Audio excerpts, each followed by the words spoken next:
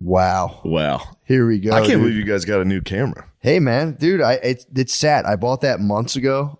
Is it like nice? It's pretty nice, yeah. There's going to be a clear picture now for the boys. Crystal clear, dude. Wow. Yeah, well, I got nervous too. Remember the old one used to like zoom out of nowhere? Yeah. Zoomed in on my face for a full episode. Yeah, I was worried. I was like, that thing's a ticking time bomb. That's a nightmare to have it slowly zoom on your face for a full episode. Dude, that was the best. Blows, dude. That was the best. It was funny too, Gardini just seeing it being like, I think it actually zoomed in on just your head for an hour. That's a good podcast angle though. 2 camera setup, just maximal. Max face. Total Gordon. Just dueling Gordons.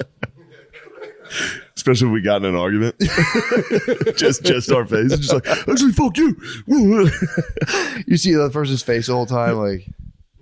Yeah, that's what, when they zoom in on my face, I was like, fuck, they're definitely going to catch me being a little bitch. Like you say something to me being like, oh, yeah, right. As if, Matt. It's good to be back. It's fantastic. Last time I saw you was Notre Dame. I know. I was just thinking about Notre Dame. I mean, bro, the kick was incredible. Could have been the big kick. If I made it, that'd have been awesome. That was like, so when I was on my way there and I hit up McAfee because I don't know. I want to get the bros on. For sure. And I was like, the only thing I can think of is Matt coming out. If Matt kicks a field goal, he'll do it. You know what I mean? Like anybody else would be like, fuck no. Like that's like scary. Dude, I don't know. When you told me. And Matt just I was like, Matt's going to do it and Matt's going to try his hardest. And there's going to be there's no pressure. Like he's going to just be like, I'm going to do my best. That's exactly what I did. Yeah, I know. When I was on the flight, I got the text and I was like, wow, all right. Yeah. And I just thought about it and I was like, I'm just going to look at that ball and kick it as hard as I can. Did you know that that's what it was going to be like? No, like I didn't know it at all. Thousands of people. No, I didn't know anything about it. Millions of people watching. No clue until I got there. And then you were like, dude, it's like a big show. And I was like, right on. and I just stuck to my guns. I told you. And I for real, especially the moment of kicking it, I had zero nerves. I get so nervous on those things. I mean, yeah, maybe I just dissociated. It makes total sense. That's why I spazzed and talked shit on Saban, like because he was like, "What do you think about the game?" And I was like, "I don't know, fucking Nick Saban cheated." It was just a full spaz. It was so good though. I mean, I'd like to explain that because that was so. After I said that, we had to go into the stadium to sit at the desk. Which is where he wasn't with us when I said it the first time. Yeah. So then I got in there and right before we go on, he looks at me and he's like, I heard what you said. And I was like, holy shit. And then Herb Street and McAfee were like, he's just breaking your balls, dude. He loves messing with guys. Like he's literally just fucking with you. And I was like, oh, all right. I'll fuck with him back. We can fuck around. So then I would have never done that if I thought he was serious. Yeah. But they told me he was fucking around. So I started fucking with him. And then as soon as we get done, I tell Herb Street and McAfee, I'm like, bro, he was definitely serious. And they were like, no way he was serious. Go talk to him. So I went up to him after and he was like, you think the SEC dominated because we cheated? That's bullshit. And he spazzed on me. Weren't you helping him But then, so he was still on the stage and I was on the field. So after he yelled at me, I had to help him down. And he like looked around to see if anybody else could help him, but I had to help him down. And yeah, I felt really bad about that. I mean, it's got to be crazy too because how old is he? I think he's probably like 70. Yeah, and I didn't know. He might be older. Well, I didn't know too because I saw him on the screen. I didn't know who he was, and I was like, "Damn, dude, you should start wearing a hat. Like you look 73." Yeah, I'm like, you could really step into that look, that hat, into his couture, the whole thing. Next time I do game day, I'm dressing exactly like him. I'm wearing the hat, and then just be like, "What? What, dude? These hats are cool." You're right. This is how I dress. It's how guys who like sports dress. I didn't realize that was like a legendary coach. He's the greatest coach of all time. So from him, it must be like, you go on those shows. It's like, all right, time to get fucking high-fived, attaboy. Just and you just get dickhead shows up. I mean, we do roast the ones we love, though, dude. We do only. We only roast the ones we love. It's so funny, though, to be a 70-year-old man just in like the twilight of your years, your legacy, and then just be like, dude, your hat's gay. Your hat's gay and you cheated. You were just an agent of karma. There had to been something. I'm not saying he's a bad guy, but I'm saying there's got to be just like there was some kind of equation that needed to be balanced cosmically, and you were just there. Know. You were there on time. I think I kind of was right though. Now that the SEC isn't the only conference that can pay players. Yeah. That was the other thing too. It's well known, right? That like a lot of people were. It's not. So that's the thing. I think a lot of the coaches can distance themselves from it. Mm-hmm. Be like, we didn't pay players. I don't know how all these guys got Dodge Chargers, but I didn't fucking do it. Yeah, true. I don't know how everyone on the team has chains and cars. I know. But it's also like, you can't, like when I hear about like Deflategate and all that stuff, I'm always like, good. Like as a good coach, you should That's what be I was. Dude, I wish like, Notre Dame was fucking cheating. Yeah, it'd be awesome. It'd be Hopefully awesome. they are. Notre Dame vacated wins because a couple players cheated on like a summer class. Meanwhile, the SEC was like, we'll give Cam Newton $500 million if he comes to this school. Yeah, true. I don't know, man. I think they did something to that guy. That guy got like MK Ultra, bro. He hates Notre Dame, dude. Fuck him. What's his problem? I don't know. He dresses like a cat. I think that dude literally looks like a cartoon cat. I think he got abducted by aliens. It's crazy. He wears like a top hat and a bow tie every day. I feel like my theory is a house fell on him. I think a house fell on him and he became a witch. He is real witchy. He's very witchy. He's huge, bro. I'm telling you, bro. I think he's huge. I think he got either abducted by aliens and sent to the future for 5,000 years beyond. That dude is. Yeah, he's in the future. He's wild, dude. He's wearing future clothes. Did you see the clip of God? Who was it, man? Corey Holcomb on his show, and Corey Holcomb just kind of like he like broke something down to him. I don't know what it was. It was about Trump or this or that. I don't know what it was, but like Corey Holcomb kind of owned him, being like, dude, you really believe, like kind of like schooled him. Is Scam a lib? Yeah, dude. Scam Newton. Yeah, I guess you can tell by the fucking outfit. Yeah, bro.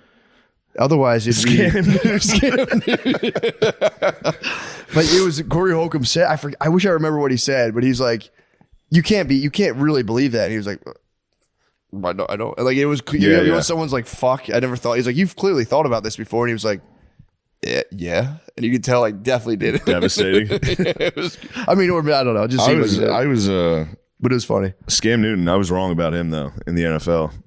I remember having a very intense argument with my college roommates, being like, Jimmy Clausen is a professional passer from Notre Dame. Cam Newton, you can't run like that in the NFL, dude. This guy's going to get fucking killed. He dominated his whole career. He was incredible. Just changed the game. Yeah, he was nasty. Did you see him throw hands at one time? Yes, he's also terrifying. So that was kind of nice. We're just joking around, Scam. Yeah, Scam. I'll stop calling you Scam. Cam, you're the man. Oh, Scram. No, it could be Scram Newton. Scram Newton, yeah. Scrambling. But yeah, he really like, it's wild to be that old and get like into like, I would say the bleeding edge of fashion. Yeah. It's like, that's the bleeding edge of fashion is like borderline cross-dressing. It's all... For real. He looks like a Mary Kay model. It's crazy. It's also weird to be that big. Yeah, true. You can't be like giant and wearing cool stuff. It looks nuts. It's very erotic to be threatening. You ever see Magic Johnson's son? I just saw a video of him yesterday. He's still going nuts, dude. Yeah. What's that kid's age? Dude. Oh, is it a daughter now? Do you want to talk about a balancing act of the universe? Imagine... Well, dude, this is no disrespect. This is more of like just kind of put yourself in someone's shoes. But imagine if your dad had AIDS from getting too much pussy. I mean, he got all the pussy. That guy couldn't. He like got like multiple generations worth of pussy. So like you got to be that gay when you come out of being his son. You know what I mean? For sure. It would have been crazy if his son came out. It's not like Diddy's son. Diddy's sons are womanizers. The apple did not fall far from the tree in the Diddy family. Yeah, dude, I'm like fascinated by those guys. He had two twin daughters just celebrated their 18-year-old birthday or something. Who, Diddy?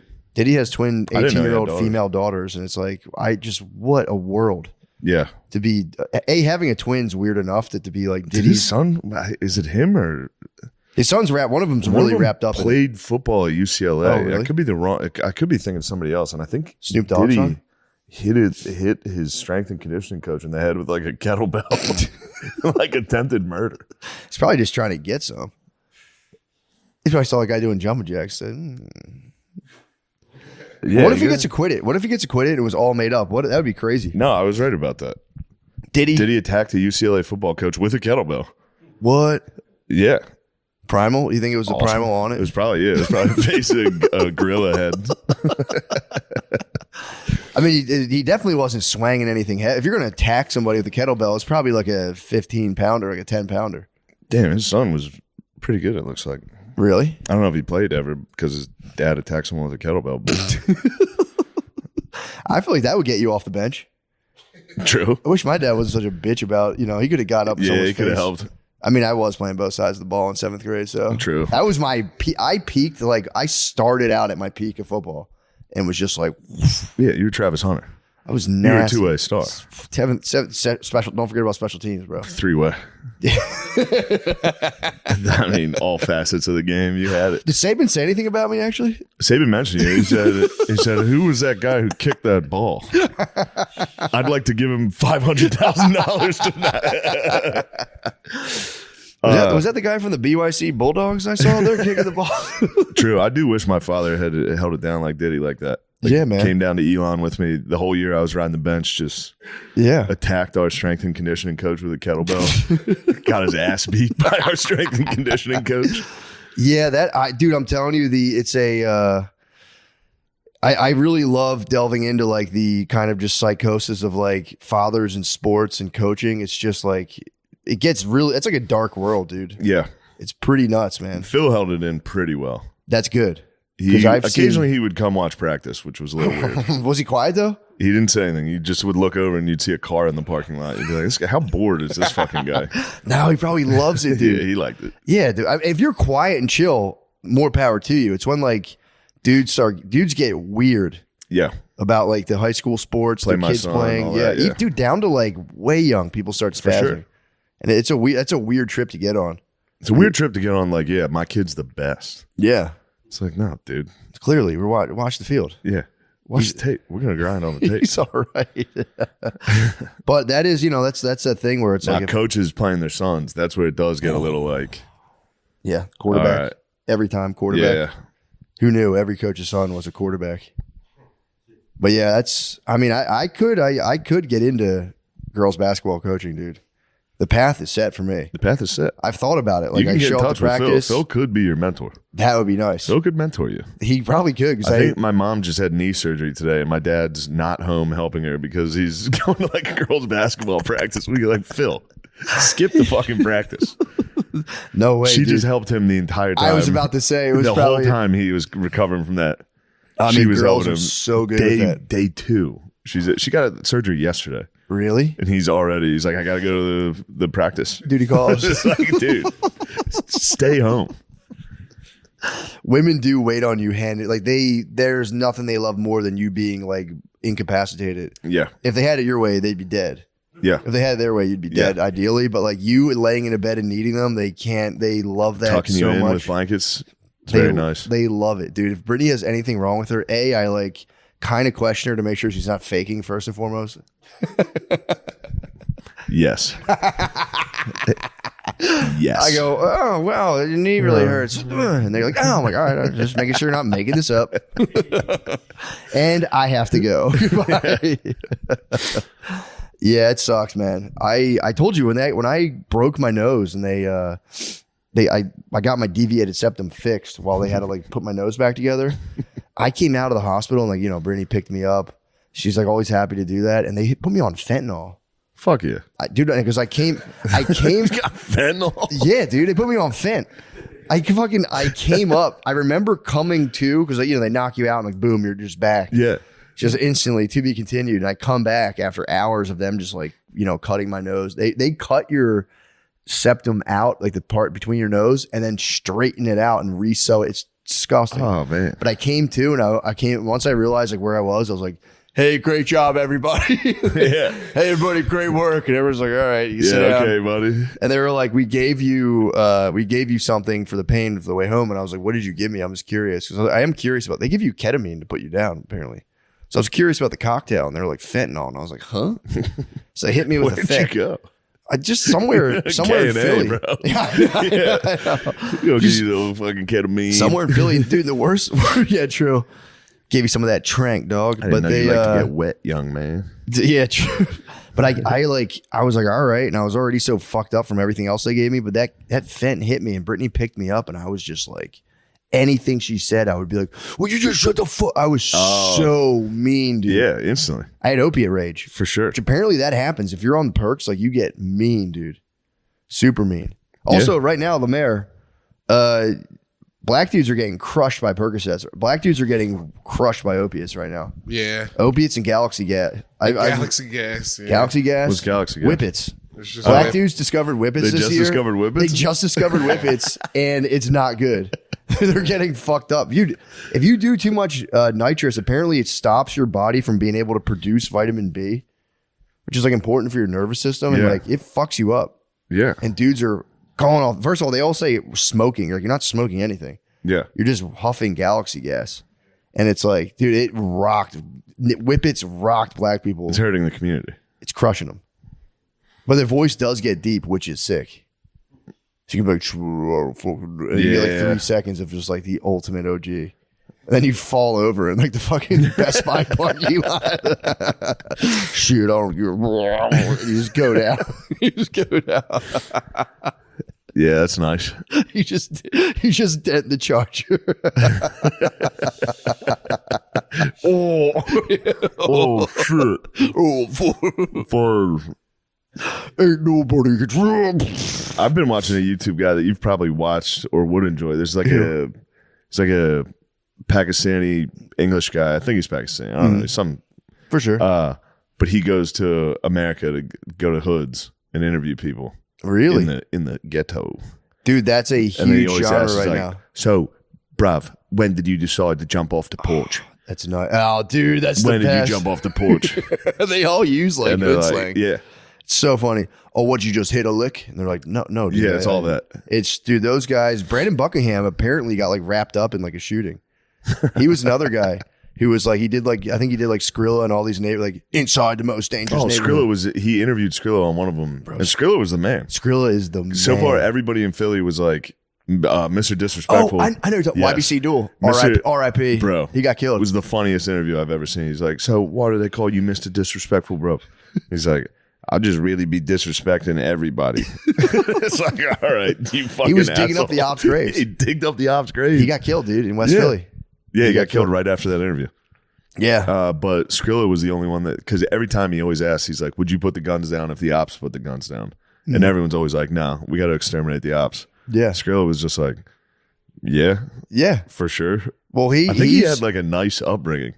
Or nicer. His dad was in the picture. I've watched like 7 Skrilla interviews. Yeah, he kind of rules. He does rule, dude. I've messaged him before. Did I tell you what happened the one time? Yes. So yeah, like I was watching him on a Kensington live feed. Yeah. And I had to tell him, I was like, bro, if they got the drop on you, dude, you better get out of there. But he, because did he respond? Yeah, he talked to me. He was like, that's crazy. Because he was like, I was like, bro, I'm watching you on a live stream on YouTube, like your whereabouts. That's awesome. And then I'd watch him go into the bar he was going into. Then I'd watch inside the bar on his Instagram live. It was crazy, dude. But yeah, he is the absolute man. But his thing was he works with a bunch of he just works with all these different gangs, dude. And then he would like surprise guys and put them on the same track. And they would like spaz because they were like, they're the ops. The ops. And he would just not tell them and put them on the same track. And they'd be like, what the fuck, dude? He's the man. I love that guy. I did like Mr. Disrespectful. YBC Duel. It was pretty fun to look how he handled himself. yeah, true. Well, it's funny too because they're young as fuck, dude. They're like 22, 23. Just get the bag, dude. I'm rooting for them, dude. I hope they do well. Yeah. I need Skrilla, dude, to not die from drugs. All those guys, dude, when you watch like $1 million worth of game, it's just those 2 dudes, Gilly and Wilo or whatever, just talking to dudes. Like they did the Kodak Black episode, and the dude's just like dipping out. He's Kodak's so high. Yeah, Kodak's unfortunately very fucked up. Did you see when he threw a pill up in the air on? I think it was Kai Cenat. Yeah, that was a little twitch for the itch or something. It was a little glitch for the twitch. He wouldn't leave, and he called it. He wouldn't leave though. Kai Cenat was trying to get him to leave, and he's like, It's like, holy shit. Well, dude, fucking NBA Youngboy, same thing. They did a thing for him and he'd just be like, yeah. He was so fucked up he couldn't talk. And they were like, listen to me. Yeah, it was a really moving speech, man. He talked to Kodak Black and gave him a speech. And I was like, damn, that's actually very moving. But yeah, dude, you guys, you can't do the fucking. I tried to warn my black friends a long time ago. It's like, guys, the pills came for us, dude. We felt it was winter for a long time. Don't make the same mistake. And they're like, nah, bro, I'll be fucking on these things forever. I'm like, it's not going to work out that way, dude. You're going to be a junkie. But it's a damn shame. It's a goddamn shame, dude. But dude, the Notre Dame game, I told you, I saw the funniest thing I've ever seen because I was sitting in I was sitting near a lot of Indiana fans because it was like, it's in Indiana or whatever. And I had the SDI hat on, which is red. So a lot of Indiana fans thought I was repping Indiana. So I was just like sitting with them. And then there was like these Notre Dame fans. It was like 3 early 20-something kids with like a, 50-something-year-old dad. And when they scored that one run, like early on, the Indiana guys were like yelling stuff like, oh, and then like nothing crazy.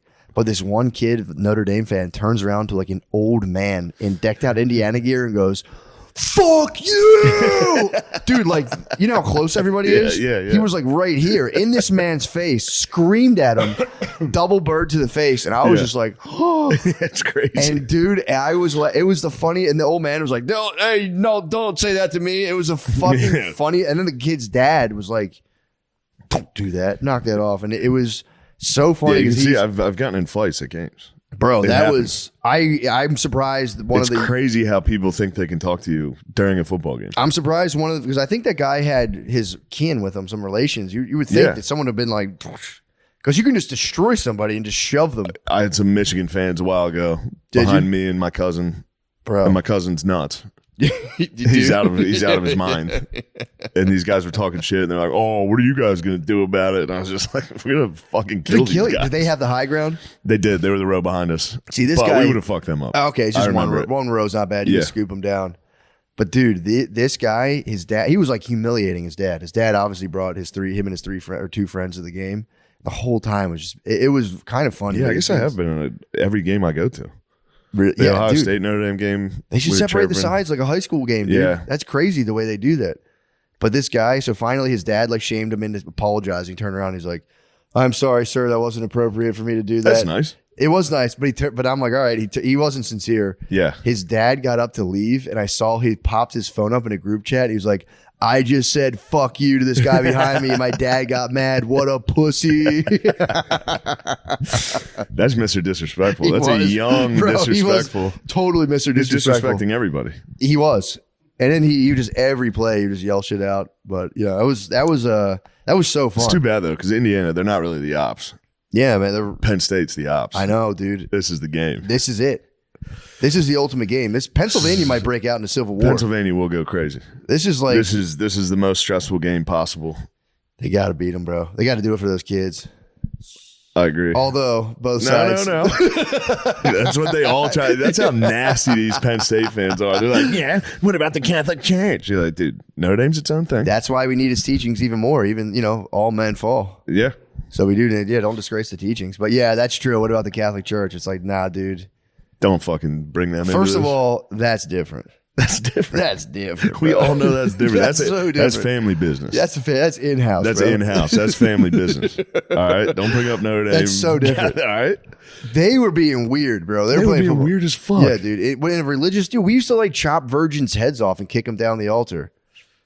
People are going to catch some strays in the church. People are going to catch some strays. After all we did for the whole world, the Catholic Church. I know, dude. What did Penn State do? 1 title in 60 years under Joe Pop? I mean, dude, that's the thesis of that book. You get fired for that around Notre Dame, right? That's the thesis of Dominion. Apparently, every abolitionist movement early on was tied to the Catholic Church. Where's he going? I think that's mine. Ooh. What are you doing with it? Let's get him out of coffee. Just in time, bro.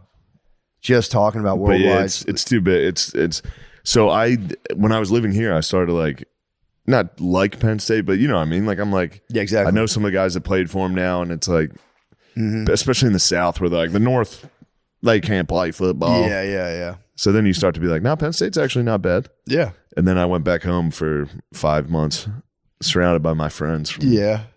I fucking hate Penn State, dude. I fucking hate them. I hate them, dude. Yeah, but that'll be a huge game. That's not the championship? Thursday. Is it It's the semifinals. Okay, and then so we're down to 4. It's going to be Ohio State, Texas on Friday. Kind of want Texas to win that. Definitely need Texas to win that. Yeah, Ohio State's very that's good. That's a perfect little. I wanted you to have me. a little treat. That's a perfect little caffeine treat, dude. I'm so going on the caffeine, man. I'm telling you, dude. My level of secret buzz. I've always been looking for a secret buzz during the day, but I've been getting just atrocious with like. What's up with weed? How's that going? How's that for a secret buzz? I've taken a huge sabbatical from weed, but I have found these mints, and everyone likes to fucking milligram mog everybody else. Yeah, like I like to do 50, and it's like whatever, you do you. But I found these mints. They're 2.5 milligrams. And that way you can kind of titrate the dose, so you don't just get like thwacked out. Before I would try it on a playground with my kids, and you just get like wobbled on a play. It's not a move. It's not the road to successful parenting. But a little 2.5 milligram, perfect. Yes. And it just, especially if you're out drinking, I take one with every drink, and it's like that way. Like that fourth one hits, you're in the 10 milligram zone, which isn't nothing crazy, but it's enough to give you the Jiminy Cricket on your shoulder in terms of drinking. Because it's like, man, when that ball rolled away for me in Boston, dude, and I got. What happened? I was in Boston. My cousin met me up there. You got fucked up? I got fucking That's hammered. Fun. It was a while ago, to the point where like they do those tours in like Boston does those Paul Revere tours. Yeah. We're like, ooh, this ancient fucking graveyard. And it was actually sick. Me and my cousin were out there. We've been drinking all day. And we were smoking cigars near a graveyard. But you couldn't get in. We were trying to get in because it was fenced off. It was like an old. You were drunk trying to get into the cemetery. Drunk smoking cigars on a billion of those mints. I was just eating all day. Oh, no. And I was like trying to get in because they had like these candlelit tours and like this ancient graveyard. Yeah, that'd be sick. So I tried to get in the door. They wouldn't let us in. So we got in this other area where we could get like real close, but we were like a little bit gated off. But then the tour came by. Freedom Trail, isn't that what it's called? No, it's probably something like that. A guy was dressed like Paul Revere giving a tour. What's his name? You see that? Sam from Boston. No, he used to do the. Yeah, Sam Ike used to do that. Did he really? Used to be a reenactor on that. Yeah. Anyway, dude, it was kind of sick. We were like sitting there. We were just like sitting there puffing our Stogs. Just me and my cousin was like hammered, just sitting there, and they're like, he was saying how like Harvard. Like in the early days of America, would pay grave robbers to go dig up people's loved ones so they could examine their dead bodies. Oh, nice. It was like a weird job, like a black market job you get where you could just dig up dead bodies and sell them to Harvard. Mr. Disrespectful. It was a way of life. Yeah. It was truly a way of life.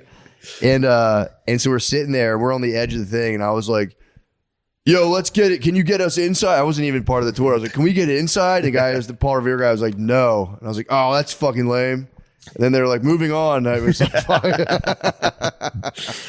but I did see, I saw 2 or 3 young bros on city bikes. And they were like, I was talking to them. They were listeners of the podcast. And I was hammered. There's these 2 girls over there. I was just doing like the old guy thing of like, bro, go talk to those fucking girls. If you guys, shit. Bro. If I didn't have a wife, I'd be talking to those girls. The girls were getting loud, and I was like, they're just acting up, bro. They're desperate for your attention, man. They see you on those fucking city bikes. They want you guys to ride over.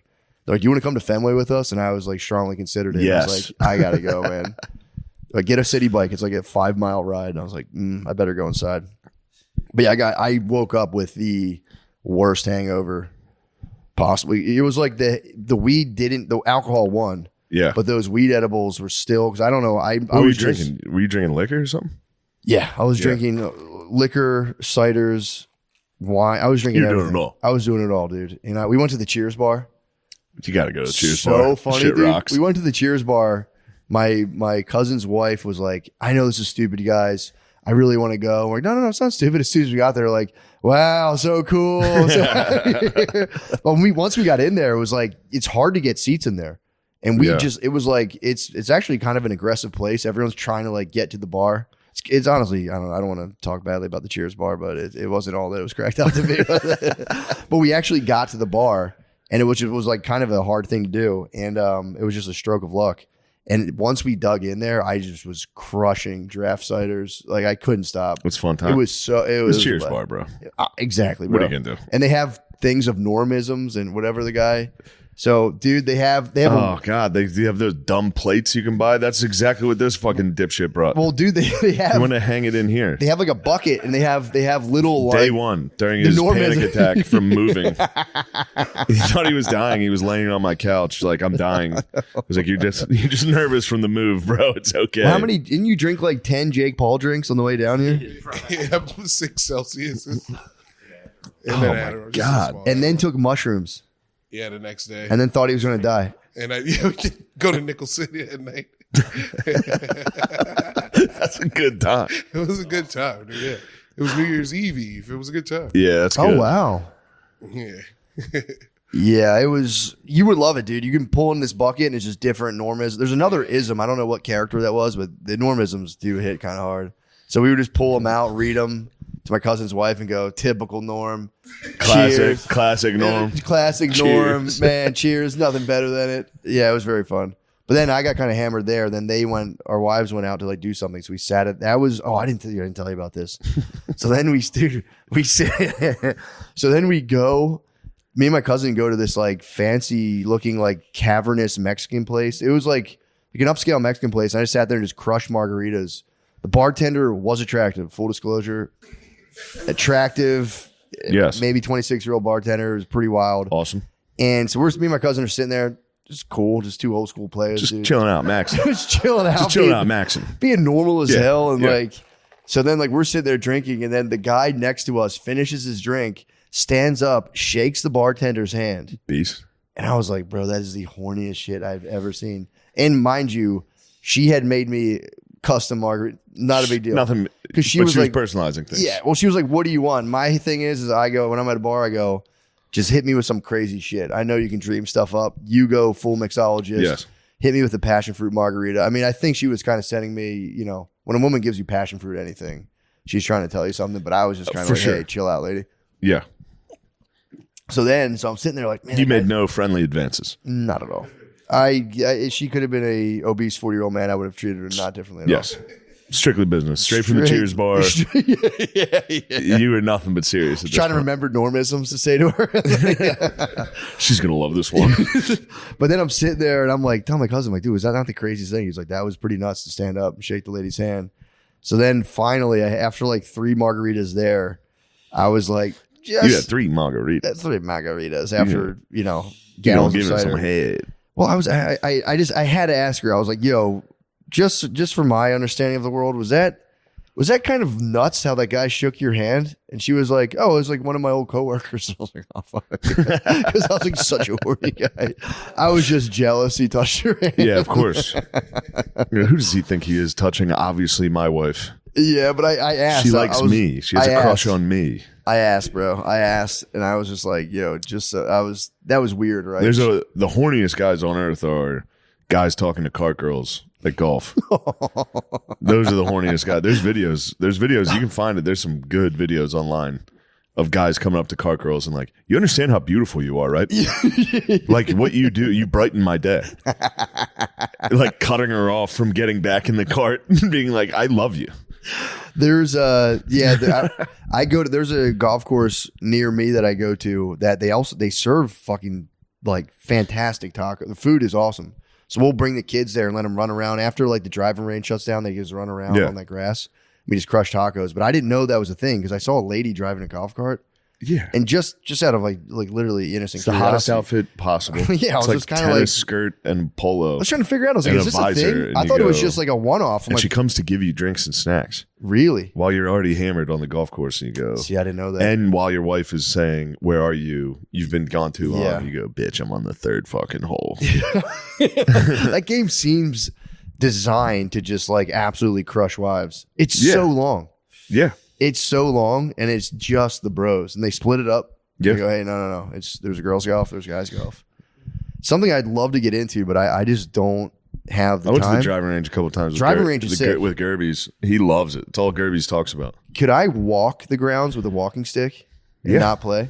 Yeah, you could just walk on. That's what I'm saying. I would People might come up and be like, "Who are you?"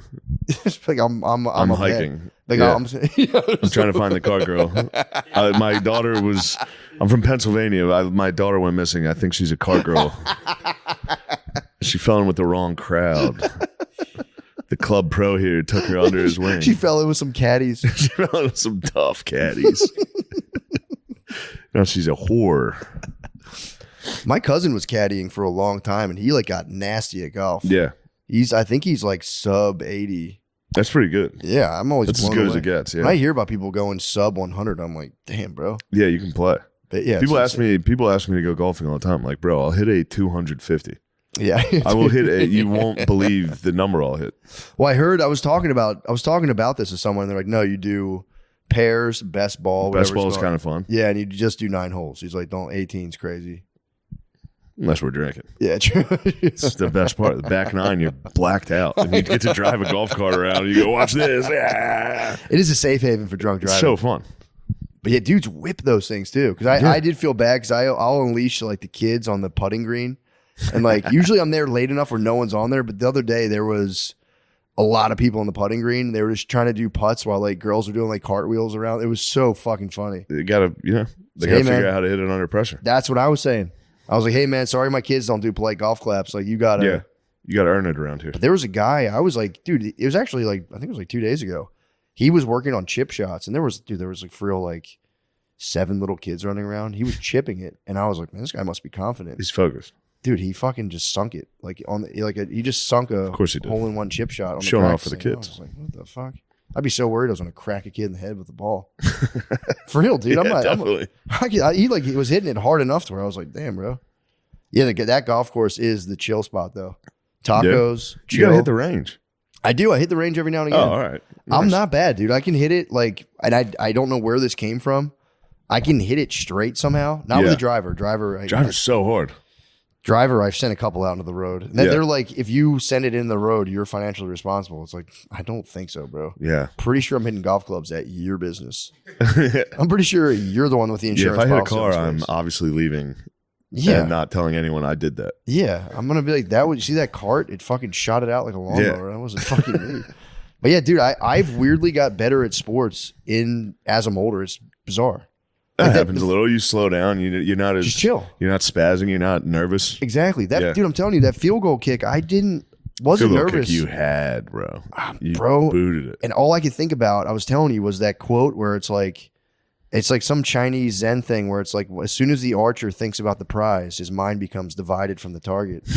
And I was just like, dude, all I got to think about is the target. And I was totally... You were locked in. I was totally locked in. If I made it, that would have been sick, but I was like, just happy I got it up into the air and moved. But it's like, dude, ping pong. Then I played ping pong that night. Me and James were playing ping pong. That was so fun. I'm good at ping pong now. I was hammered just watching them play ping pong at night. Yeah, that was great. I just sat on the couch, watched you guys try your hardest, diving. Were you surprised about it? It was really good. But then I did, when you went to bed, I said, I'm going to bring in my old workhorse, Chris O'Connor. True. Get down here. I know O'Connor's going to be good at this.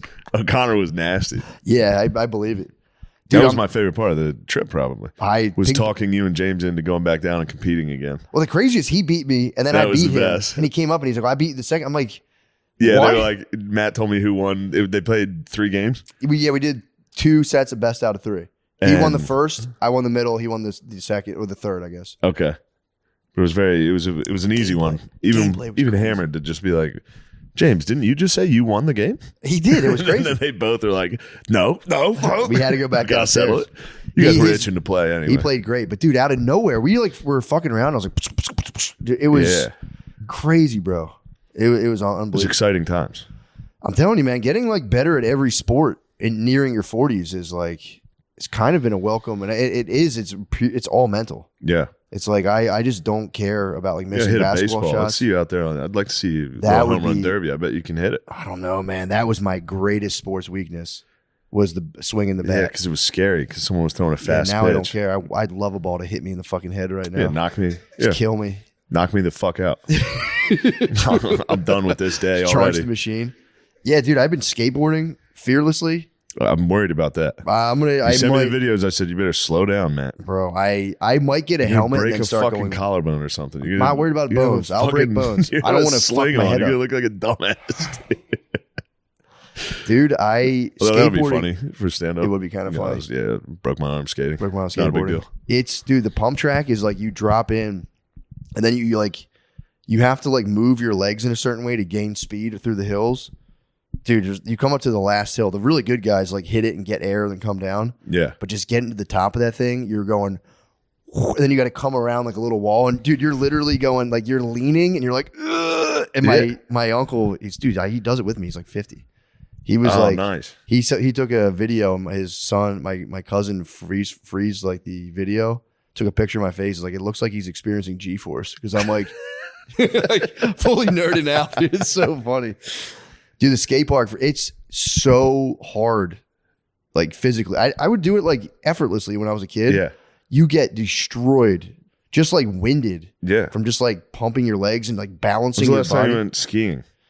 Not for a long time, dude. Fucks you up. It's got to kill Day you. 2, you're like, oh shit, my legs don't work. You got to be dead. Yeah. I was doing an hour and 10 minutes of skateboarding. My legs were fried for like 2 days. It's pretty fucking eye opening, honestly. Yeah. It's pretty crazy. But dude, once you get decent at it, it's so sick. And then it's like, I've been really trying to like stamp this part of myself out, but it's like, you see the other parents with their kids and you're skating, and you're like, hop on the board, pops. Hop on the board, bro. But I try not to do that. What, make the other parents? Just be like, it's just got to be funny because like I'm there watching parents with their toddlers. Yeah, it's like, just you same and the kids toddlers. my age. I'm ripping the skate park. And I almost want to tell them, I'm like, bro, grab the board. They're afraid to live free like you. Grab the board, bro. Yeah. Grab the board. Because I've talked to a lot of people who are like, I want to do it. I'm like, do it, dude. It's so scary when you first start dropping in. Never, ever. It's ever. so scary. Just for the record, I'm never going near it. It's so scary. And I'm not like shaming the dads. I'm more talking about like covertly seducing their wives from my skate. Are there wives there while you're skating and you're just like, it's wives. Did you see that? It's the worst domestic setup where it's little kids on those little Zoomy bikes where like some of them don't even have pedals. There's like a small beginners kind of like bowl looking thing. And then there's like the advanced pump track. And it's just kids meeting their demise. And then just moms freaking out at dads being like, "Are you watching them?" And just dads in hell. And I'm just fucking riding. You're floating. I'm just riding the You got a waves. mint, Going, you got 2 brother. milligrams in you. And you're going, damn. Yeah, 6,000 milligrams of caffeine and like a little bit of weed just going, brother, grab the board. Brother, get on the pump track. Well, yeah, it's fun. I am just kidding, too. I'm not thinking about seducing men's wives. But the thought has It's crossed. a fun joke. It's a fun joke. And the thought has crossed my mind. Like, dude. How nice it would be to have sex with people's wives? No, not that. I'm all about just getting that attraction and getting that energy. Bro, it's skate life at this point. That's what I'm talking about. You're a skater boy. It's You're obviously going to seduce women. I'm not going to. Well, Come on, man. I'll look. All here's what I'm about. If I see a guy on the board, I go, honey, don't look. Honey, close your fucking eyes. Don't look. You There's see a a guy doing 40-year-old the guy pump like, track. whoa, shit.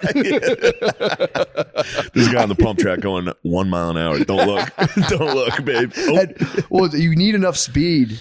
Otherwise, you peter out on the pump track, and that's embarrassing. And it took me 3 days. How many bails have you been bailing out gnarly? Oh, I bailed. I've slammed, dude. I slammed hard the other day. I don't know what happened. Like when you come back up, I leaned forward a little bit too much. If you zone out for a second, you're fucked. Yeah. I kind of zoned out, and again, doesn't matter at all. But there was this like lady skating with gigantic tits, and Is there a lady with gigantic tits skating? you see people, and you're like, you definitely have 5. And it's hills right there. I right? wasn't Was she checking hitting out. the hills? She was a youngster. She was a youngster, but it was What a do you mean? guy. It was a young skater couple in love, but the lady was significantly better.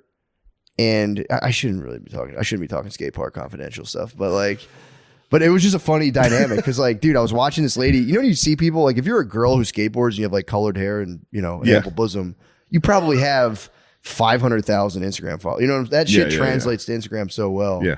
But they were holding down the skate park pretty hard. She dressed like the bully from The Simpsons. The one with like the skull cap and the hair coming. Yeah. Like a little skull cap. Is it Ralph the bully?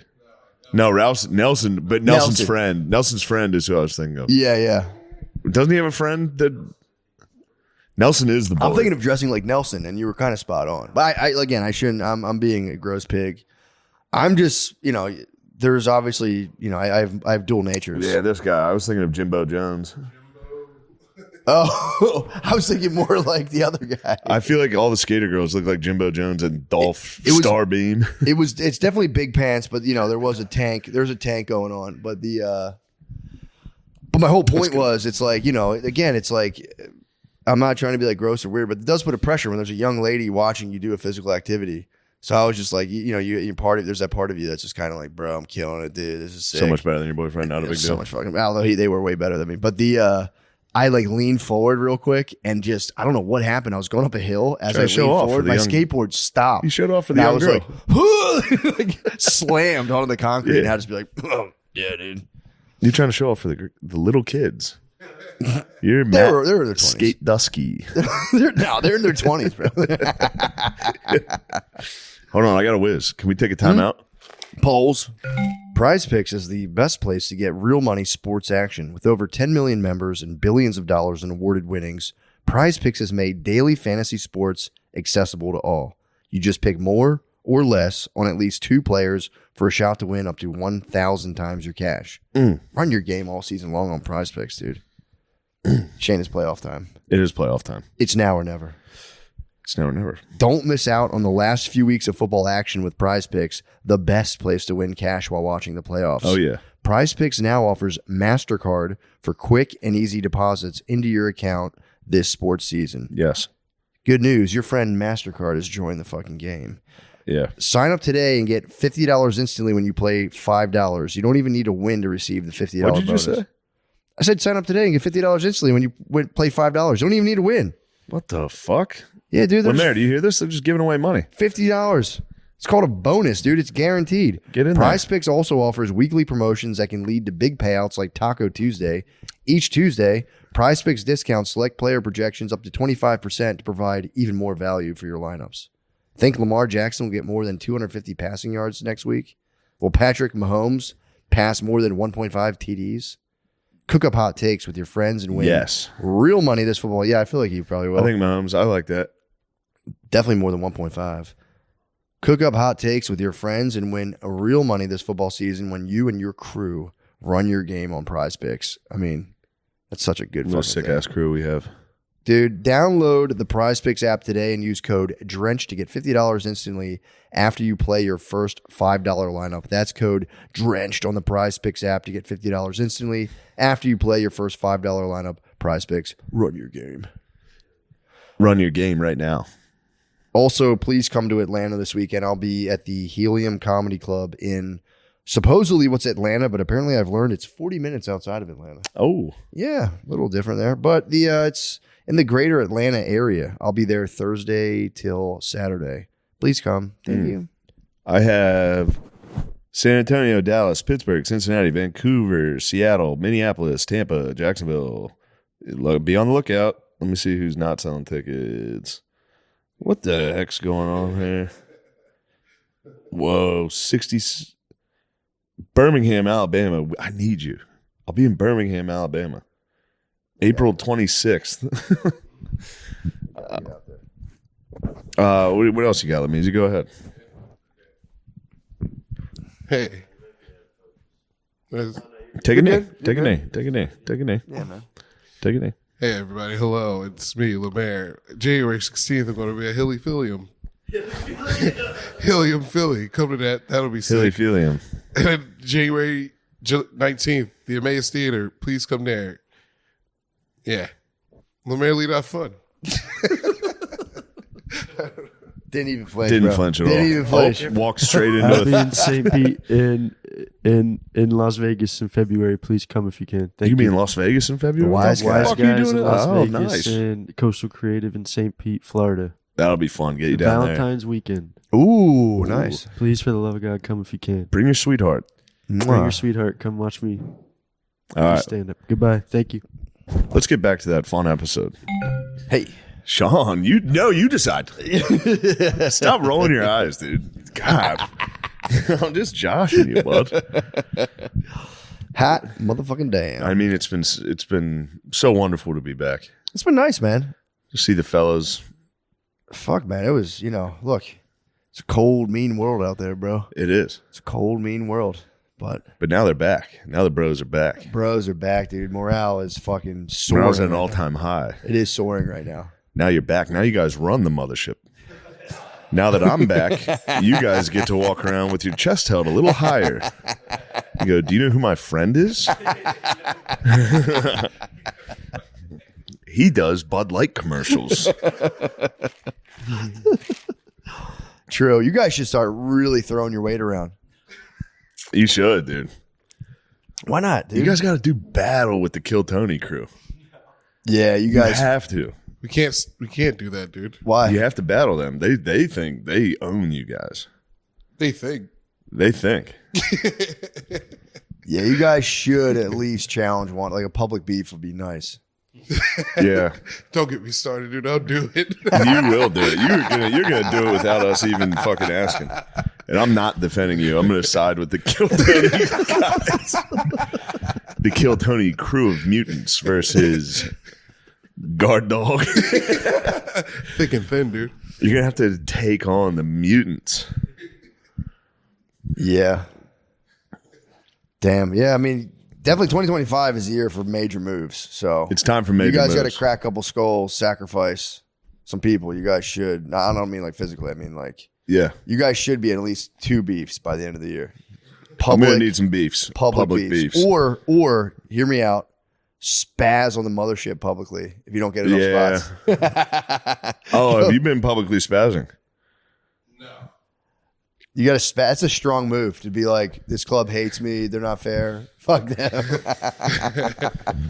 I have not publicly spazzed. I've privately spazzed. Privately spazzed? I've privately spazzed a lot. I'm not getting enough stage time. Such a nice move. Like, yo, for real, I think they fucking hate me. I think they hate They me. hate me over there. You know what the beef? This is the beef. I'm going to manifest it. Hans Kim versus Nate Marshall. Ooh. I need that beef. That'd be a good beef. It's a good beef. That's a great beef. It's going to be such an easy one to start. Just immediately have Nate be like, I'm not going to, he didn't say shit, but what if he did? Yeah, it'd be fun true. to get in there. We gotta start. I'm just taking cues from MAGA, man. We gotta start infighting. It's true. If you're not infighting, what are you doing? Yeah. We gotta pick some point and just start fighting over it, dude. Dude, was that the thing that ran again? Did Yeah, you that's hear your it? air, bro. Your air's back on. No, there's a fucking creature that lives on my house that sprints across the roof, dude. It literally sounds like a man. It sounds like it's 2 feet. It's just like boom, boom, boom, boom, boom. And then it'll stay still for an hour. And then it'll sprint Raccoons, again. dude. When you get a raccoon on your roof, it sounds like a grown person. It sounds like a grown It's either a man. raccoon or a possum. I've seen a couple possums around this possum way. would be nice. I do like the possums. I've seen them crawl across the fence back there. That's very R.I.P. nice. our possum, dude. We had to tear up we had a little Trex deck area that we like tore up and put stone down. And dude, I had to get there was possums living under there. These Mexican dudes were like trying to catch them in the t-shirt. It was so fucking funny. They're fearless, dude. Yeah. It was a mother possum and a baby possum. Oh no! The You had them executed for your porch? Hell no. They were sent on an exodus because there was nowhere for them to live. Yeah. But we ripped it up and it was like, all right, I know there's possums under here. Yeah. So be careful. So we didn't know there was a baby. So the mom was just going nuts. We're like, dude, here's the road to freedom. Get out of here. And it wouldn't leave. They might have found their way to my roof. They might, hopefully. That was there was a dead possum in the front yard when I What? first moved here. Yeah, and that's when I was like, that's why the house smells like shit. It was probably a dead animal. Yeah. They're good for you though. They eat snakes. They eat bugs. Did you hear it again or something? Oh. No. They move it. No, it's not. It was what, the smell? Yeah, No, it couldn't be a dead animal on the roof that Yeah, smells that bad for a year. Yeah. that's fair. That's fair. Dude, This is Jackson. the fart castle, dude. Jackson, God our damn. neighbors put rat poison. There's the possum that we had under our porch. Our neighbors can't stand it because it just shits. It chills in our yard and shits in their yard. Yeah. I've never even seen possum shit, but apparently it was just shitting in their yard big time. Shit in their yard, hung in our yard. That's nice. It was really funny. So they laid out a ton of rat poison for it, trying to get it. Who are these people? There's our neighbors. They them, don't dude. want all the shit in their yard. And I was like, hey man, your yard's your yard. But A dog's going to eat that immediately. well, funny you say that. Jackson Of course, gorged. Jackson. We didn't know it was out there. He's gorging on rat poison? Jackson gorged on rat poison. Jesus Christ. Dude. And dude, he lives again. He ate He wants to go. quarter pound. No, he just wants to grub. He does like to go. He just wants to grub. He seemingly wants a way out. He just doesn't care, dude. How's his legs? How was his surgery? His legs good. It went well? Finally, the dude has stopped. He stopped limping, but then he just instantly gorged on rat. He ate a bunch of chicken bones from the dudes who were working on the porch. Sick. Just threw chicken bones everywhere. So he munched them. Was shitting out bones and throwing up. And then during that crisis, went and just crushed a ton of rat poison. Toss a little rat poison on top of the bones. It was crazy. Brittany called me. I was like doing something. She's like, Jackson ate rat poison. I was like, Jesus fucking Christ. He's dead. You would imagine he'd die. I looked it up. I was like, fuck, all right, let's see here. I looked it up. You have to eat, I think, at least 5% of your body weight in rat poison to die. So Jackson, he only had, I was like, how much did he eat? He ate like one puck. Yeah. Started for the second and got pulled off. But he was throwing up like chicken bones and like lime green rat poison. It was, bro, it's trouble. It's very funny. But he's good now. He's cool. He's like better than ever. I'm always a fan to hear what he's up to. It's never good. It's never good, bro. It's never good. He's had 3 chocolate breakouts, mushrooms once, low dose. Yeah. Edible. Rat poison. He's for real a psychonaut, dude. He's crazy. He's done it all. He has done it. Truly has done it all. But dude, he's good though. Now. He was throwing up for like literally like a week or so. Then I had to switch his food and everything. I was giving him chicken and rice for like weeks. So now I give him That's like good. Yeah. Now I'm feeding him like he's fucking eating better than I do. Dude, he was eating chicken and rice. That's fucking good. Yeah. Because if you have a dog with diarrhea, the rice just like stops him up. Because he was shitting. He shit like everywhere. The one morning we woke up and there was just like puke, shits all in his bed, and he like pointed his ass out of the cage and just shot it out. So we were like going around, and dude, nothing sours a wife in the morning, just like dog shitting. I mean, it'll get anybody. Really. Yeah, that would fire me up a little. But yeah, it's rough, man. And so that's when that's your dog. Oh, dude. Yeah, he couldn't be more mine during that time. Yeah. Granted, it was both of our idea, but when he shits everywhere, it's mine. But the dude, and actually, to her credit, she handled the shit mornings really well because it was the most shit he'd ever done, and it was everywhere. It was so much, bro. There was so many spots. We like just set up our Christmas stuff. It was whatever, but he, it was handled. It was handled pretty well. And then so like that happened. We're like cleaning it up, and my kids are watching me, and they're like, "What are you?" And I'm explaining them what's going on. The one night we went out to see Moana 2, and it was me, Brittany, Nice. Maya, and Chloe. Chloe, I didn't know, we're in the dark. So like we have like everyone has all their stuff. She was hitting French fries off Brittany's plate, hitting French fries off my plate. No, she was working both of us. We didn't know that she would hit both plates so hard. She ate so many French fries that morning I go in her room and she's just crying like 5 a.m. I'm like, what's up? And she's like, I did a yucky thing. And I was like, what are you talking about? And she's like I did like Jackson did on the carpet, and she just threw up. She didn't shit. I thought she stuck her ass out in diarrhea. No. But she just threw up all over the floor. And she does, if you leave her by herself, she'll start trying to wipe her own ass, and she just smears it. It's the fucking worst. We had to convince her. So we have to get, Brittany was like, because I was like going in, I'm like, don't wipe yourself. And then she's like, I have a boo-boo on my giny. And I was like, what? And she's like, Brittany's like, I told her she has a boo-boo on her vagina, so she won't try to wipe herself. I'm like, nice. It's probably not good for long term to be like, your vagina has a wound. Something's wrong with your vagina. Yeah, that might affect long term. Yeah. Well, I've been telling, I'm like, but it might be even weirder if you're like, no, honey, your vagina is great. Yeah, true. I think you couldn't go wrong being like, it's great. Yeah. Women have a massive insecurity about like, what's up with it? How is it? Is it good? Same. Yeah, true. Yeah. You know. I always try to tell my wife, I said, babe, you got nothing to worry about. Let me get in with that. Let me Let me gobble that fucking thing. Trying to get in there and snack a little. Like, I've been sweating. I'm like, bro. Give me the sweat. Bro. Let me eat it. All right. Sorry. But we're just talking about, But yeah, that's, so yeah. It is one of those things where it's like, dude, when I drop her off to do like her daycare, and it's like, we have to like give her pretzels in order for her to go in. And I'm like, man, this is definitely setting up some neural pathways that aren't great. To be like, oh, you're feeling overwhelmed? Eat some pretzels. You'll be fine. Yeah. Just munch pretzels. But yeah, she's pumped right now. She's like on this new thing where she's Ariel's mom from Little Mermaid. Yeah, that's she very nice. Came up with it out of nowhere, and she's been hitting me with that every morning. Yeah, what she said? Weren't you just? Yeah, dude. She woke me up yesterday. Maya woke me up at 5 a.m. Then Chloe at 6. I just never went back to sleep. Chloe woke up, has to pee. Take her to the bathroom. She goes, I don't have to pee. And I'm like, you motherfucker. And then I'm like, all right, come to bed with me. No talking. Go to sleep. She's like, yeah, for sure.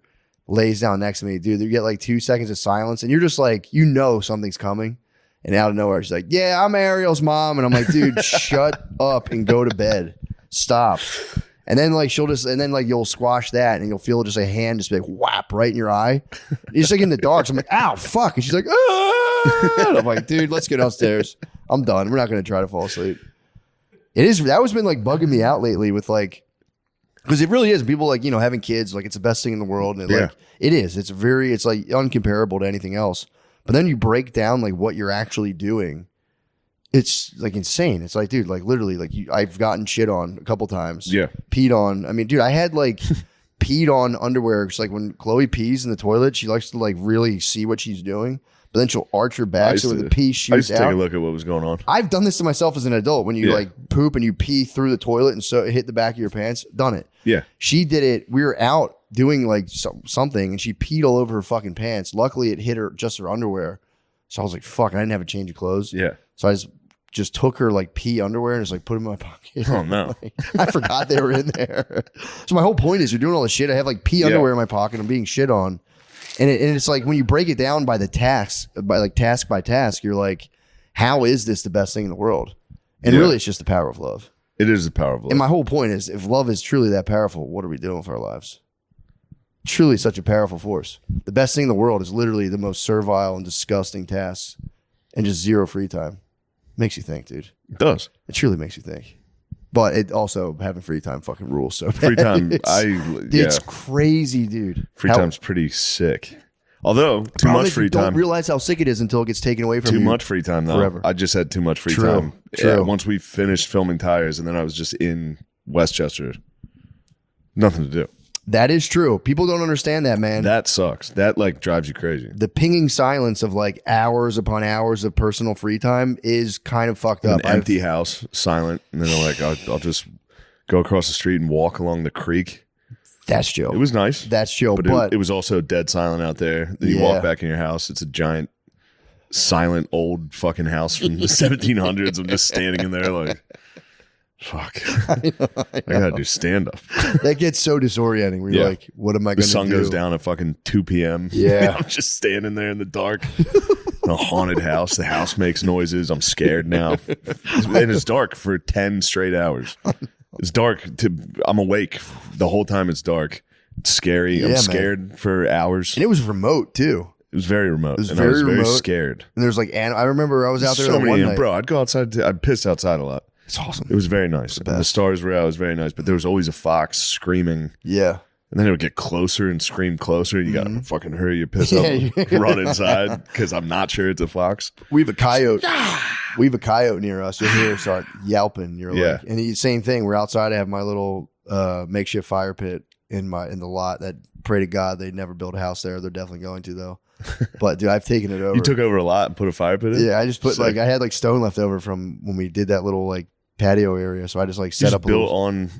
It's just a lot behind my house, and it's like you're squatting. You're settling. Technically, I could do an easement. Yeah, I could be like, hey man, look. I told Brittany I was going to chain myself down to my fire pit when they're coming.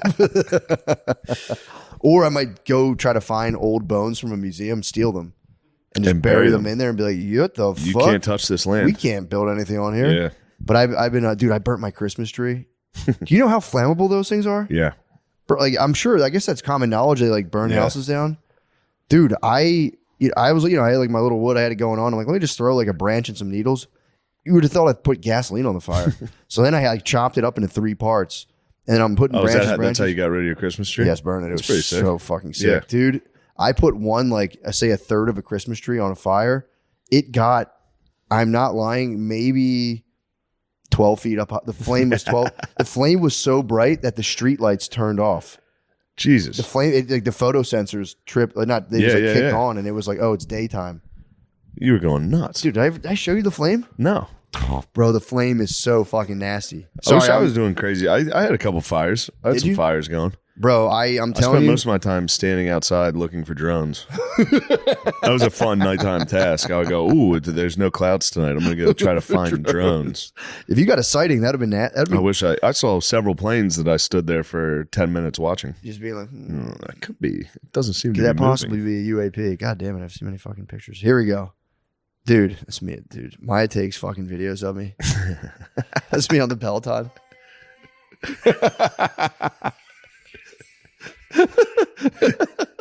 Dude, sorry, I gotta find these flames. Excuse my fucking... No, find the flames.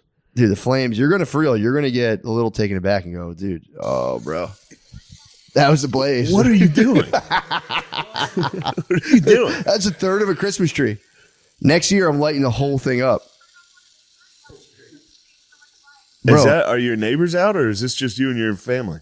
just me and the family. Just me and the family. If I we had our your friends family, over. yeah, Dude. the neighbors must be like, "What the fuck's this So guy our doing?" neighbors aren't there a lot. They split time between like two nice. different cities, and they've gotten fire alerts. They have like a security camera. Oh no! That was like, is there a fire nearby? Because their phone got pinged. Like, we detected fire in your area. But then the house next to me, this boggles my mind. They bought the place, and nobody's lived in there for a year and some change. Yeah, build some stuff in there.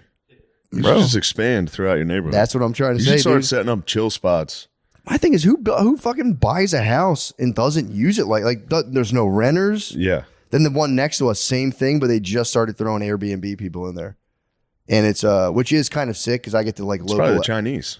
Yeah, They're it's buying like, up land. but I feel like I've met. I think it was a couple Indians actually.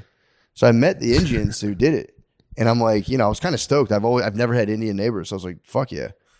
They left me high and dry, bro. My sister's running into a big problem with Indian neighbors. I What's went there. up? I was by there for Christmas. No lights. Oh, no Her Christmas whole lights, Her whole neighborhood's Indian people. bruh.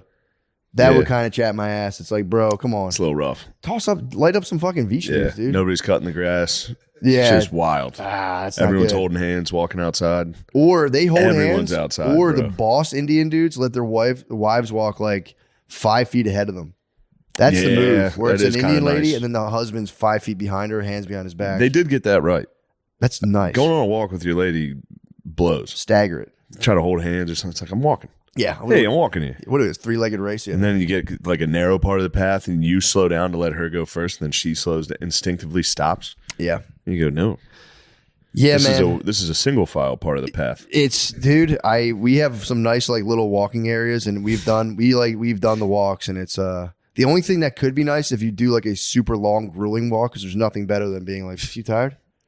That is nice. That can be nice. I hit my lady with one of those recently. It's like, man. God damn, I've been sitting around. How the fuck am I the one that's not tired at all? I got crushed the other day because when I found out I was pre-diabetic on the blood test, fucking bullshit, dude. My A1C will be lower, but it'll be. I'm sure down it is before. already. If it's not, I'm going to die because Yeah. I've literally cut out like 90% of carbohydrates. But there was when we like first had kids. When we first had 2 kids, we'd had this double stroller in Philly. We'd push it up hills, and Brittany would get like for real like winded. Yeah, of course. And then she'd always be like, I gotta go to the doctor. There's something going on. I'm like, yeah, dude, you're fucking out of shape. And like, she's still salty about that comment. But and then like she got some blood tests where like they really did reveal some sort of like irregularity about like, I don't know what it was. But she was just like, you fucking asshole. I told you there was something. And they were saying like the side effect could be like getting winded easily. And I was like, damn, that's my bad. Instantly called out I'm like, you're faking it. You're just fucking. Yeah, of course. Yeah, she danced in the end zone on me on that. She's like, you're such a jerk. Especially like, you don't realize how things sound until like she's telling other couples or people. Yeah, what you said. And you're like, well, hold on. Let's put the context in there. Yeah. This asshole just said, yeah, it's because you're out of shape. And I was like, well, I was concerned for you. I needed you to. Yeah. Nice. Yes, sir. Motherfucking Let's switch bar. over to the Patreon. Let's motherfucking We'll go. see you on the Patreon, good friends. Hey, how are you? Whoa. Yes. What a great start. We're here. Wow, you guys missed an incredible joke. Wow. We're here live with the Ari Shafir. Thanks, guys. He's got a new special out on Netflix called America's Sweetheart. Yeah, that's where I am. I like that. I don't know how you've tricked everybody into thinking you're some nice fucking guy. I hate it. Everybody's always around me. They're like, Ari's great. He's so nice. He helps other I'm just sitting there. I know he's a fucking devil, dude. Only when the cameras are on, I'll give $1 to an open micer. Yeah, you're a sack of shit then I'll take it behind closed doors. Well, yeah, that's exciting stuff, dude. Thanks. Congratulations on the special. It's awesome. Thanks. I'm digging the vibes in here today. Very, too, dude. Very NPR-esque. I think so, Oh, too. yeah, wow. Very low, very... You think we're going NPR right now? I think we're going a little quiet. I like that, yeah. I don't mind it. How about this? Hey, like it. hey, welcome, Ari, again. Hey, welcome, Ari Shafir. Thanks, Shane. Thanks, Matt. It's been a pleasure. I've been listening to you guys for a long Yeah, time. Yeah. I got to check out your special last night, and wow, what a special treat that was. Thank you. That's an honor. When you interviewed Charlie Rose, that was one of the greatest interviews I've ever seen. It's very transgressive. It was transgressive. Wait, what's that word? Don't worry about it. It means aggressive trans. Oh, right. Transgressive. Yeah. That'd be a sick name for like a roller derby player, like a giant lady. Transgressive. My name's Transgressive. Transgressor. Just an enforcer. Yes. Yeah. You used to watch roller derby on TV? Yeah, I used to think it was going to be so cool. Yeah, I didn't know what to like think on about. On paper, I thought I was like, this is going to be incredible. Honestly, They kind of take like those- slam ball. Yeah. On the trampoline. Slam ball was pretty great. I thought it was going to be incredible. And They would take a fucking XFL, trash. Yeah. Roller derby, trash. Well, roller derby to me, it was like, in my head for some reason, I was like, oh yeah, girls in the rollerblades, short shorts. And I was like, these girls are pretty strong. They're going to scissor. I thought I was going to get dogs. way more into it sexually. And I was like, this is. Oh, you went into it sexual. I went into it strictly for the game. You went for the love I of was the like, game. it sounds like a sports. cool sport. It sounded to me like a sexual thing when I was younger. I was like, oh yeah, roller derby time. And I'm like, man, these are some giant ladies. I like yeah, they they take are that one sluts. chick and they just launch her. Yeah, that's and then fun. someone else Yeah. is like clothesline. And you're like, Yeah. oh fuck, why'd you launch me? Yeah, it's nice. Yeah, I guess the point guard girls were kind of. They're all kind of, they're either giant butch lesbians or giant straight sluts, Yeah, true. you know? Yeah, what's it was Like like pinup the, girls, they wear like, you know what I mean? They have like throwback tattoos of from like yeah, the 40s or they 50s. were like I'm What's blank. that word I'm looking for? What's it? Betty. Rockabilly, is that it? No, Burlesque. rockabilly. I'm thinking Same- of burlesque yeah. dancers. Rockabilly. Yeah, it's very Yes. much burlesque dancers wrestling each other. Yeah. Burlesque dance. Have you ever gotten into that? I've had to do stand-up shows at some At of those. burlesque, yeah. And again, something I thought I'd be into. And Exactly. you see the dance, you go, You know, what It's the same as stand up. fucking The gross. low level ones, they're like, please come, free drinks. Yeah. Yeah, burlesque is pretty. I like. Yeah, the same way. I'm like, oh yeah, it's gonna be awesome. And you're like, this sucks. I don't even want to see these girls do this. I And you're wanna like, see them. take it all off. Like, we don't take it all off. We take some off. Yeah, it's like librarians. It is. Librarians English like majors. showing their fucking underwear, and you're like, Yes. dude, just put your fucking clothes back on and go back to the library. I don't want Some to. self respect. You don't have to do this. Why are you doing this? Does Dewey Decimal not pay well? Yeah, we're anti burlesque here. I don't like that at all. No. Stand strongly against burlesque. We're against that. What else is going on? It is tight for guys. Some guys do get dragged into the burlesque world by their girlfriend. They have to sit there and be like, "Those are all very powerful performances from all four of Yes. you guys." I like the one dressed as the devil. That was pretty cool. Yeah, they shake their tits with tassels on them Tassels, in front of feathers. other weirdo, like five Yeah. weirdos in a room. Yeah, Long-haired, skinny boyfriends just sitting there and just, They always have those scarves that don't actually warm them. yeah. It's just loose feathers. yeah, just a Disgusting. decorative scarf. Yeah, This thing's flying right now. This podcast is flying, and I Yeah. can feel it. We're going to catch something. Well, we were doing NPR vibes. If you want Wow. to, dude, just turn up the dial. If you turn up the dial, dude, if you want to jam. All I can think of, no, we're still, well, hold on, man. Let's talk Hell Let Loose, the newest hit video game in my mind. Oh yeah, Hell Let Loose. I've been playing as the Nazis. Of course you are. he was. You were like, you need a cheat No, code. you just don't get to pick. you're like, You don't I get to won't be pick. regular. Show me the cheat code. You don't get to pick which team they put you on, but when I do get the Nazis, a part of me goes, yes. I love it. Shane's like, I'll work the chambers. No. I'll Sims it. True. Do they have the chambers in the game? No. It's realistic, bro. They didn't exist. It's a realistic game. What are you bro. laughing about? It's a realistic game. Too realistic. That's so fucking funny. It's so funny when you talk to like old Europeans about it, and they're like we were talking about the Slovaks, like they took it too, and like a lot of different people took it hard, and they're like the Gypsies too, and everyone's like, yeah, but they deserve it. Yeah, everyone. Even the Jews like, No, come wait. on." Did it? Who in your family died in the Holocaust? None of them that I knew. Oh, okay. Well, yeah, obviously, but Yeah, all my dad's greater family, yeah. none of his direct. Damn, just like cousins and So stuff. like Like 35 of them gone. your grandpa? He survived. Grandma, Oh, he made grandpa, it. dad, all sisters. and then one of the Damn, grandma's I was gonna say brother. something. Surviving the Holocaust must have been crazy. Kind of sus, dude. You think it's sus? You think? What Oh, the fuck? interesting. To survive? What did you do in there? I mean, that's a really evil thing to say, but This is a rare NPR interview. No, where you it's get just this. funny. It's funny talking to like literally a genuine Holocaust survivor. Like, you survived kind of sus, and they're like, "What? What is that? just saying, it's kind of weird. Sus?" How'd you get out of that? Well, I It's a regret fine that now? joke. You have your own business? I regret that one It's so already. funny. It's a funny joke. Just the word "sus" in Holocaust Kinda survivor fucking is so sus. funny. You just went, you like bore witness to the most horrific condition. Your like shitty fucking grandson's like, "That's actually kind of sus." Yeah, dude, what are you fucking gay? Is that how you did it? My brother's kid started saying sus. He's like Yeah. 8. And Yeah. my brother was like, he's so creative. And I'm like, that's like a term. He goes, oh, fuck. Yeah, Yeah, it's like the Fortnite dance. A lot of little kids Fortnite.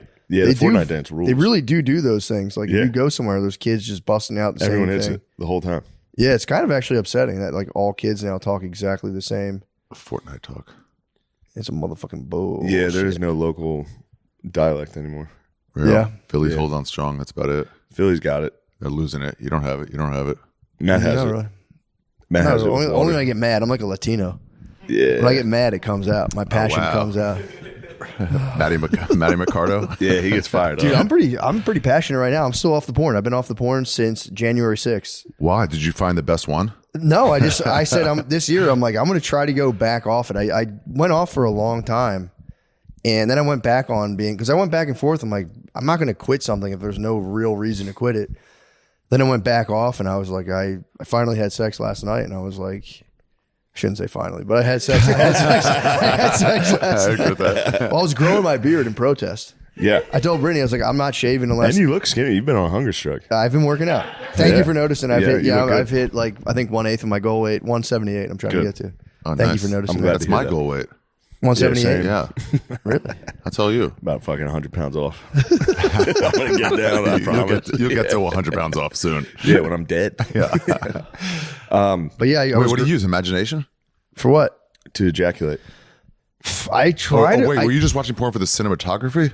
no. I was obviously masturbating to okay. it. I mean, I have watched once, like a couple times when I was younger. I would just kind of like throw it up, just like watch to see what I wanted to come back to when I came home. Yeah. But I was pretty deep into it. But the Research. no, What are you fucking laughing at? You've been there. You do it now. I still do it. That outfit's It's an actual nuts, problem. dude. But I just kind of was You relating. actually look like Unc. I am Monk. I'm Monk now. You have become Unc. It's fine. I like it. I kind of love it. I do too. You look cute. Wow. What it's a the great white interview. wife effect. It's the white wife You effect. do it. It is the white wife effect. Holy shit, dude. I still You are wanted to dressed get like a fucking old white man. I am wearing a 9/11 Show them, shirt. please show the people Wow. the drip. That is fully Wow. white New Balances, light jeans. That's not even a a 911, bro. That's not even an eagle. What is that? That ain't an eagle. That's a crow. Crying. Damn, bro. Hey, you're onked What out. a crow. He's dressed like a substitute bus driver.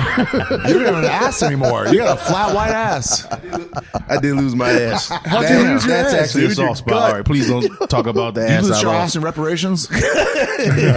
In solidarity with my Yo, you woman. lost your ass for real? What happened? It's fucking white wife. It's a white wife effect. Your pancake butt. I donated it to her. You get the fucking white flapjacks. You know, you like foot train like young Chinese girls. You think the they black dudes binding get butt him. trained? Yeah. Binded. They bind to Nate's ass. Butt train. Are you wearing Spanx? How is it like that? I just lost it. I This got is what we old. needed. The podcast needed a victim. My flat ass. We have no topics. We needed a dork. You need someone to attack. Oh my god. You look good. Thank you. Thank you. You do look good. I genuinely think you look great. The sweatshirt's sick. Yeah. How do you been since I've been back? You've been much more reserved and quiet. It's not good. Did you get molested?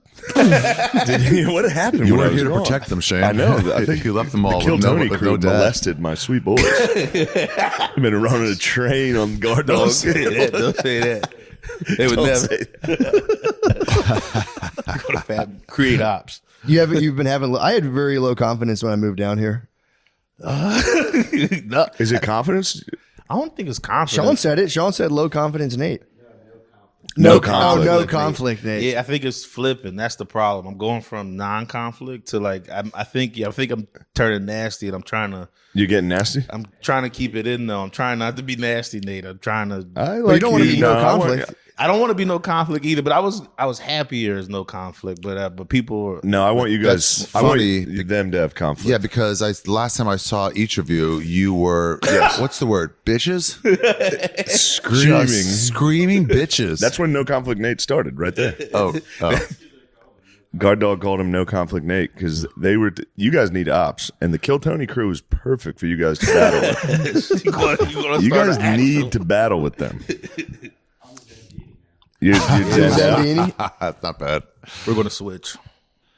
So why did you get dragged into conflict? Who wanted more conflict in your Guard life? Dog wanted conflict. Nate said, "I don't want any conflict." But That now was you, it. but he's Zandini. He's Zandini now. Wait, so why does he get a cool no conflict name and he hit you with like a negative one? He's the writer.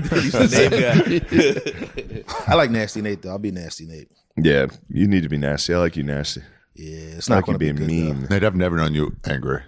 That's what I'm saying. You've I've always seen been it. pretty chill. Shane seen it, but it was years ago. I've got. I know, but I've still no. It comes out. It was funny watching Punched Guard a Dog. special needs guy at an open mic. he wasn't special needs. Oh He was after you punched him. I did punch him. He asked for it, but he probably was bipolar though. But that doesn't count. I think you can punch a bipolar. You Can't can. punch a bisexual, but Then you he- can punch a bipolar. I think he was actually a bisexual bipolar. Oh, damn. That actually What? might be true. Yeah. That's I can't remember. that's uni then. Yeah. That's unipolar. Yeah, it comes and back. Yeah. I think it's a double negative. Damn, he was bisexual, bipolar. He was definitely bipolar. He was BSBP. possibly bisexual. What? He He's did. BSBP. He got in a kissing distance. And I was had going to say, I swim. think that might be. It might have been a lover's quarrel more than. No, he did. The first thing he did was blow a kiss at me. That is what started the conflict. Though I was walking into, it was like an open mic at the time that we were going to, and I was walking past, and I just tried to say what up, and because we were clearly not like we were clearly having tension, but I was trying to not worry about that, and I walked past, said what's up, and he went, and then I didn't sock him right then. Time had passed. I went outside to smoke. And he was trying to fight me, but like in an alleyway. He was like, let's go to an alleyway away from the Yeah, mic. And I that's was sucking. like, you're a psycho. I know Let's you're going to do try it to here. stab me He's back going to try there. to suck you. He's going to try True. That'd be, I just came back to the mic. Zen. Yeah, that's what you need though. That's the best way to do open mics is with open conflict with somebody else in the room. So then you go on stage and do stand up At them. which is so embarrassing to do while Fighting. At an any open mic enemy in general. watches. In the worst room, we're like, we're all failing here. And it's like, you sucked. Like, you're next. Yeah, you're on next, Yeah. and you suck. We're both here. I'm not going to all laugh at suck. your jokes. There's 6 of us. I'm gonna whisper to somebody next to me. I go, "This guy fucking sucks." God, I miss open mics where you had to pretend to listen until you get on and you can stop. The best was going to those mics that everyone just was done pretending. No one listened. Like the Raven towards Yeah. the end, people were just. Fell apart. It was just a bar. That's nice. Yeah. Just people standing and talking at a bar. And then at one at a time, someone would go up while no one listened to them. Let me ruin the vibe while you guys are talking. No one listened. Dude, when I started comedy was run by H. Foley and Chris Cotton, RIP. And if you like even whispered, you'd have one of them like, shut the fuck up. Yeah, they were fucking. They at ran least it. Foley, It they was were such yacked out of their minds. They were so They drunk. were going nuts. They would get hammered the whole. It was so good though. It was this tiny black box of a room, and you could fit like probably done maybe it. 40 people. I never really did So that. fun. It started Raven in LA. Lounge. Yeah, but it was like It would have been 2008, 2009. if you did helium, usually on a Thursday, you would Jump go to over there Raven. afterwards. Yeah, maybe I've done it then. It was so fucking fun. How big was H. Foley then? Was he like G. He Foley wasn't back as then? big. He wasn't as big. No, he was. He Yeah. was still He's still lowercase. a H. young tadpole. H. Not fully. He was Sorry, a big it's me out, dog, but he Norman. was not Yeah. nearly. But, Chris Cotton was a big dog too. Cotton was a big dog. That was a lot of big dog energy. There's in a that lot of room. big dogs It was up crazy. there. It was crazy. I love Kevin that Ryan when did a good job surrounding himself with big dogs. True. Kevin Ryan really is like that 6 chick who's hanging around with 4s. It's crazy. he's like he's fat as fuck, dude. He's fat as fuck, and he's like, "Nah, I'm so thin." I'm like, "Bro." The whole time he's just talking to H. Foley about being fat. It's so fucking funny. I never even thought about it. Yeah. His guys was totally effective. It's a great move, dude. It's so good. Shame. So I had shame Lemaire weight. in the pool house. Now I'm fucked. I'm just a unit out there. I told you about the guy when I worked for an electrician. We all would go to a bar afterwards. That's where he paid everybody, and he did all of his like hirings there. And this one guy came in, just fat as fuck. My boss was also pretty portly as well. And he looked at the dude. The guy like starts handing him his resume. He goes, no, you're hired. And the guy's like, are you serious? He's like, yeah, I need someone here fatter than me. Dude was like, oh, all right. Fuck you, thank you. I'll take it. Don't like it, but I'll take it. It's the funniest hiring I've ever seen. I need someone here fatter than me. You're hired. Oh man, but back to the pornography and you Yeah. giving it up. Oh, yeah, dude. I wanted to say that the law here does help with that, obviously, Yeah. because you don't. I mean, if you sink so low as to go to X videos, It's so embarrassing You've going reached on. so- Going, you're which sites are disgusting. still available in Texas? you're disgusting. Yeah, you got to Did last go night. through like the 9th grade. Where did I used to jack off? I know. It's There's a lot more hidden camera videos on those. There's a lot of illegal stuff. There's a lot of stuff. Yeah, I'm like, whoa. I saw one that was just, it said, "How old is she?" what? Yeah, That was the title? that was the title. I wasn't even searching anything. That was just on yeah, the main. yeah, they just throw for the you, record. They throw you crazy shit. That was a curveball, and I was like, "What? How old is she? Well, you I should don't have know. I should investigated. find out. Yeah, but like It's the producers going like, we don't know. We'd love to There's find only out. one way to find out." That didn't feel like 16 That on my felt jerk. weird. yeah, that's But that law that they passed, it is helpful. I think it's good. Yeah, it But- makes perfect sense. It just when they went to pass the law, You because protested. any other time you'd be like, "Yeah, go ahead, get rid of it," until you're horny. Yeah. And then when you're horny, you go, "What the fuck have That's they what done? I'm saying, What have that they taken from us?" For me, and again, I haven't been tested now in like alone in a hotel room. That's the ultimate. That's Yeah. like, I mean, in my house, easy. I mean, obviously it takes some effort, but easy enough. But like, dude, Yeah, yeah, that shit's impossible. But now that I'm off of though, when you're married though, it's like if you have porn, it gives you like a little trench where like if you're fighting, you could be like and just go beat off Yeah. and then keep the fight going. But if you're charged up, it's your trench. You can just be yeah, like, you go back to the foxhole. I don't need you. Yep, I don't need it. Fuck you, yeah. blah blah blah. Yep, Dude, I was on a fully it was protected. basically a 10-day. Yeah, It was like a 10-day hold in. And I was like, it was like a mild beef, regular stuff. And I wanted to be mad so badly. And she just touched me last night. And I was diamond hard. And we had to just settle the beef immediately. And I was like, yep, porn is I definitely forgive not good. everything. So Yeah. I've doubled down on porn. I'm off porn now. Are you using your imagination? If I sink so low as to hurt myself in masturbation, yes. But yeah, no, I try not to masturbate at all. I mean, I'm not going to be a psycho about it. If if I like really can't sleep, I'll just do it. But it's not like a shame thing, but it definitely is a relationship enhancer. Yeah, Almost too much. I was telling Spud today. I was like, dude, I was telling him like I had this like almost like mystical Andrew experience having sex after like no porn for weeks, holding it in. I'm like, I got so carried away. I almost ordered up the third. I was on the verge of just CPing last night. What is Yeah. that? What is CP? It's cream pie. Creating another kid. I have 2 kids. I last night was so charged. I was like, color people. fuck it, dude. I don't care. Child porn. Oh, okay. I was like, yeah. this could be Yeah, anything sorry. I at was this using a point. lot of slang. I was using a lot of street You're slang. considering a pie. I was You're like, strongly- and I know, now it's like been so long, she's ovulating. If she's Yeah. putting paws on me, I'm like, okay, you're ovulating. Yeah. Wow. So The I was, pie was in the windowsill, and you were going. I was about to. I No one's announced the gonna pie. know. not You said hot, I'm it's gonna just pie. I was like, I'm about to pie. Yeah, I'm She's like, about to what the pie. fuck are you doing? I was like, my bad. I thought we were on the same wavelength here. But I for real had like, it was, I mean, it's embarrassing to talk about. I had like a genuinely You need to say anything. pretty nice. profound experience You last needed night. me there to pull your hips. I needed you there to pull needed me to out, help dude. you out. I was so resolute. I was like, no fucking way. And last night, all I did was go off the porn for 2 weeks. I was like, it has to be done. I was like, what the fuck? What are you doing? I was like, oh, sorry about that. It must be done. The pie. So I got a little too horny off the porn, were but the- yeah. I swear it's been You were validated the now. 3.14. It was time. 27317 Yeah. repeating. It was fucking time, bro. It was pie pi time. r squared. But yeah, it was just like a cool realization to be like, yeah, you see what porn does in a relationship, and you're like, it is not good. And you're going to remember this when you're back on? I hope. I mean, look, that's the thing. I don't beat myself up, dude. If I fucking yourself fall, up. Beat yourself- beat all myself right, there off. If I fall, I've tried Mad to. arrive.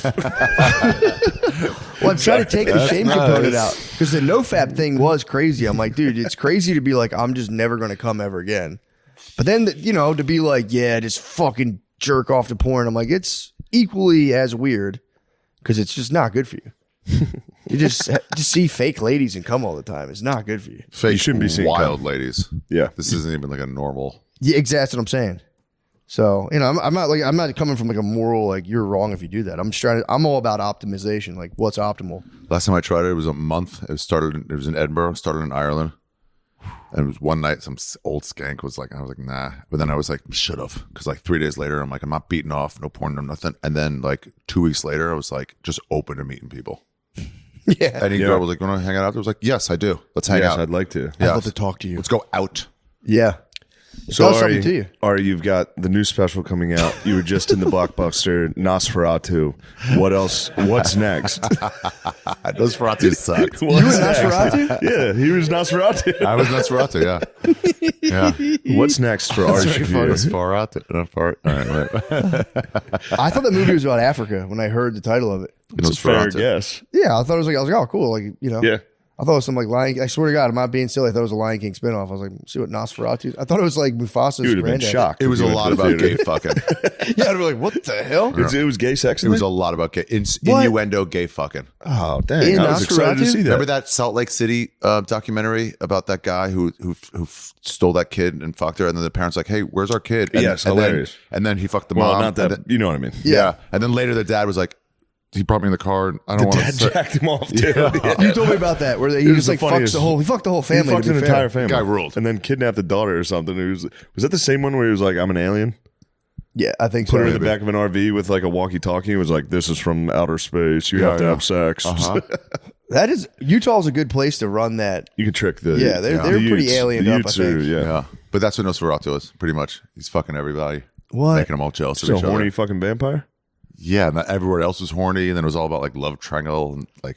it was- Here's a question: if you were a vampire, immortal, unless obviously somebody put a stake through your heart, Yeah, would you have gay sex after like 700 years? yeah. It's like prison.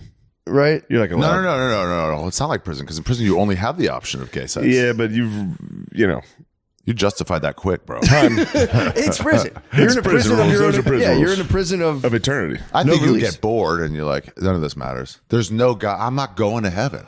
True. That part's out. Yeah, but also you're a vampire. You're very gay. Yeah, that's the other thing too. You got to dress gay. Flying You around. have to at least yeah. be bi as a vampire. Yeah. It's kind of weird for a vampire to be like, nah, dude, I'm totally Yeah, fucking vampire. straight. Dude, nowadays in the national title. I can't wait to see what they do. Just get a buzz at the tailgate from people's fucking necks. Yeah, I wonder about that. If you were like that old, because if Nosferatu was really just fucking sticking it to the whole village, I wonder what you would do. You'd give it up. Yeah, true. And then if you were like a villager, you'd be like, I want to fuck Nosferatu. How come he doesn't Yeah, give me? it was fucking That would be. Nosferatu. What if you were Nosferatu? What if you're immortal and you're like, dude, I just want to die so bad, and then eventually you bottom out and you're like, you stick around for like 2,000 more years and just get fucked in the butt. Just get like a job. Yeah, that'd be pretty tight. Yeah. Does he just appears in people's rooms at night or something? No, they have to go find him. They find him appeared and in he fucks him? He appeared in this one chick. Spoiler alert! He had cheered at this one chick's dreams and like fucked her when she was like 11 or something, but like adult back What? then, Romania adult, probably 13. And then In the movie? and then like disappeared, but pretty much just subtext going, "Wait for me, I'll test you." She goes, "I will." And then 30 years she's gone. She's like, "Well, I found another guy," and he was like, "Nah, that's not cool." And then calls for that other guy, And fucks the guy. fucks and bleeds him. Oh, Sick. Yeah. Well, little fucky sucky. they'll fucking suck. Yeah, and then NPR. just so he can tell the ladies, like, "Oh, your husband, he's not." That would turn a chick on though. If you're like, "Pff, yeah, I fucked that guy. I you fucked your love. husband and killed him. I fucked your husband. Didn't kill him, sent him back as like a bitch, as like a punk. That's what they say in prison, right, Nate? Is it Did punk? you see Nosferatu? Is that the term, punk? Yeah, it's a punk. Yeah. It's a punk. Little punk. Nah, ass I bitch. ain't no punk. You a new fool. Get a punk in jail. Did you ever? I watched a documentary about. It was like basically prison sex, and they were saying how that's like a big What? status in jail. Yeah, What are you watching? My brother sent it to me. It was the funniest. It was all about getting boys. That was Yeah. all, if you're in jail, if you had like 5 boys, it was like a sign of status. You just get like punks basically underneath you. You could like loan them out for money, or like a lot of these dudes would fall in love with like their top punk. Wow. Jesus Christ. It was fucked, dude. There was one part. I don't want to ruin the vibe. You love it. I don't want to ruin Please the don't vibe, have but that. like you're watching this guy and he's just like, yeah, man, this is what I came here and I'm just this guy's bitch, and like we fell in love, and they had this whole. Then you find out they go interview his father of the kid who's a punk in jail, and they're like telling the dad what's going on. He's like, yeah, I really just hope he gets out of there and straightens out his life. And then apparently what happened was the guy was on drugs and just like ran a kid over. So he's just like, yeah, I'm just gonna stay high and stay in jail forever and just be a punk. I was like, damn, that's He so ran a kid sad. over, felt bad about it, like the machinist. The what? Like He the felt bad. He was, And yeah. so he's like, I'd rather be in there. He's like, as soon as I get sober, I like just think about my life, and it's literally that unbearable, and I just have to be high. But it's fucked up. They went to his dad and like, yo, your son's like someone's boyfriend in fucking jail, and he was like, Yeah, that's fuck, God, man, I just want him to straighten his life out. It's so sad. that's so sad. He's yeah, a chief so- status, sir. True. True, he's doing well. He Yeah, was he's one kind of the a better top boy. He punks. was a top boy though. He was like procuring other boys and shit. Oh, it's just Lane. Jazane, yeah. Yeah, he was. He was just Lane. Damn. That's what they call his butt. The jizz lane. Nice. You know SPR.org? No, what's that? that? It's supposed to be for like understanding and stuff, but it's SPR, StopPrisonRape.org. What? And it was just like survivors' tales and stuff. You're not supposed to laugh for months at a time at it, but yeah, it's like poems and stuff. What? There's a poem about the number 7, the 7th guy to gang rape him, and he goes, "That's when I fell in love because he was nice." Oh my He God, whispered. dude. He whispered, dude. "This will be over soon." And he goes, "Oh, this guy cares." Holy shit. Yeah, it's really crazy, man. They get in there and they go full like girlfriend mode, and it's like, and dudes are just like kind of pumped to be a girlfriend. Which, It sucks that that's what it is, and it's not Shot Caller. what do You you know what I mean? mean? The movie Shot Caller, the guy like gets a DUI and becomes the head of the Nazis. That's everybody's dream. Every Yeah. white man's dream is one day I'll get a DUI and become the head Nazi in a prison. Yeah, because you have to. But in reality, you're going to get a DUI and just be a punk. And the You don't seven- have to be a punk. That's the thing. You don't have to. No, you don't have to be a What punk. if you look like? What if you're good looking like If me? you're What looking if you're good, a dreamboat? yeah, if you're looking good, you better be able to fight. I'd be because- punked. No way. You think you? What's the nod? You? No, just definitely not you. Oh, You think guys would fuck you? I hope not. I hope not, Shane. I'm not looking for it. But you said you'd be punked. You'd be I a punk. feel like I would. Of the three of us, no, you first. You're Me the second. cutest. I would be Third. punked. You're the most handsome. How would you avoid it? I would just go mad. I'd go white boy crazy. Yeah, I would just go absolutely white boy crazy. Oh, you'd be fucked in Like there. Klinger from Oh, MASH? dudes, you get fucked in there. well, like, you, I'm bald. you You guys get the don't want special this. diet though. You get that's like a special diet you can get in jail. It's highly coveted. What? The Jewish meal Oh, plan. the kosher. Yeah, you can do the kosher. You can do the Muslim. So you actually get a pretty coveted meal plan. So you might be able to. Trade that? Yeah. Who wants to filter fish for protection? Yeah, what does happen to the Jews in there? That you Do just they have to join the Aryan Brotherhood? No, they don't want them, and the blacks don't want them. you're technically others, but I think a lot of Jews probably join up with white people, and you just have Yeah. to kind of keep it like. I had a remember those Amazing Races videos? So a white power website found it, the whiterevolution.com. And so they loved it, but also they didn't love this. So the headline was Jew boys got the right idea. Hey, yeah, that's funny. Yeah. That's a nice. Yeah, it's a nice title. Yeah. Jew man would have been nice, but Jew man Yeah, would've true, been- true. it's That was- like, come on, some respect. Didn't have to diminish you. Put some respect on a name. Yeah, that's a cool. That's funny to like wake up in the mornings, read like the White Revolution. Wake You up go, to that. oh, nice, some publicity. Oh. All right. It's from Hail, motherfucker. Storm. What's the Stormfront? Stormfront. What's Yeah. Stormfront? Isn't that One of the? those. That's the white nationalist. Like, Is it really? Yeah, That's their like publication. I think so. This is what else we got going on? Nothing much. I was just in fucking rapture last night. It was kind of nice. Sexual rapture. Yeah, dude, I haven't felt like that, man. That was crazy. Wow. To have like a genuinely like I've never had a powerful like a Touch spiritually induced rock powerful. hard. Yeah, dude. Yeah, and then the pie. Almost Almost pie. near pie. Did you put the last part in just for like a little, the little like leftover touch? No. You're talking about like, I like it. and then Pull just out, kind of but, like- going back in. Yeah. No, I would have. I was a rabid dog. I had full like iguana eyes, just like Ew, Matt. I didn't realize I didn't know what I was setting myself up into, man. You don't know really who you are until you've held it in like that. Then all of a sudden it was crazy. You know how conflicted I was to be like How long did you hold it in? It was really only like 10 days. That's a reasonable amount. That's a of long time. Yeah, That's what I'm saying. It was reasonable, and it was I was just taking some maca, so I've been waking up. Oh yeah, you've been getting Maca root, dude. If you take maca performance root, enhancing. the what? You've been performance enhancing.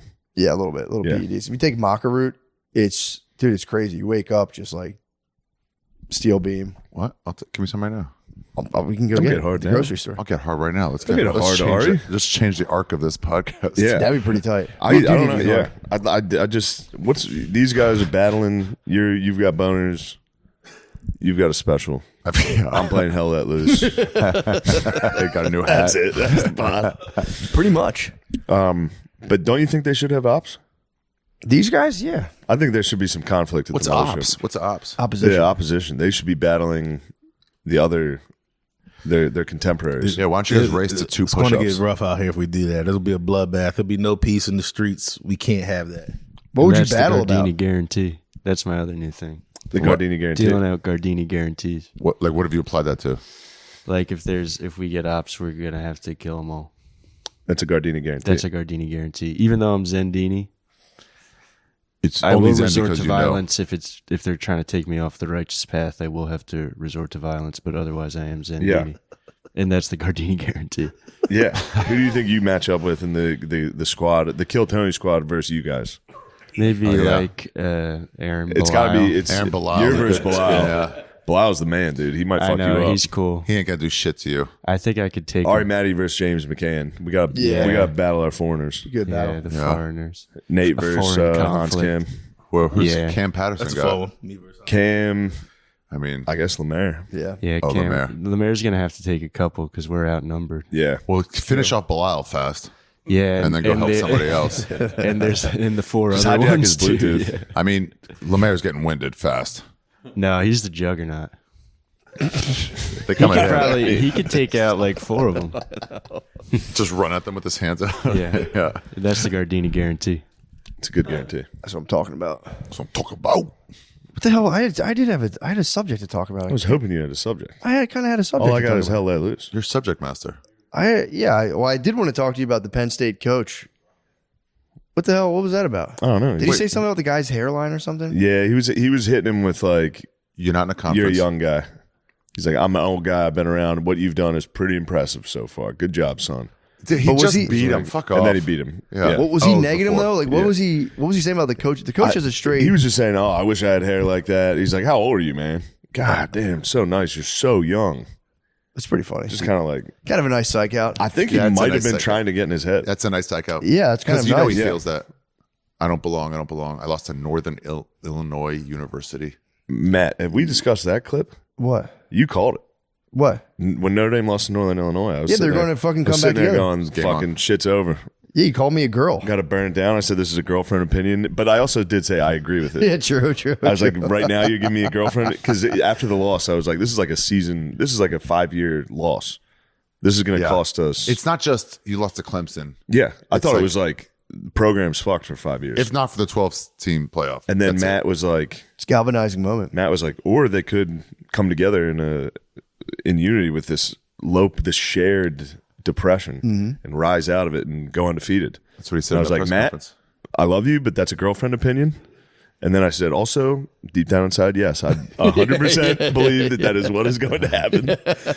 You see him at the press conference after Penn State. He was saying that about Oh, yeah, NIU yeah. game, whatever. And he You're goes, literally these exactly young what boys, Matt they said. fought, they came together, and then he panned over to them, to like the stars. And he goes, like, I'll take an answer to this one, and it's just two children. Just Oh, yeah. but yeah, we did our best. Yeah. That's Riley Lang. That's the quarterback. He's It's a so good funny. Christian boy. Really? A young boy, just having fun for the Lord. That's awesome. That's why they're winning, obviously. They're For not real. masturbating. They're not watching porn. They're not having sex. I don't think they are. I don't want to hope not. comment on the boys' jacket off. Starts right now. Matt, hit him with this. Prize Picks is the best place to get real money sports action with over 10 million members and shit. billions of dollars in You awarded didn't say winnings. billions. I said billions, dude. Sorry. Billions of dollars in awarded winnings. Don't get it twisted. Prize Picks has made daily fantasy sports accessible to all. You just pick more or less on at least 2 players for a shot to win up to 1,000 times your cash. No. 1,000, dude. This is crazy. Yeah, what's 1,000 millions? How much is that? That's $1 billion, bro. That's all you need to get the bill. 1,000 millions. Think about that. Run your game all season long on Prize Picks. It's playoff time, and it's now or never. Don't miss out on the last few weeks of football action with Prize Picks, the best place to win cash while watching the playoffs. Prize Picks now offers MasterCard for quick and easy deposits into your account this sports season. I love a quick and easy deposit. My account was declined last night. Sign up today. You play a little too much Prize Picks. Sign up today and get $50 instantly when we play $5. You don't even need to win to receive the $50 bonus. It's guaranteed. What? Prize Picks also offers weekly promotions that can lead to big payouts like Taco Tuesday. Get this. This is the first I'm hearing about this. Well, each Tuesday, Prize Picks discounts select player projections up to 25% provide even more value for your lineups. Think Lamar Jackson will get more than 250 passing yards next week? No. Will Patrick Mahomes pass more than 1.5 TDs? Yeah. Well, cook up hot takes with your friends and win real money this football season when you and your crew run your game on All Prize I want Picks. is for my crew to run our fucking game. Dude, that's all I want, man. Just run our fucking game. But this is the first I'm real hearing about sports this, and action. this is crazy. Fantasy sports action. Let me tell you about this. Download the Prize Picks app today and use code DRENCHED to get $50 instantly after you play your first $5 lineup. That's code DRENCHED on the Prize Picks app to get $50 instantly after you play your first $5 lineup. Prize Picks, run your game. Run your game. Oh, yeah. Plug a show. Rip it, Hurry bro. up. And don't be weird and bashful. Talk like a man. Hello, Get in front of the fucking camera and talk. Yeah, get up there. Hello, everybody. I'll be in St. Petersburg, Florida, on February 13th and 14th at Coastal Creative. In Las Vegas, Nevada, at Wise Guys Comedy Club, at February 28th and March 1st. Please come to that if you can. SeanGardini.com. It'll be a good show, and that's the Gardini Sean, guarantee. it's too long. Yeah. And the Optimum Noctis, first Tuesday of every month at Creek in the Cave with me, Nathan Marshall. And LeMaile. Guys, I'll be at the Funny Bone, Liberty Township, Ohio, January 24th. Dania Beach, Florida, February 6th. Columbus, Ohio, Royal Oaks, Michigan, Omaha, Nebraska. Please just go to mattmccusker.com for tickets. Thank you very much. March 20th, I'll be in Manchester in the UK. I was supposed to only do Dublin and London, but my greedy agents wanted me also to do another show. So I'm doing an arena in Manchester on a Thursday. Please come. It's going to be awesome. It is going to be fun. But no, I'm trying to think. Matt, what's going on, dude? Fired up. You got anything weird? What are you reading? I know you're reading something. Right now, I'm doing a lot of research right now. What are you researching? I've been reading a lot about. I've been reading arguments for tradition. I just stumbled upon this book. It's called The Sword of Gnosis, and they just like Trad Husband? Hmm? Trad Husband? not trad husband. Oh, I mean, I'm sure they'd be down for trad husbands. I'm just reading a academic book about like guys slamming Vatican II. And I think Mel Gibson was just fucking slamming Vatican II. Oh, really? Yeah, they were just talking about how it was like such a gigantic mistake for the priest to face the congregation. Renazisi's mom and dad told me that because they had Really? Vatican III. They were like, people were upset, and they're like, we remember our parents going, "That's not Christianity. You Yeah. don't face us. That's crazy." Was Vatican II in like the 30s? Or when was I that? thought it was in like 50s or 60s, 50s or 70s. 60s, I thought. Oh, okay. Yeah, they just one day turned around and everyone's like, what the fuck? Yeah, all right. Yeah. And the priest went, Yeah, when I like you. damn, I didn't know what was going on in here. I know it's How old popping are in they? here. Like That was the big come up of Vatican II, is just turn around. That was the big and it was And Latin. it was Latin Mass, yeah. Yeah, 'cause change from Latin to English. the or idea whatever. was you were watching a guy, the altar was supposed to be God. So you were watching a guy commune with God in real time Twitch. in Latin. Twitch. Then they just like switched it and made it person focused where they're like, bro, you've lost the plot. Yeah. Should be about God. Now you're just fucking giving some lukewarm fucking speech True. to these Giving a dumbasses. pep talk once a week. They do You give a guys should pep- be nice. Yeah. Oh, I never thought of it that way. When's the Father. last time you heard the homily? It's been a while. They're not great, like dude. a year? They're not great. Yeah. I want to start I ghostwriting. want to get a good homily. It's a homily. Give me one. I'm open for The homily is just when the priest reads something and then he breaks it down. He's Yeah, he like, reads the this is Bible. basically the message for this week. It's our Torah. Yeah, he reads the good part of the Bible, and then he The important part of the Bible. and then he'll be like, Non-gibberish part. And then was this is like what you till- should take from that. Your part. We're talking about your part. Oh, the non-gibberish part. The gibberish part. Why am I the gibberish No, part? we like the New Testament. New Testament's way more streamlined. Yeah. Streamlined, yeah. The Old Testament's crazy. I like. Don't you have like 6 guys saying the same shit in different words? No. Mark and Tony and Bobby and whatever. Matthew, Mark, Luke, and John, dude. Don't fucking disrespect the boys. I don't even know what the fucking Torah. What do you guys do? What do you mean? What do we do? I don't even know what you guys do. Pray, and then Just at the Star end, Wars. it's the same thing. It's like Jewish Star Wars. Isn't it? Dun, dun, dun. Yeah, just like them, like battles and fucking deserts and shit. It's like the passage this week. They were battling in the desert. What can we learn from that? It's that, hey, if you have sand up your ass, maybe you should also wipe or whatever. You Yeah, know, it is. whatever the message is. It is kind of sick though to be like, this is just our story. Meet every Sunday. Like, remember we got in that big ass fucking fight with the Egyptians? That was so fucking It's sick. honestly, that's what me and my friends do. We go to a bar once a week and go, dude, senior year, we could have beat Lancaster Catholic. That battle with Lancaster Catholic. Huh? What else is going That's on? pretty much all we did too. That was pretty much it. I've been reading that. I told you about That's good. I told you about the Chesterton book. You didn't seem to like I Chesterton did. last week. I did not You like came him. around. Yeah. Came around. But yeah, I don't like silly guys. Silly men. Yeah, he is pretty silly, but I think it was needed. He was like a British gentleman. Yeah, the time period was. It was good to it hit them called with for little a silly man. silliness. Yeah, it called for some silly man. You're a silly You need a man. good fop. Yeah. Somebody with like tassels here, frills, just does stuff right. Yeah, I'm a silly man. Dude, the half face shave, that was fucking silly as hell. That was a silly man. That ruled. That was You're real. a silly man. That was That's- disorienting me. I would see clips Yeah. and I would get like, what the fuck's going on? It like did something to my brain. It made no sense. It didn't. It just It- wasn't right socially. It pissed was me off. not right. Pissed off a lot of people. Pissed me Angry off. people it pissed off. Nice people it made happy. People had But it demons. was tough to talk to you. As long as I could talk sideways to you. The best at the cellar, we'd all be talking, and someone would be over there, and it'd be like 5 minutes of Matty Wiener, like, Yeah. and then you're like this. What the fuck, man? What? No, I was just I'm trying to have like a real conversation with you.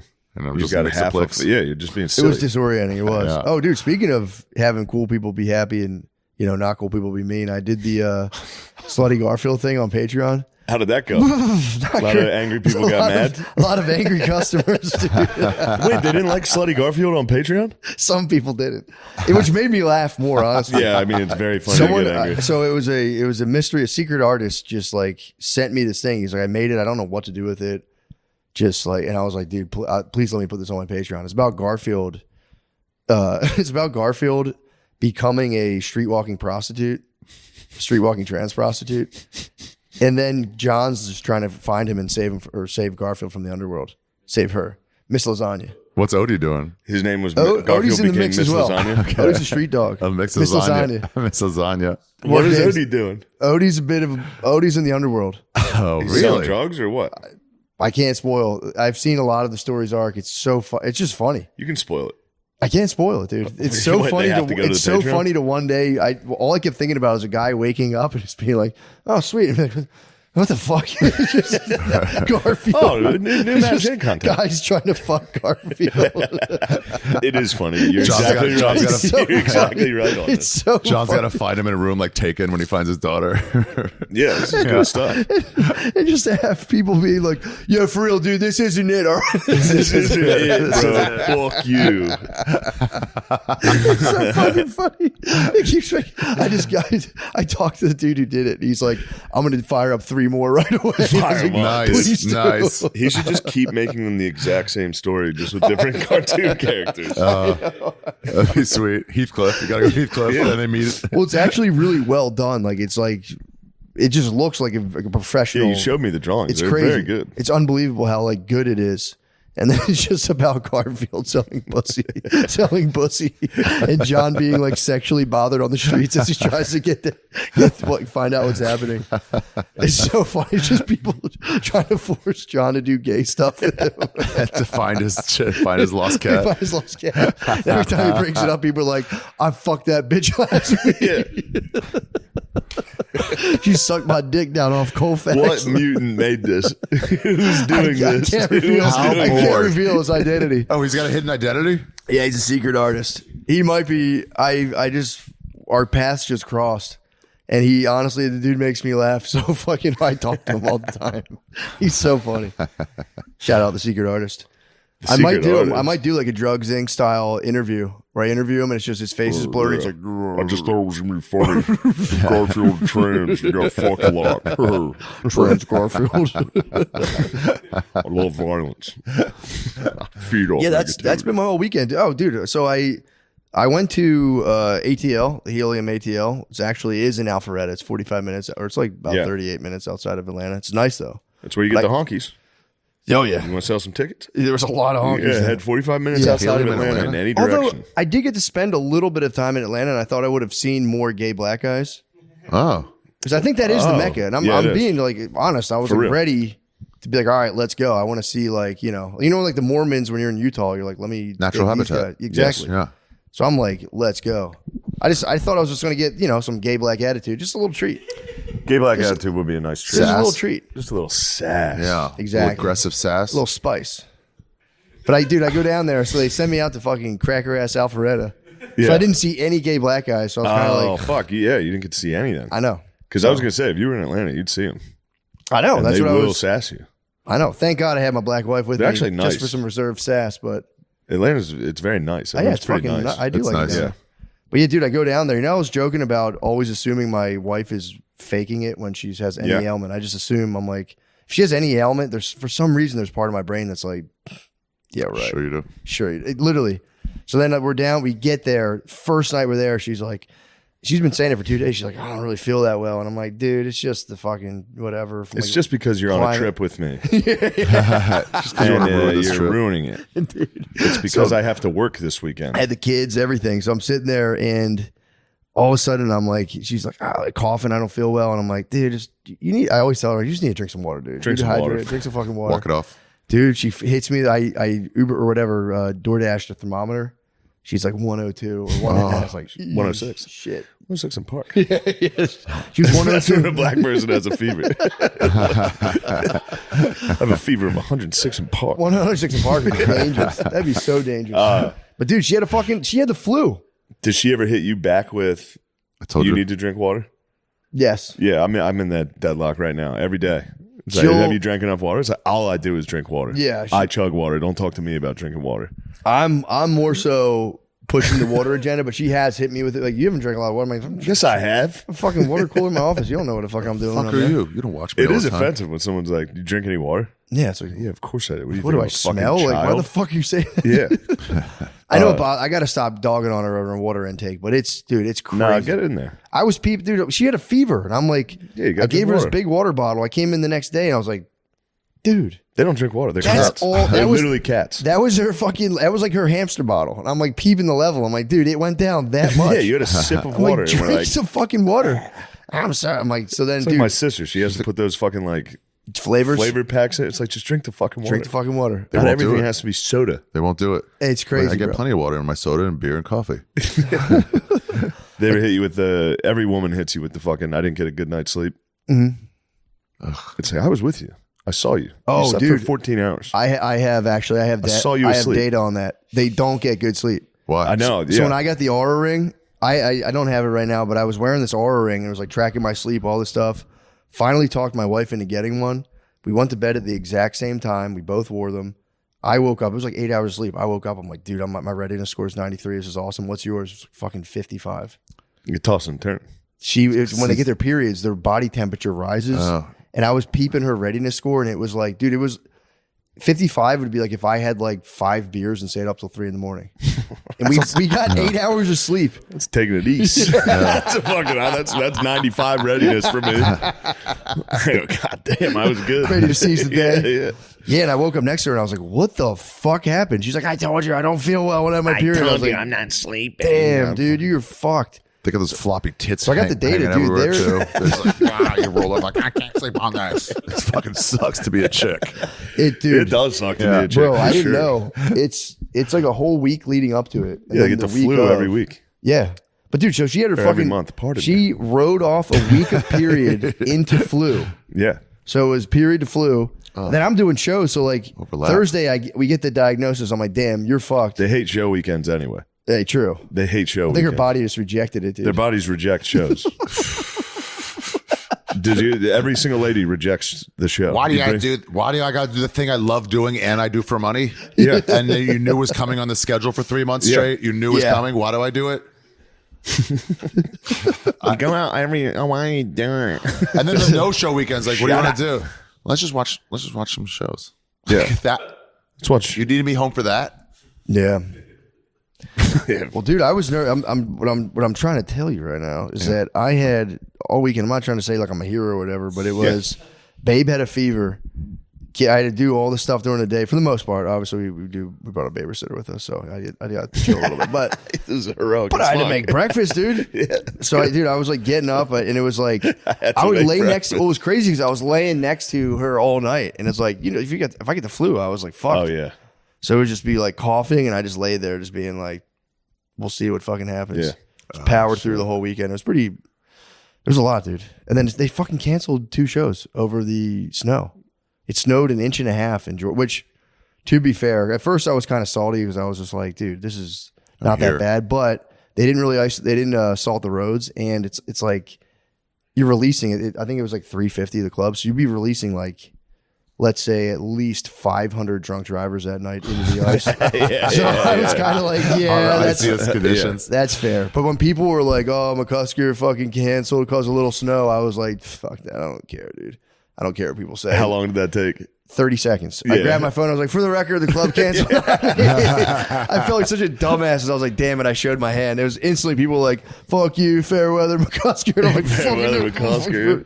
Oh, I got a good one. They got me. I did San Antonio and Dallas, and I like to come out to Dire Straits, Money for Nothing. Nice. Usually hits. When it doesn't hit, I felt like a real turd. I was expecting a very ruckus applause. Yeah. Kind of mediocre. I just walked out. I was like, hey guys. That was pretty intense, huh? Who was that guitarist, Shane? Dun, dun, dun, dun, dun. That's pretty sick. It's nice. That guy is one of the ugliest rock stars in the world. I've never seen him. It just hit before MTV. The lead singer of Dire Straits. The guy from Genesis. They were both like couldn't have existed once MTV came around. Who from Genesis? The main guy, not the one who left, but the one who stayed. It wasn't whatchamacallit? Collins. Phil Collins. It was. You think Phil Collins is ugly? He was in an interview once. He goes, I could never make it now. I'm so ugly. Yeah. Yeah, goes, I Dire get it. Straits. I'm musically gifted. I don't know how to comb my hair. Dire Straits is some ugly ass bull. Ugly, bro. That little Wow. Dire Straits. Oh wow. Well, Let me see. I know they're not the worst Let's see. crew. No, but I can see why That someone. guy sucks. I can see He's why gonna someone come over as a rock star. I can see why someone in school called him that. What's his name? D. Snyder was the bro though. He was an ugly ass bull. Yeah, ugly rock star is a sick life. Because also like, making up for lost time. Yeah, Like, this is what I should have done in high school. true. Yeah, And then some. Twisted Sister looks like fucking Ian Fidance. really. It kind of is giving me Ian Fidance vibes. What do you? Are you just going through just like heavy Ugly hitter rockers. rockers? Yeah. This guy seems like one of the uglier. D. Snyder? That's why they had the big hair to cover it up. Are you talking about the blonde dude? Yeah. D. Snyder is a Isn't that his name that name? We've always heard of, but I'm like, I don't know where I'm supposed to know him from. I think Twisted Sister. I Who think, the yeah, fuck is that's- Twisted Sister? That's a sick. What's their You know, second Twisted biggest hit? Sister. We're not gonna take it. We're not. What's your gonna second take biggest hit? And then it's Every rose, every It's like, rose. why has would you a even look at me? fucking- Yeah, what is? I don't know any. I don't know a lot of hair metal. Okay, there you That's a go. good one. The Kids Are Back. Nobody knows that one. Yeah, you do. It was in. I think it was in Jackass. Sing it all the way through. Twisted Sister rules. Nobody knows this yet. This was in Jackass. This is good. I think I know the chord. Yeah, the refrain. I know it. I know it now. Yeah. I never caught on with me that like genre of music. It sucks. No, it got me for a little. Punk, yeah, in, like, punk high in general. school. Yeah, I wouldn't say me and my uncle had an argument, but me and my uncle were skateboarding the other day. Dude, it's crazy, dude. He's like 52, just Still skating. ripping it. It's ripping it pretty hard. But I was telling him they had a speaker, and I was like, people are blasting music, and I was like, dude, 90s early 2000s were, I think, the golden era of skateboarding music, and he like was just quiet. He was like, got quiet for a little bit, and then after we were done, he's like, "Yeah, I don't know about that, man. It was definitely the 80s." Hit him No, hard. it had to be. It did hit him hard. Late 90s, early 2000s. That's what I was saying, Dude, dude. it's Tony Hawk era. No, Tony Hawk was way before the 90s. No, but No, the video music, game. the video game when skating like got huge. Yeah. Yeah, that's I was like, because when I'm like, when I go to the pump track, I'll hit the headphones and listen to like, I just go there, skateboard, and listen to music I listened to when I was like 13. It's so fucking sick. What is it, like Blink? What's the genre What's of that that? fucking 311. I what's was that ska 311. band though that's from Money Tony Money Hawk? Ball Stones? Is that it? No, from Which song Boston. is it? A Real Big Fish? Yeah, maybe. Sellouts, Real Big Fish. Real Big Fish. They were great. Ball Stones are nasty too. I never thought that I could have done better. I saw them at Webster Hall once. Yeah. Did you really? Yeah, it's pretty cool. Got I'm surprised. into that big brass sound right now. I've been listening to do Blood, Sweat, and Tears. Did you ever fuck with them, No. brother? What are they up to? Just that big brass sound. There's a lot of horns and shit. You got a skanker You on get stage. horns going? I'm getting some horns going, dude. Damn, that was legitimately a great act out of a musician. It's a musical instrument. Oh, my mouth trumpet. Yeah. Sorry, It was really good. Nailed it. I can really nail it if I wanted to. I can nail it. But Please. I get a little shy. on Matt, the camera, please don't get shy, bro. I know you're showing. Lick it. Wet your whistle. Wow. The end was incredible. Took that all the way in. trombone, yeah. Really pulled it. That's a bold move. I'll be And kicking myself on the drive like, dude, I could have trumpeted so much better on the photo. Yeah. You need redemption at the national title. I know, to kick the ball. What do you think about heading down Atlanta way on a Monday to kick a field goal for the national title? I might have to. You tried when it missed? Yeah. It was From close. how many game yards? day. It was fucking it was a pretty far far, field goal. dude. And I, It's again, probably like a 30-yard field goal. 30-yard. Nobody's watching. Nobody's No. like trying to block. It was on- No, thousands of people, millions of people on on TV. TV. Nobody's blocking, though. No. It's a no, free I mean, kick. if someone rushed me, I would have. It would have helped. Yeah. Yeah, true. I would would've have increased the I would have pressure. elevated a little bit. 30 yards. And I'm not trying to sound like a baby. I didn't really eat all day too. So didn't really eat all day, and it was fucking How freezing. close were you? It was a good boot. Dude. It was. Did you try one? No.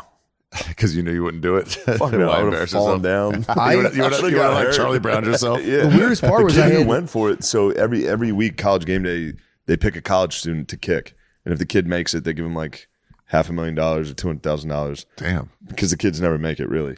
But Matt went on and kicked it just kind of like as a fun one, and then the kid who kicked it tried his hardest. He fell twice. Fell. Dude. Yeah, it was slippery, dude. I would was have torn my ACL doing that. I Dude. saw a big dog do that on game day. I think he heard was about warming that. up. He was warming up for it and fucking ripped his And got knee. hurt. Wow.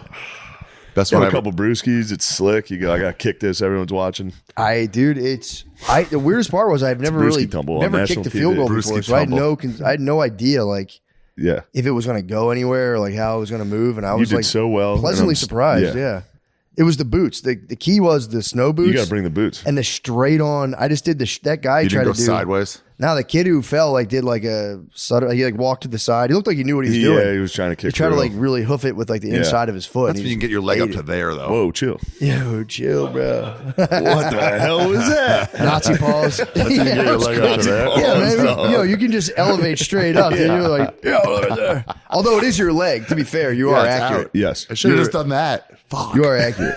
Fuck. Yeah. Maybe- Damn it. One of the best ones I saw was in Australia, Aussie football game. And then halftime, they had this thing where you have to go up and do a fair catch. Yeah. And then they try to hit you. And so they had a guy with a mattress hitting What? these people. Like, do a fair catch. We're going to mattress fucking pummel you. See you can Oh, catch see one. if you can do it? Yeah. Yeah. One guy missed, they pummel him. Another guy catches it, falls over, and everyone's like, he got it. And then the ball just rolls away. And we're all like, he's out. Yeah, we got knocked out. Yeah, came down with like that, and the ball just slowly went away. no. There was a third guy who was gonna go, and they're like, "Game's over, game's over." Fuck that guy up. Oh, man. I just saw a clip of the slap league. I get them all the time. I got into the slap league algorithm this week. So did I. Did you see Pretty the intense. fucking dude who got knocked out in the last one? No, I thought they all got knocked out. It's fun. I didn't. I actually watched the whole episode one time, and I They didn't battled? see a lot of people get knocked out. maybe it was just the one I watched. I watched a clip of this dude getting knocked out on a slap, and it's funny because they just cut to Dana White, who's just in a chair, like, oh. Every time it's Dana White, like, I can't believe that happened. Like, he wasn't guarding himself. He was gonna get slapped. It is just so sick to, like, you know, he's got a lot of stuff going on, and he makes just like, I guess, a couple hours every week to go sit in a chair and just watch men get slapped in the face. Yeah. He created that. Or I guess he bought it or whatever. I heard Tony He and might have Ari, created it. Maddie were down there, like, let's do a commentary. We're like, hey, we can make this funny and stuff. And Dana was like, it's not funny. It's It's a serious thing, and I'm trying to get it like a real sport. And they're like, oh, it's a cool. sick fucking sport. It looks like, it reminds me of like a medieval bar game. Yeah. Just fucking, dude, it was. And they talk shit to each other. It is get disheartening when the riled guy up. slaps a guy and he doesn't move and he's like, oh, I'm gonna fuck you up, bitch. He's about to slap you next. Yeah, you know, oh, fuck. I'd quit so fast. Yeah. Just be like, yeah, you know Get a what, slap man? in. Just, I actually quit. Get Slap the him first- once. I'm going to fuck that guy. You win, forfeit. you already got the check. You're like, yeah, you know what, man? I don't need What to are we get even doing here? smacked What's in the the point of this? Just put out the Just hands. peace. Wanna Yeah, shake it. yeah, dude, my bad on that. Yeah, I was disheartened today to see the Cameron Jim Jones beef. I didn't know they were beefing. Oh, they're beefing? They're beefing hard as hell, dude. Who? Damn. Cameron and Jim Jones. You know Dipset? Yes. Dude, that, I'm hip. This guy out of control. Last night he met Joe Burrow and goes, "Where did you go to school?" LSU, you fool. I'm Sorry. yeah.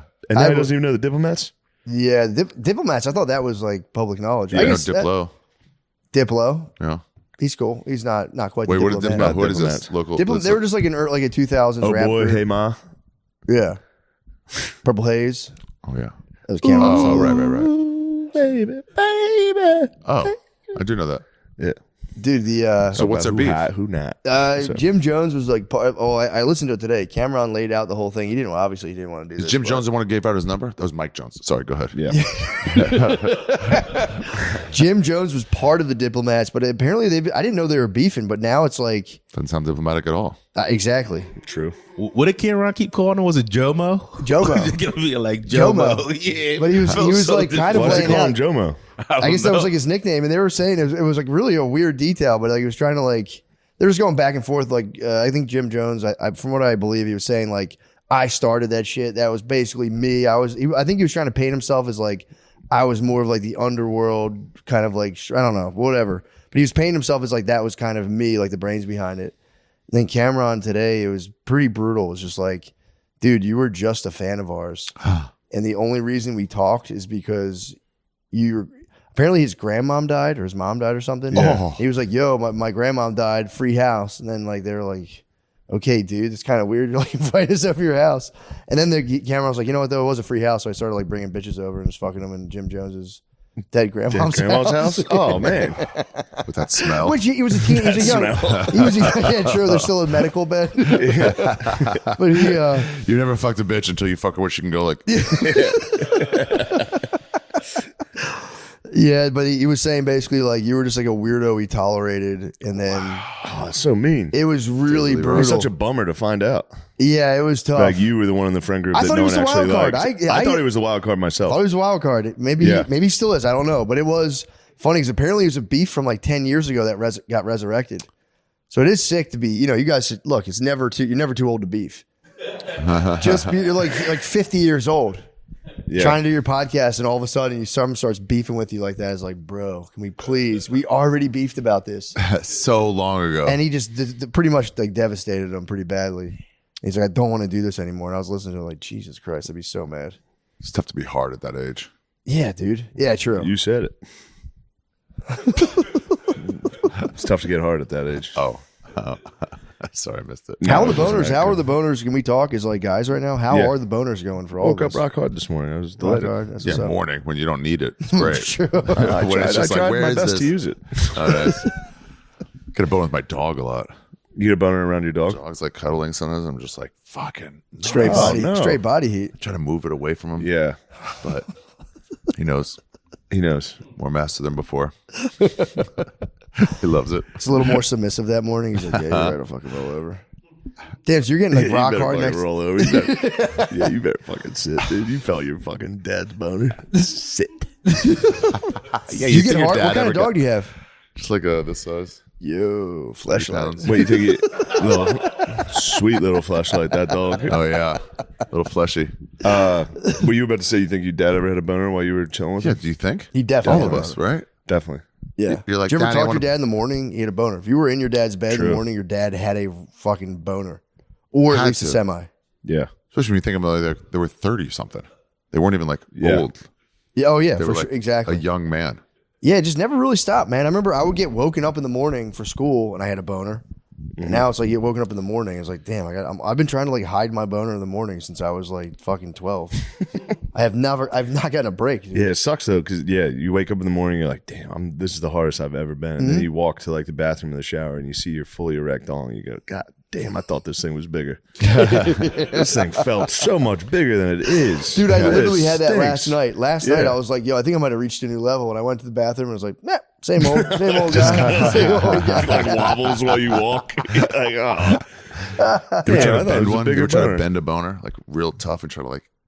No, dude. Oh, yeah, it's yeah. great. It's great. You do? Oh, yeah. Nice. You bend it? You're a little pressure player You myself. can't, but you try to.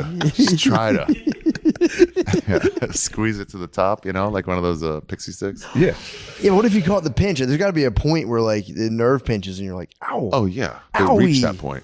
True, just Yeah. go past it into fucking No, oblivion. I don't fucking bend my bones. You I know, fucking right? absolute creep. I know. That's crazy. That was God, a that's test. disgusting. I would know. never do That's that. a test. I thought I was getting you. I would never do that. That was a good boner check-in. Just check in on everybody's That's rock pretty hard boner. important, guys. How are you doing? Because that is a non-boner outfit you're wearing. Could be better. Oh, the boner's just suffering. It's in the boner mausoleum right now. What is happening? Not what it used to You're be. quiet. Since I come back, you're so quiet. I haven't been quiet. I've seen you like twice. I want to talk to you and hang out with you. Let's hang out. Nate, we got to get you harder, dude. We can't. gotta get you That's what harder. happened. Guys What was suffer that in root? silence. The guys suffer in silence, but the boys need to be there to get them hard as fuck again. Bruh, give me hard. What's the root you were talking Maca, about? bro. I'll do it. Give me Bro, hard. start taking maca. Take like 2 tablespoons every morning. You're gonna wake. You'll forget about it and wake up the next morning and go. No, the boners are fine. They're fine. Boners are fun. Nah, man, boners are fine. no, They're not- just fine. We don't settle for just Where I fine. am bummed is I used to be able to get drunk and fuck forever. And now Those days Yeah, are those long days are gone. done. Now I come home and I'm like, I try and I'm like, forget it. Yeah. And I miss Yeah. the good old days of. Yeah, because It's never that's when busted. it's the most fun. Yeah. You have a couple drinks, you go, I don't give a fuck what I look like. Yeah. I don't care. We can how do I anything. sound. Yeah. I'll ask for anything. Yeah. I'll take the no gracefully. Yeah. A little buzz, you go, hey, that's no problem. yeah. A sober understand. no is Oh, dude. How could you? I thought you loved me. No, I'm not mad. I'm just trying to paint my reality to you, which is like, what am I gonna do? Yeah. And yeah, no. And what would you do if I said no? You would literally cry. If you asked me to go down on you and I said no, you would cry. No, I don't want it anymore. I'm just letting you know how I feel. Like, no, I get it. I'm not. Trust me, I'm not mad. I just, I don't know. What am I supposed to do? Just feel like this? This is crazy. I've been balls thinking is about everything. setting up the menu. I might start setting up the menu where it's like monthly. I'm telling you, I'm gonna. Go, let's take a look at the apps. Let's What's take a the look soup, at what's the that's what I soup of the said. day? What am I getting this month? Can we just talk about it in advance? And what I've come to is 2 secs. I don't think that's crazy to ask for. 2 secs is a month. That's fucking That's crazy. too That's, low. yeah, that's low. Minimum. Two Minimum. Fired HJs up. minimum. I'm talking about the minimum menu. Oh yeah, yeah. Dollar menu. 2 Oh, yeah, HJs dollar menu. and 1 beach. I think, dude, A you give beach me is on. nice. So Beach, that's start to finish one a month, completion start or to finish part of beach. sex? finish it complete. I want a full beach. No sex involved, no hand. Full beach once a month It's up to is me. I like to reserve the that's option. gluttonous, dude. That's the McRib. The beach comes out once in a blue moon, and you go, the McRib is back. That's the Start to point. finish. I don't know where it came. Nobody even told me it was coming. That's the point of the menu. That's the period. That's the time. That's what I'm saying. I'm on period. Bro, Great. We still own IOU. It's McRib Dude, time. are you? That's like literally my passion you just brought up. I've been passionately crusading for the period blowjob. And it's like I'm just in the dark. And It's I feel never like good. I'm, No and I feel one's- like I'm alone, brother. I feel like I'm alone, You're bro. not we're alone. all You're with not you. alone. No one's Hey, ever gotten a Matt. period. No one's ever gotten period head in a relationship. Matt, we see you. You are seen. We're holding space. I'm gonna do one of those videos, black and white, with just like shit written on a cardboard box. Hold it. Thank you for holding space for me right now. We're holding space. They're cranky, dude. They're not going to give head. That's the perfect That's time the for best it. head, the cranky head. Take it. Yes. Yeah, just bloated. catching a sigh. Doesn't matter. I get the hot breath. Yeah, your little fucking nasty ass sigh actually felt good. Joke's on you, bitch. I will say, that's going to suck so bad to have sex with a guy when you don't really feel like it. Not like I don't want to. Definitely.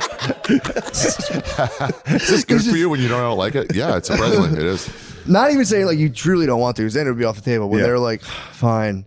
It's got to be so, because there's like nothing grosser. If you're not like in that sexual mood with all those hormones flying, you just watch a guy like, and you're just like, Jesus fucking Christ. Can I buy?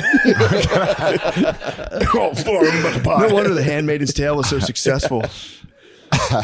Yeah. Oh, dude. Oh, you thinking what I'm thinking? No, my Are we on the bad. same page? Same page. What page are you on? Wait. No, I've been on the pie page.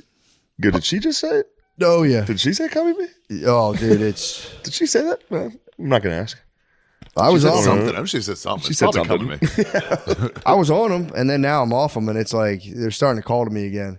You've always had the dude. call of the pie. Start thinking about the Bible. I'm like, they had like 25 fucking kids, dude. Yeah, I'll be what the fine. fuck? Oh, dude, the pie rules. It's fucking calling to me I held right now. off very late in life. So did I. I'll give an I occasional was always, not pie. I fear the pie. The crazy kids in high school. I had kids in high school that would pie. Pie and left Your and friends right, in high dude. school, they Tossing joined pie. It's like, dude, what? Yeah. High school kids tossing pies. Pies. And then they go, she can't get pregnant. Like, why? Like, she didn't last time. Like, that's not a dude. you got lucky the first time. I had friends that would pie in high school, and I was like, dude, you're a savage, bro. Yeah. I was terrified of pieing in high I still school. fear the pie.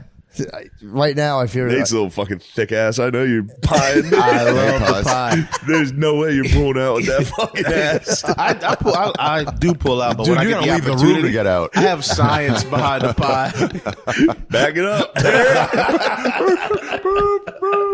That's fucked up, dude. You out yet? You'll know when I'm out.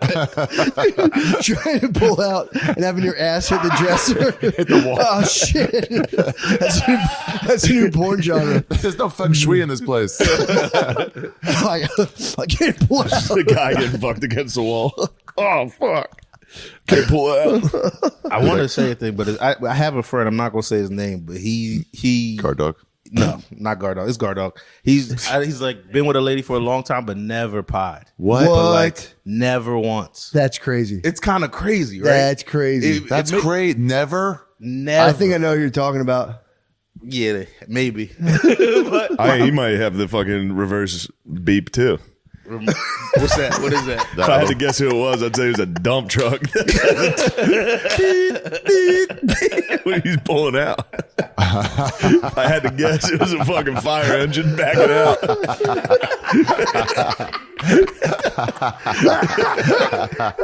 Big red fucking fire truck. Damn. If Dude, I had to guess, I don't know though. that pod squad is like Thomas the Tank Engine. Squad of pies, dude. Shut up, Penny. Oh, stop, dude. It's I was crazy. like, gonna pee so bad. Oh, fuck. Oh, fuck. It's so good. That squad. You're talking about the pays in the mouth squad. Dude. The squad is fucking nice. Tank Engine. What a great squad. I don't know why. It's a great squad. The pull squad. Holy fuck. I told you I was listening to that. Who the fuck is that? Write that on a piece of paper. I want to know who that is. Yeah, he won't care. It's Andy guess it. Malafarina. Some panties in the motherfucking mouth. Panties in the motherfucking Oh, I panties in the thought you mouth. said Andy. Say his name. This boy. Oh, The pod squad. Panties in the no, mouth. Panties in the Mouth podcast. PI Tim on YouTube. Oh, my God, I dude. gotta take a look at the boys. That is Patreon. a We fu- just I didn't. I mean, raised I always like knew of the ampleness of that fucking squad, but I never really thought about it in terms of getting the squad. The fat boys. The fat boys rappers. That's the squad, bro. That's a good crew. Pays in the mouth. It's It's just the fat boys. Fat boys. Boys are here. Oh my god! Oh my god!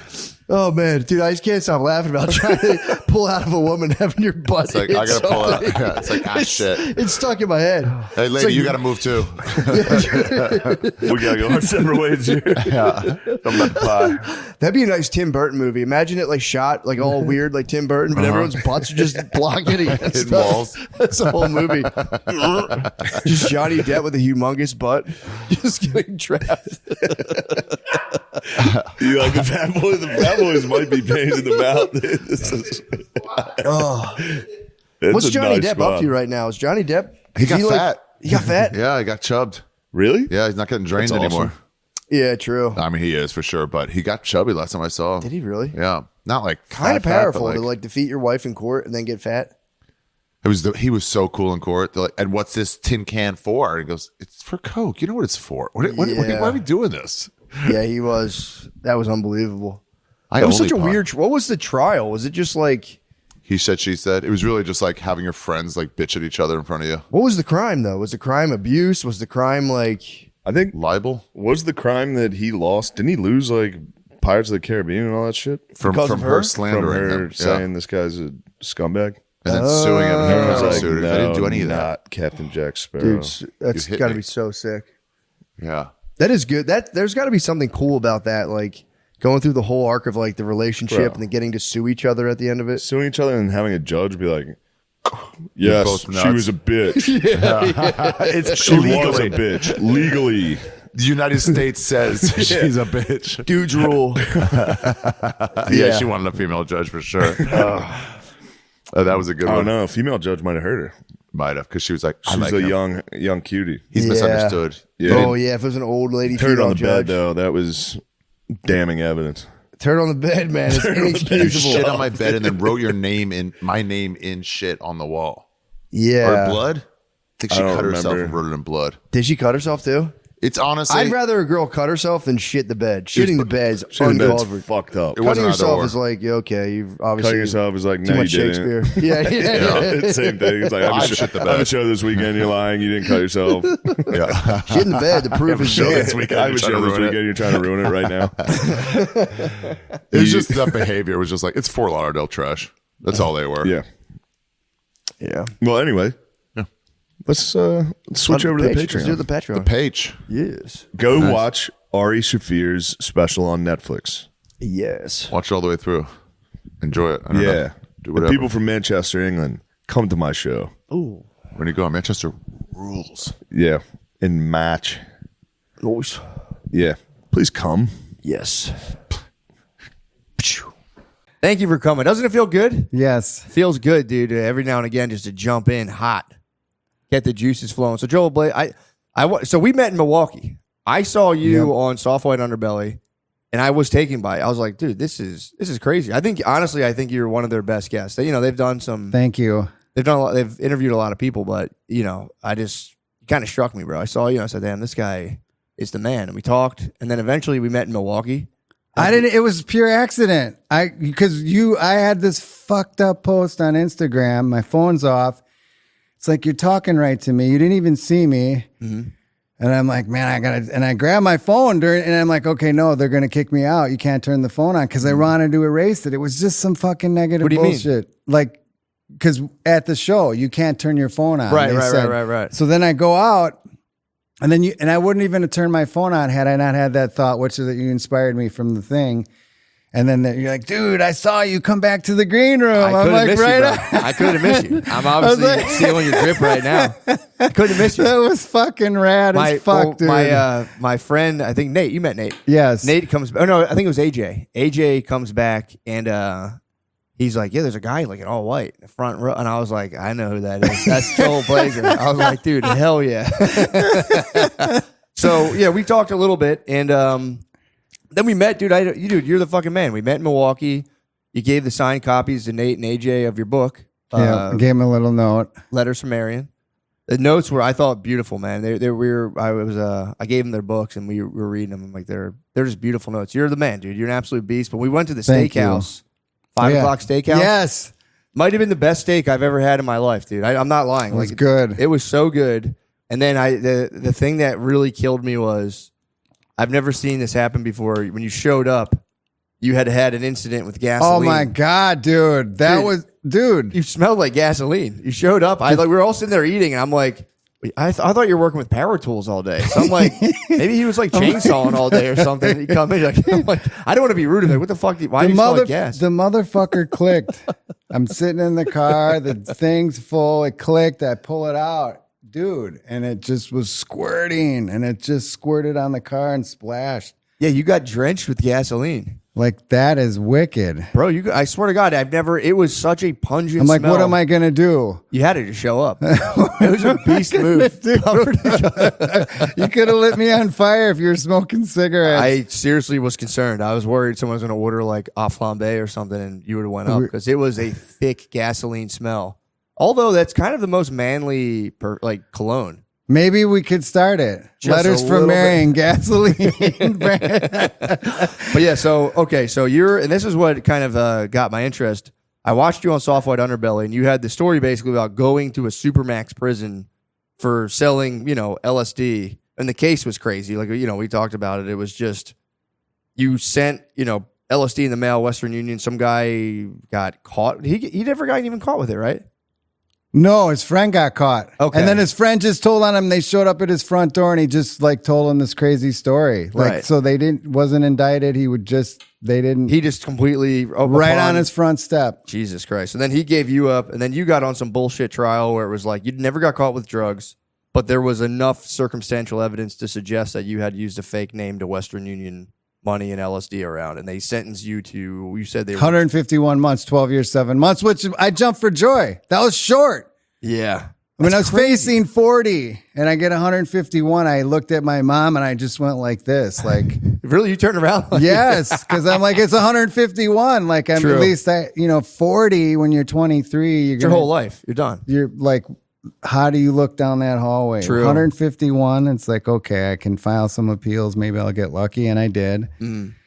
But and that was 1992. So this 92. is like, it's crazy to think about the drug laws back. There's even like weed back then. Like, you could go to jail for like 4 or 5 years for selling weed if you had enough. When we drove through Texas or Vegas, Nevada, like the older deadheads, like the shit was hid. You couldn't do anything. Ponytails back. Like, you just had to get through the state, especially Texas. They said, if we get pulled over and they find weed, we are all going to prison. Yeah, it's crazy. And now look. Yeah, well, and so we paved the way. I should put a collection bucket out. You should, dude. You should. Well, that's the young people have no fucking clue, man. Yeah, even the early 2000s, it was like you could go to jail for like little bullshit like weed and stuff. I guess they obviously softened. There's still some. There's 25 states where it's illegal, right? Yeah, Texas is still illegal. Like, if you Austin, you're fine. If you have weed in Austin, they don't care. If you leave Austin, you can still, they'll like throw you in the, because in front of the hotel, everybody. They don't care in Austin, but if you isn't that right, Josh? I think if you leave Austin and you get caught with weed, like, I knew someone who so it's decriminalized in Austin proper. Yeah, pretty much. I mean, they don't prosecute it at all. It's not. It's the lib side. It's a lib. This is a lib haven. Yeah, they actually have like decent food here, but you got to deal with all that stuff. But yeah, man, you can in Austin. I think I knew someone who got pulled over with a vape cartridge and got like held overnight in Austin. No, outside of Austin. So Austin's a safe haven. So they can, do they sell it here? Yeah, it's like now we have that weird stuff where it's like the hemp. It's one little the hemp bill. Yeah, the hemp bill. Oh yeah, allowed, the farm bill. Exactly. Because if you get it from hemp, you can. It's like or the big thing's THCA, because THC is what's illegal. THCA. You know, you have to like heat up weed to make brownies. Decarboxylate or whatever. Yeah. So now if you have that extra carbon molecule that heat removes from literally of a lighter, it's technically legal because you can be like, well, this is hemp. It's weed's legal now, by the way. So. But is it medically legal here? No. Texas is like I think it's I don't think they even have a medical program. program. All drugs should be legal, and the world would be way different. That's really one of the driving forces behind the book. It's to be part of that wave. Yeah. I mean, dude, it's like it hasn't worked. No. I mean, look at the prisons. Well, what happened with Portugal? Didn't Portugal? Yeah, I mean, obviously locking people up for years. They did. It was work. much smaller. The Cato Institute did a big study. I wrote a couple op-eds for that. I don't remember all the statistics, but they would track it all the way to like when kids first tried drugs. Like it just had a positive impact on all the metrics of drug use, amount of drug use when they stop. And then when you go in to do it, they say, if you get addicted or you want help, here it is. But there's a lot of moms whose young daughters and sons have OD'd and died that if it was legal, if they were at one of those places, they wouldn't have died. Yeah. And you take the Mexican cartel would go out of business like that. Think of that. So that's the big one. Yeah. Well, that's the. But here's the thing. I read the book Chasing the Scream by great book. Yes, they talk about that how like in London they would give people heroin, and then if you had someone, if they had to go to a center and the heroin was clean, like there were way less deaths.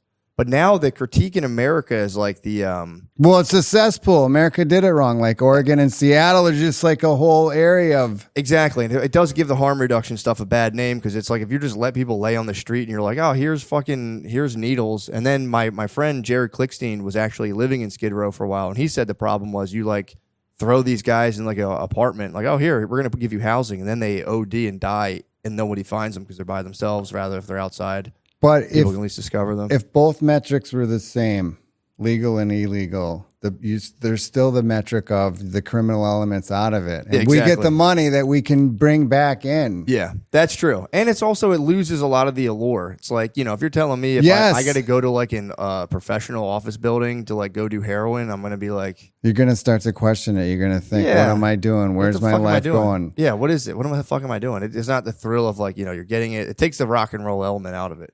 I think could work, and it always is a personal choice. It is like, it comes down to personal choice. What I do with my head is my business. Can a government really tell me?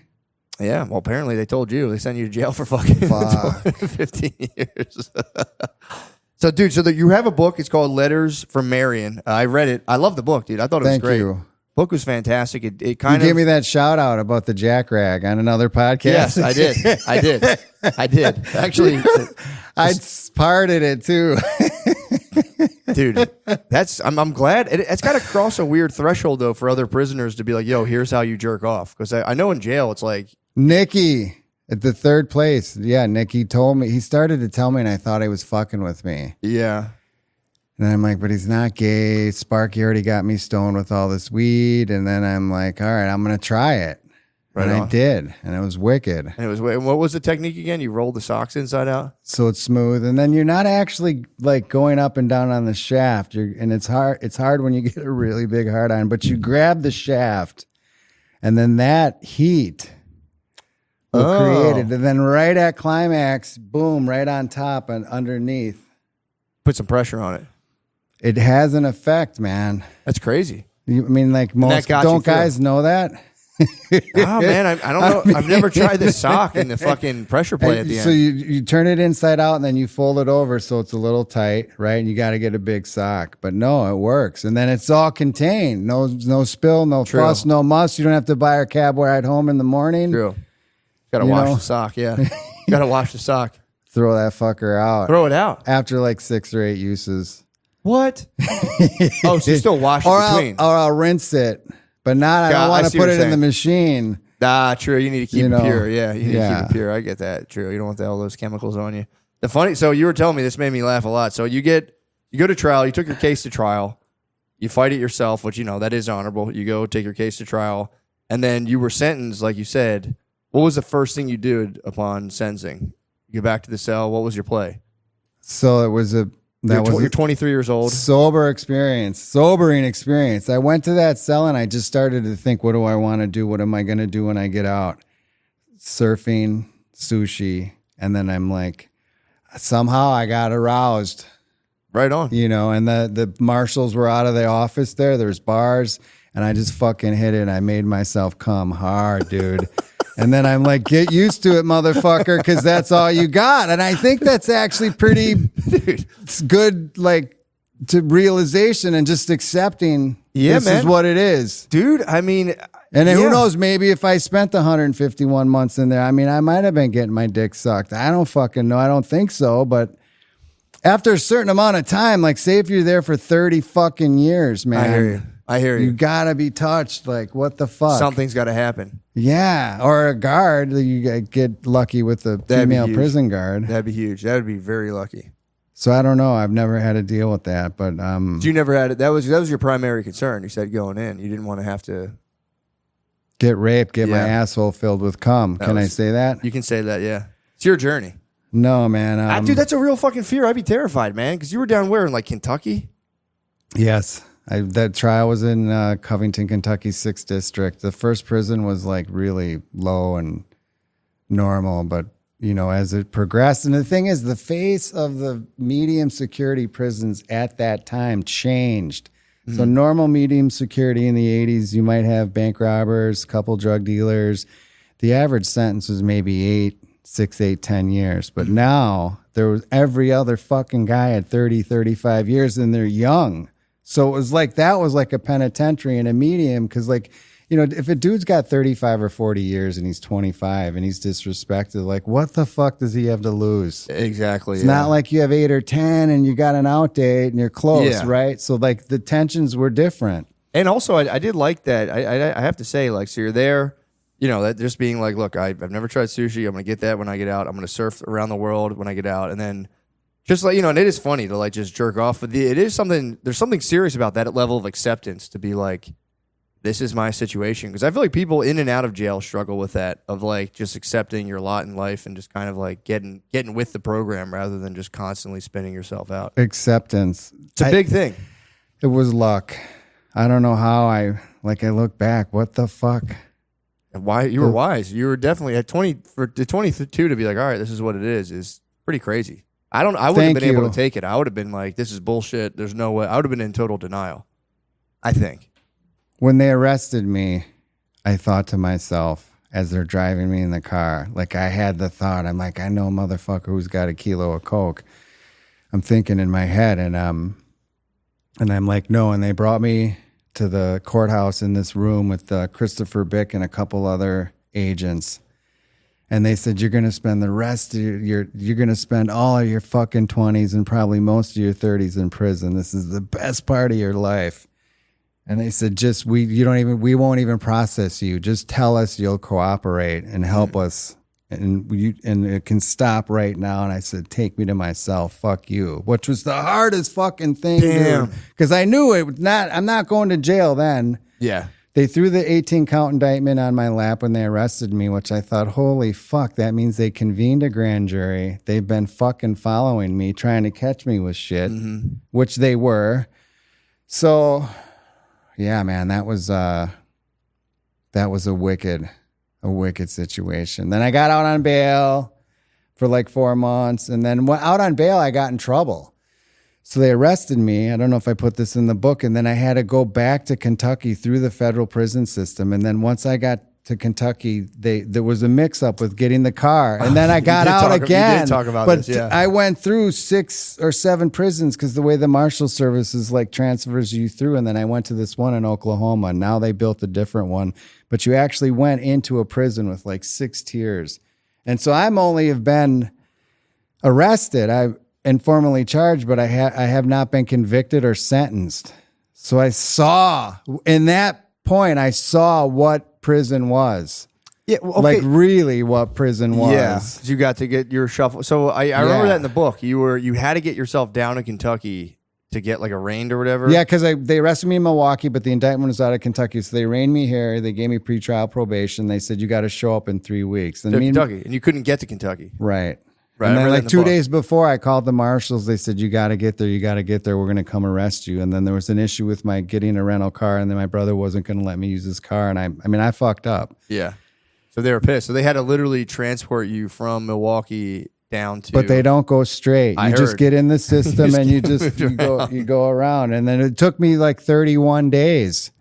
Couple county jails, but it was the one in Oklahoma City. I can't remember the name of the federal prison, but like you would go to the chow hall and you'd mix with the prisoners, like the wick, you know, and it's just like, I remember Gene Gotti was there, I believe at the time, but it was like, holy fuck, man. Then I get to Kentucky. He gives me the bail. He's like, you can't fuck up. We're going to piss you, all that. He's like, but I'll see you. I don't know. The trial was in 4 or 5 months after that. No, I went back to Milwaukee. Okay. But if that could have made anybody rat. Yeah. because you see, like, this is going to be home. Oh, you weren't even, I see what you're saying. You weren't even like a fully sentenced yet. And the thing that struck, I didn't know I didn't even have the trial. Exactly. So you got like a taste, and you could have totally been like, bro, fuck this, I'm out. I did like the thing in the book where you talked about how they gave some people what was called diesel therapy. And they would just keep prisoners traveling just in perpetuity. That like the diesel therapy. Dude, that's fucking terrible. Because you maybe shower every 2 days. You're constantly in chains, belly chains, and the leg irons. And then, like, if you file complaints, and I'm sure they do it to people that they want to break, like maybe Secret Service people they think are selling secrets or whatever, like some sort of thing. And then it's also a threat. Like, like if you go on diesel therapy, you're basically on a bus like 7 days a week and stopping off only every couple days, and like in the big tanks with people, you're eating bologna sandwiches. Like, yeah, and you don't know anyone, so you're just getting shuffled, or you're a stranger. No phone everywhere. calls, no mail. It sucks, dude. I never heard of that before. You always hear about the hole. That's the big one. You get sent to the hole, but the hole's the jail within the jail. Like, it's crazy, right? Super jail. Yeah. The hole was pretty wicked. The thing is, like, on the commissary slips, they sold at every single federal prison, they sold raw garlic. And when you went to the hole, there were certain things in the commissary they wouldn't let you buy. But you could always buy raw garlic. Really?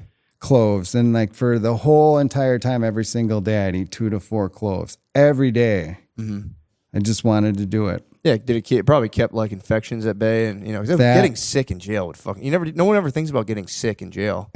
It's the thing. The light sicknesses you're gonna kind of get poo-pooed, but like if something's real serious, they take, because it's the feds, they will take you right out to the hospital. Oh, that's cool. But well, my friend was in county jail, and that's the thing people don't know too. Apparently, county jail is the worst. Exactly, that's what I've heard. Cesspool wickedness. It sucks. My friend was there, and he was an older guy, and he was in the county jail.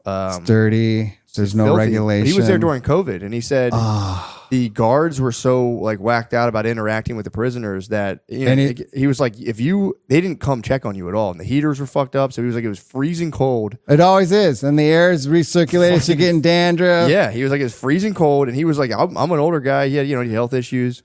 He's like, if I had a health complication, I would have died, because like there was like a bell or a button they could ring to like get people to come, and he's like, they would all ring it. Nobody.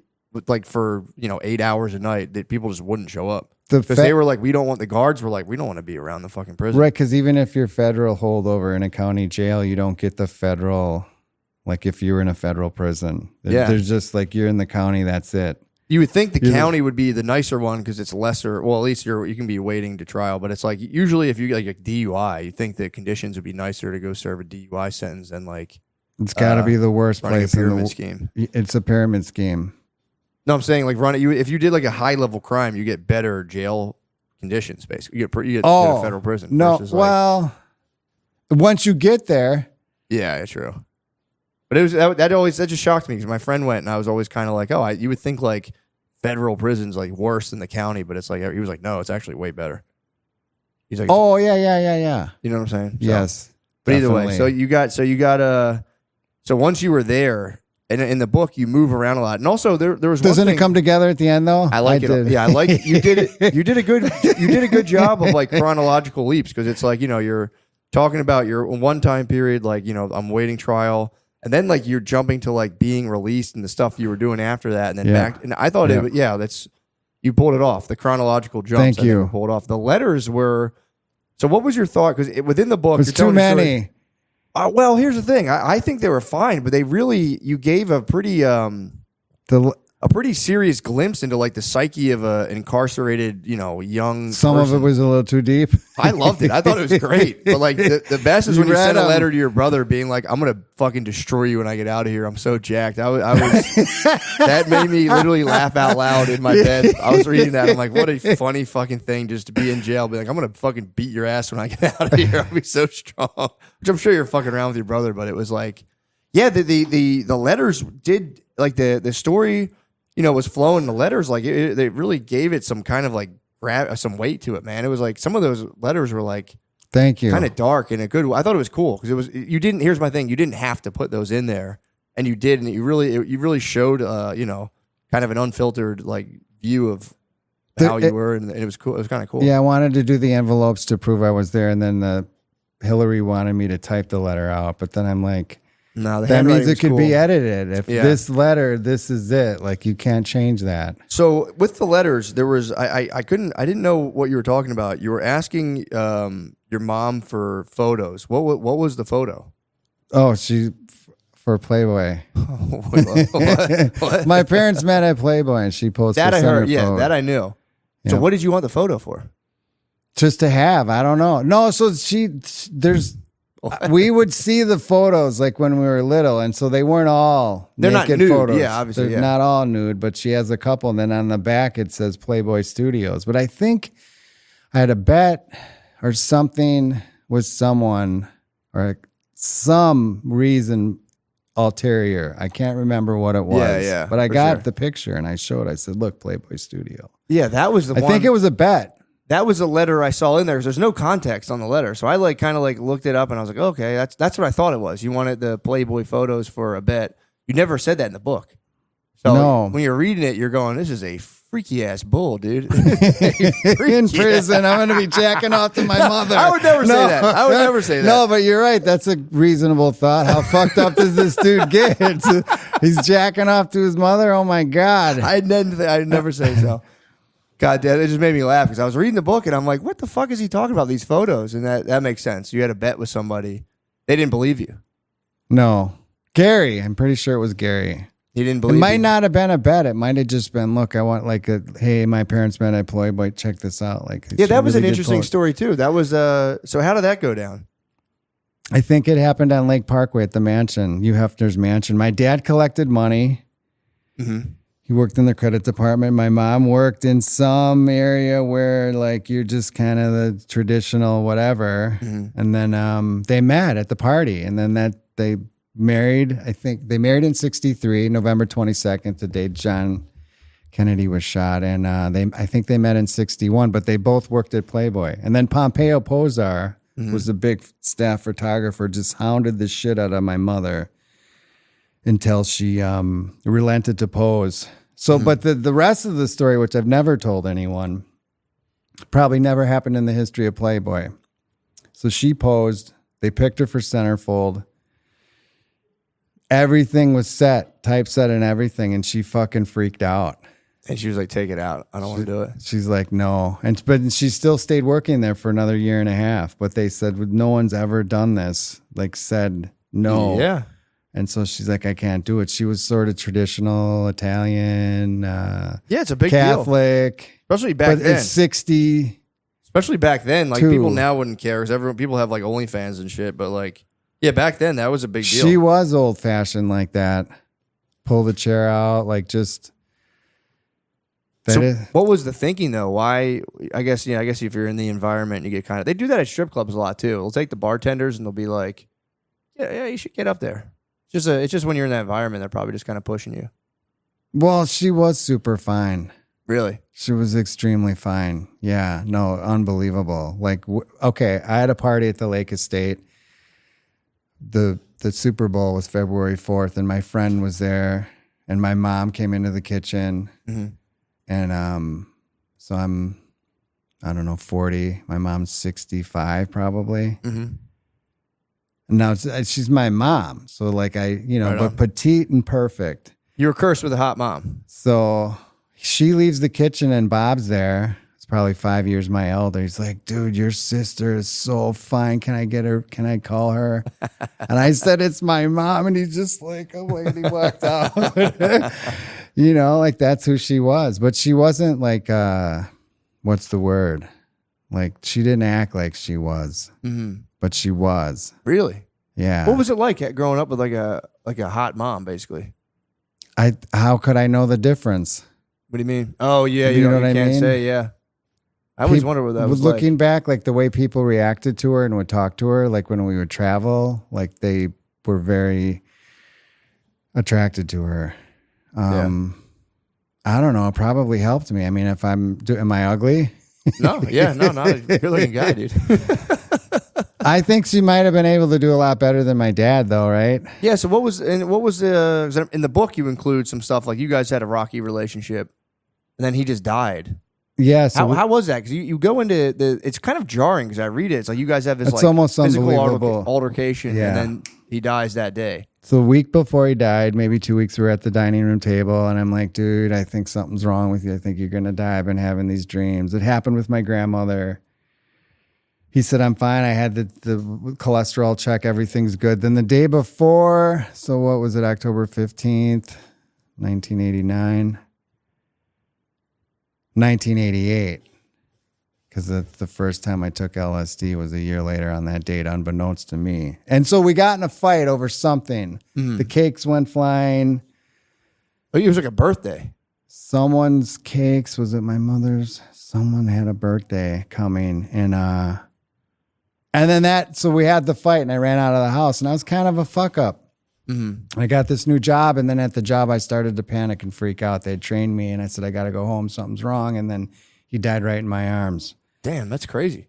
Which is fucked up. Yeah, and you were, early 20s.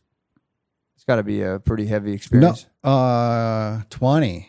Or 20 years 19. old. Yeah. Okay. No, maybe I was 21. 69, 89, 88, 19. Okay. Damn, that's pretty wild. Yeah, that was just like a quick thing mentioned in the book, but I was like, that's kind of. But then what happened in Marion, in the world, like in nature, there's no wasted energy. And if you live to be 80, you've had 6 years of dreams. Yeah, it's kind of crazy. Right. And so once I got to Marion, from this very first day to the day I left, every single night I'd dream and we'd meet and we'd talk and we'd get it out. That's cool. Every fucking day. So I made peace with it somehow. But yeah, there was a rocky relationship. I mean, my dad suffered from PTSD. He fought in a war. I don't know if I was, because you mentioned it when you did your thing about hitting a kid. Mm-hmm. Yeah, Is that really the way? So 5 or 6 year old boy, that's, it didn't happen all the time, but it happened enough to where it's it's significant, right? But it doesn't have to define who I am today. For sure, yeah. So I don't know. Does that answer your question? No, yeah, that does. It was like a heavier moment, and I thought this was kind of interesting too in the book. This was kind of like the crux of the tale. Was like you're in jail, you're kind of having a good time. You're selling a little black tar heroin. I was finance my weed. Oh my god, that's just the hypocrisy of it, right? We're gonna keep this shit illegal. I know. What the fuck? It is crazy, but for me, it was crazy that you just tried heroin and were like, man. That was cool. I said the whole thing with drawing the needle back and the blood coming in. Was that creepy as fuck doing that? I don't like needles at all. That's why. No, it was creepy as fuck. And the thing is, it just felt like I was really stoned. So I'm like, I'm not. Why would I want to do this other than smoke pot? Yeah, because then I'm getting physically addicted. I'll be sucking dick to get more or whatever. For sure. Yeah. So it wasn't this otherworldly. Oh, that's the thing. That's it. That's the other thing. When I jacked off in this thing, that's the third thing. So when I was out, that was very significant. So when I was there, I said sushi, surfing, and when I was out selling LSD, they thought you were an alcoholic or doing coke or heroin, you could not get the good LSD. You were done. And they always trained you for safety first. And it's like they knew, they could see in my soul, this motherfucker will not rat. Somehow they saw that. And when I jacked off, I said, I'm going to fucking try once. I want to just try it. I want to stick a needle in my arm and I'm going to try heroin. Was that because of Jerry Garcia was he into heroin then, or that was until the 90s? I don't know the whole history. He was in it, probably from the beginning, but when he got addicted, it was definitely in the 90s. Bad, really bad. And then he went to the Forest Knolls or Serenity Knolls, and then he died. I don't know if it's because of that, but it was no, it wasn't because of that, because the people that do heroin and coke and are alcoholic, they're not thinking safety first. Right. And then they bring that heat on. Mm-hmm. People, because they're in the circles of the heavier drugs, where LSD was very clandestine. Yeah. So That makes sense. So that was part of your thing. Like, I'm going to try heroin too once. Now I can do it. Yeah, that was the 3 things I promised myself. You were getting crushed by the corporate lifestyle of selling LSD. So you're like, I'm going to. I was always to get to the next show. Like, because if you went broke, you could sell grilled cheese and beer and make $600 or $800, buy 20 or 30 sheets, go to some city for 2 weeks with someone that you just met or they know the city, and then make 4,000 or 5,000, and you're good for like the whole tour. Yeah. I mean, $2,000 or $3,000 in the 80s on tour, it was like, you're set. True. And you got 3 or 4 guys in the car, but like, there's always was the juxtaposition. It's like, I'm risking my fucking life for a little bit of money, even though I believe in it. Like, so that was the dichotomy of wickedness. I mean, how fun was that? Just being, a younger. That was amazing. Kid basically just following around the Grateful Dead. It was beautiful because like those people accepted me. It was like a family, and it was just like love. The scene in the parking lot when I went to the first show was unbelievable. Like it just was what was missing at home. Mm-hmm. That makes sense. And it was beautiful. But no, it wasn't like I was in fear because I've sold very little drugs at a show. I would meet people and like make things happen, but it wasn't like I was out there, doses, mushrooms, this, you that, weren't really getting after it like that. And you didn't have to because you could do grilled cheese and beer and do fine and make money, and then the acid connects. And then like these people who did the LSD, like we'll just say Rainbow, the Vesuvian Man? Yeah. So one side had that, and then the one side was surfing hippie ladies. And then the sheet is 1,000 hits, which is like maybe a 7x10. And then 10 of those is like accordion. So that's 1 gram of LSD, which looks just like a gram of cocaine. Mm-hmm. And then they would pay someone to batik those sheets with each square of 100 hits would have the Vitruvian Man from what's his name? Astronaut. Da Vinci. Yeah, Da Vinci. And the other side would be the surfing hippie ladies. But that piece of paper was like artwork. You could not counterfeit that. Makes so sense, if I saw one of those sheets on the lot, I'm like, all right, Rainbow is here. I'm going to search them out. Like I know I can get, and then they would front me anything, but I would never, they would front me 10 grams, which is 100,000 hits. But I would like, what am I going to do with it? And they would train me. Like, if you ever think there's heat around the corner, like throw that shit away. You just have to stay safe. Like one time we did a 10 strip and like, they were just with me when they met me. And you took 10 hits, you're saying? Yeah. And they could tell somewhat, however they told, they could tell, but like I was in. Damn. I was in. What was that like when you like, that was your first experience? Was that your first experience with LSD? No, the first one was the year anniversary of my dad's death. I was with new friends that I met, and we were in the show. They were blue unicorns, and there were lights like this on the ceiling, and we just kept eating the LSD. Because I'm like, I don't think it's real. I don't think it's real. It was her second time. And then I don't know, I probably got to 8 or 9. And then all of a sudden we're like, this is real. But then we just spent the next 15 hours together. We were at the show. It was the most beautiful, lovely experience. Like you were just in the moment. It's hard to explain in words. Mm-hmm. But that was a beautiful trip. But the time I took the 10 was, Northern California, and like you could sleep. I mean, pure good LSD is not I don't think it's really harmful unless you have something psychologically that's really impending you, and or the precursor to the trip. Like if you just got in a wicked fight with your ex-wife and she's taking the kids and you got to double the alimony, and then that might be bad. Yeah, that makes sense. And you were saying in the book too, these people who were like, there was only a few people who were able to somehow secure the ingredients necessary to make LSD, because it is hard. I knew a guy in a lab, and he could make almost anything, but he's like, I can't make LSD. Ergotamine tartrate. No, it's a substantial amount of glassware, and it's not just some bathtub shit to get pure LSD 25. It took some time, and so the other thing is like, and you're not just going to make.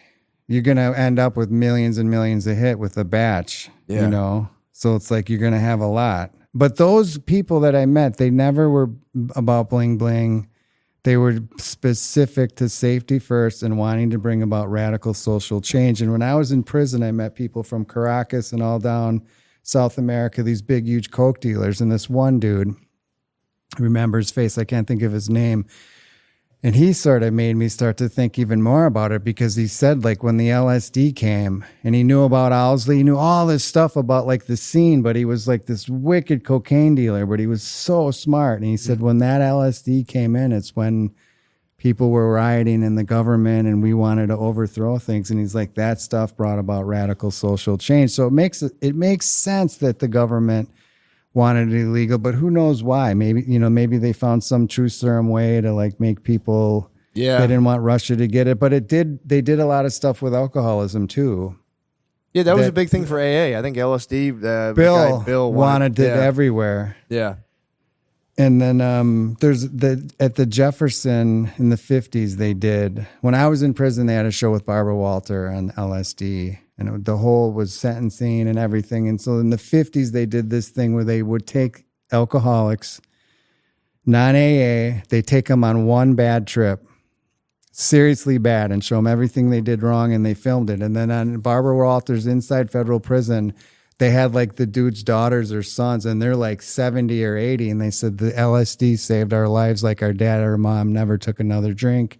They completely changed them. Damn. So that was a small study. How much? Do you think how much they were giving them? They were probably back then. Too, I think it was they showed it was 1,000 mics. They showed that it was from Santos. They called it Dicelin or something like that, and they would give them 1,000 mics, but they literally would take them on a horrendously negative trip the whole entire time in a thing with doctors and like. Well, it's weird too because and then it would infect them forever till they died. Dude. I mean, imagine again in the 50s, like LSD, like I grew up hearing about it. You have like a context for what it is, like it's like it's like hippie stuff and jumping out the window, you're gonna die. Yeah, or even being like say I was following like fish, and if I was a kid, I would have been like, yeah, it's like weed. It's like you get high, but in the 50s, if someone just hit you with 10 hits of LSD in a lab and like, get your fucking life together, I'd be like, I always thought it was going to make you go crazy. I mean, I didn't take LSD till I was 1989, 20 was the first time. And so I had a few times at shows, I would buy a sheet or two from someone I didn't know, and I just would sell it at high school. I'd say, is this real? And I did mushrooms a couple times, but like, even though I thought I was a free thinker, there was like, you're going to take it and you're going to want to fly and jump out a window. Like somewhere that got started because that was always in my head, but it wasn't that dangerous. But I don't know if it's for everyone. Yeah, it makes sense. But I think that if a big slice, like if you go to Gaza, right, then Terrence McKenna would go all the way to group sex, but he's like, you get both sides, Palestine, the Jews, and let's all take some LSD and sit in a room. I guarantee you they're going to fucking figure it out. Yeah. And they might start fucking each other. That'd be sick. Right? Be sick. I mean, the peace on earth, man. Yeah, I know. Yeah, I mean, it does seem like it could, do that. It is unfortunate because I like you were saying, it's not for everybody. And I have seen people who abuse it kind of lose it. Like LSD? Yes. So I've never seen that. I believe it. But I think you have to have underlying stuff already kind of kicking around. Abused it like daily? They were there was like every weekend, just boom, like, and like constantly, as you said in your book, you didn't take it less than a dozen times because it's so profound. What do you need? These guys were every weekend, the nitrous, they were just partying with it. And I remember, I see the one guy, I was in a grocery store and I'm like, oh, hey, what's up, man? He was working there. I'm like, how you doing? Dude, he cornered me. He's like, I'm fighting a battle against light and darkness. And I was like, oh, boy. I was like, all right, bro. I was like, I'm going to grab my stuff and get out of here. But it was, yeah, I remember this guy, but again, it could have been just like underlying stuff because that is like, if you take a person who already has, even if like, they could have like had a job and just been a little weird or whatever, but it's like if you really kind of ramp that shit up and it's like you don't give them any kind of like way to work through all that stuff, it's like, yeah, no, you're right. It makes sense. You would lose your fucking mind because you have psych now. What is that? That was I'm still trying to figure out how to do it. I have an idea with what I want to do, but I got obsessed. So I've always liked psychology. So I've always liked psychology. And then I went to school for social work to get my master's. Yes. I wanted to start something like AA that's just not centered around drugs where you can kind of get people. Anything. Yes. Who are like, I could talk to people who are, like PhDs or whatever and have them help me come up with some sort of program that could be peer led around like just mental health stuff in general. That way, like if you can't afford a therapist, you could still have like a group that's like, it's not like therapy per se, but it would be using sharing the tools, like that. These people, like these PhD level people, make up, and like how do you kind of disseminate them in a way that like it could be done in like a peer to peer thing. So that's my goal, and I'm still looking for therapists now because I want to just salary a couple therapists now that I can to just kind of like run groups and like kind of like curate the whole like online space. That's awesome. Yeah, and it's for. How did you get that name?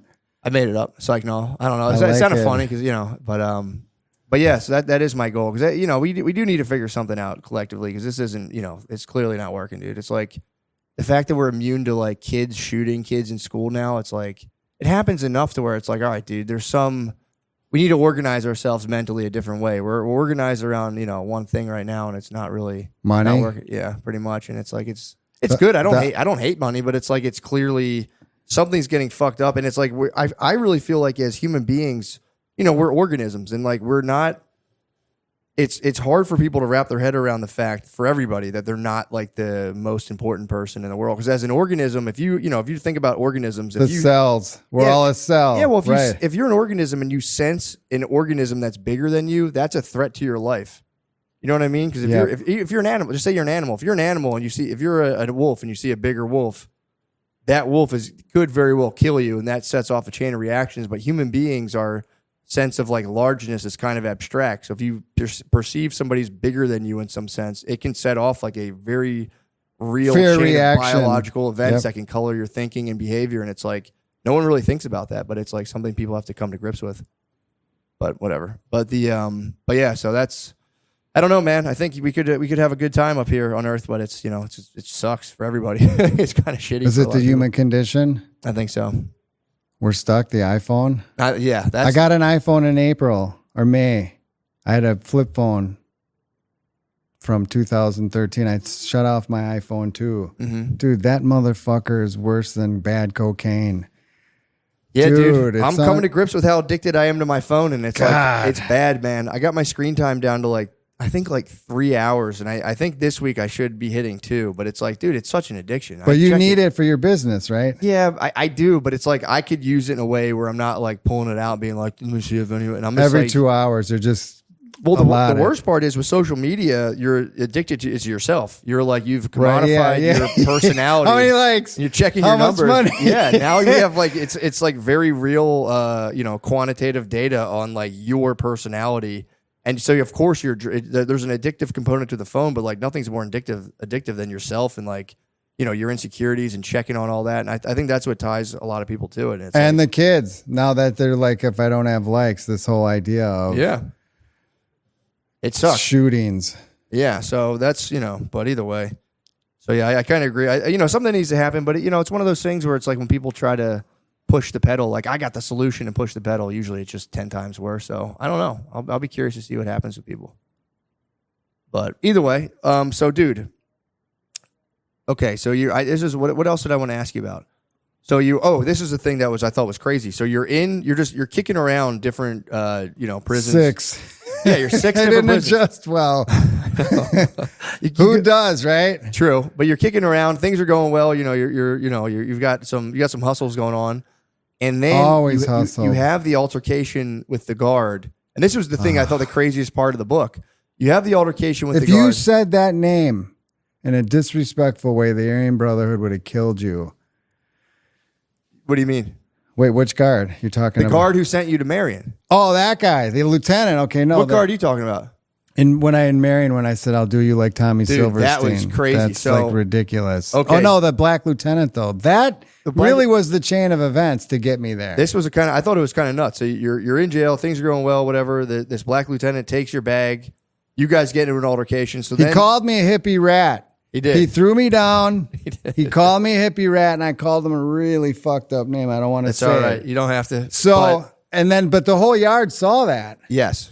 And he had, and I never ratted, but he knew that. He knew. I didn't realize that. He said that to you in front of all the other prisoners, which is kind of a death sentence. He's like, well, because when I came to that prison, he wanted the bag. Yeah, he's like, I'm going to get that bag. I know you faked that property slip. And your friend stitched it for you. It was like a nice, it was like your prized possession.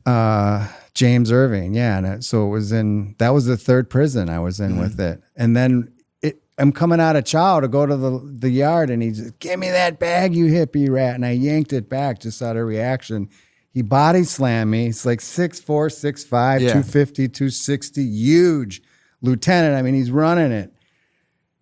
And he's like, you fucking hippie rat. And I'm like, oh, fuck. But he knew when you come in, they know who's ratted, who didn't rat, who might have to be in PC or not. So he knew that he was pushing my buttons. But anyway. Yeah, so the thing I thought that was wild was like that incident kind of aligned itself with the crack laws, where it was like they reduced the sentences on powder cocaine, didn't reduce the sentences on crack cocaine. So then there were these like racial riots in the jail.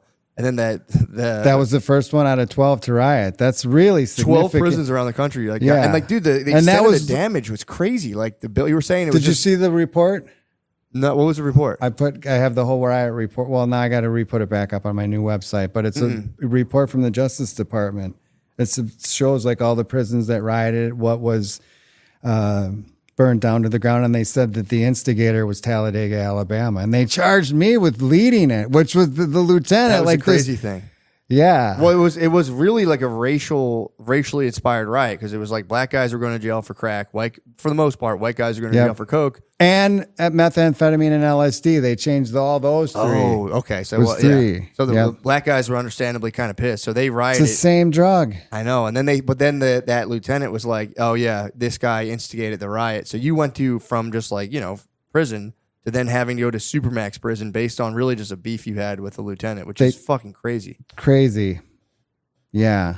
There's 22 or 23 black guys and me. And then after the riot, when they did the hearings, everybody in the prison got in wicked trouble. But no one got sent to Marion, but just us 23. And Marion, can you just explain what Marion is? Because I didn't know what it was before I read the book. Supermax Federal Prison opened up in 1963 after Alcatraz closed. There was a control unit. And then in 1983, Tommy Silverstein and Clayton Fontaine killed 2 prison guards in the control unit, which was the supermax of supermaxes. And then as a result of that, they made all of Marion the control unit, and they called it the Marion model. So that was the most secure, heinous 23-hour lockdown ever fucking conceived. And man, and then in 2006, they decommissioned it, and then the ADX opened. But in the 1990s was like 385 of the most sophisticated, predacious motherfuckers on planet Earth, man, and me. What the fuck, and dude? It was long 23-hour lockdown, 1 hour outside a day. Yeah, and you had bars. So that's actually was a saving grace, because if you're laying in your cell, single cells, you're looking out, and you see the big, tall windows, where if you imagined it was like a door, like in the ADX. Ugh. And some days they might give us 90 minutes.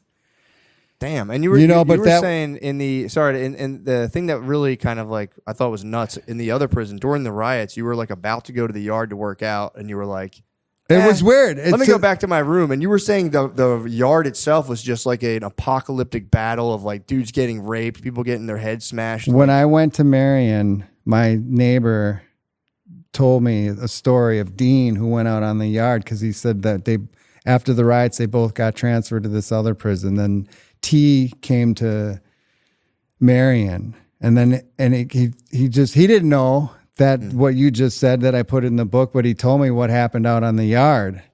And he said Dean was almost dead. Like he was beat so bad, like his head caved in, like he was alive, but just like not doing really good, even after like months of like he was that fucked up. But then in the unit you walk in and it was just a jungle. But like we were all together. They were breaking the machines. We were trying to break down the door to where all the records were, because all the official records were still like physical. These guys who had all the crack law guys wanted to burn them.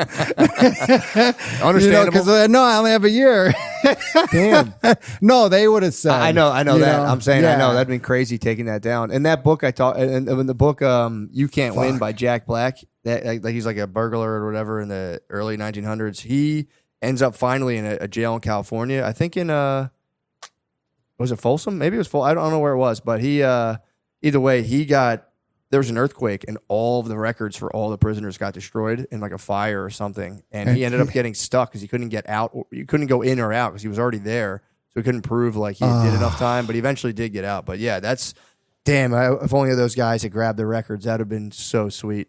When they toured us out of the because I didn't see everything that happened. Once they locked us down, we were in that unit for 8, 9, 10, 12, 13 days before we left for Marion. But when they took us all out to go to Marion, the one building was burnt to the ground and another building was halfway burnt down. And then when we were in there, we could hear bulldozers and shit, but you didn't really know what's happened. But I'm like, where the whole housing unit was, it was gone.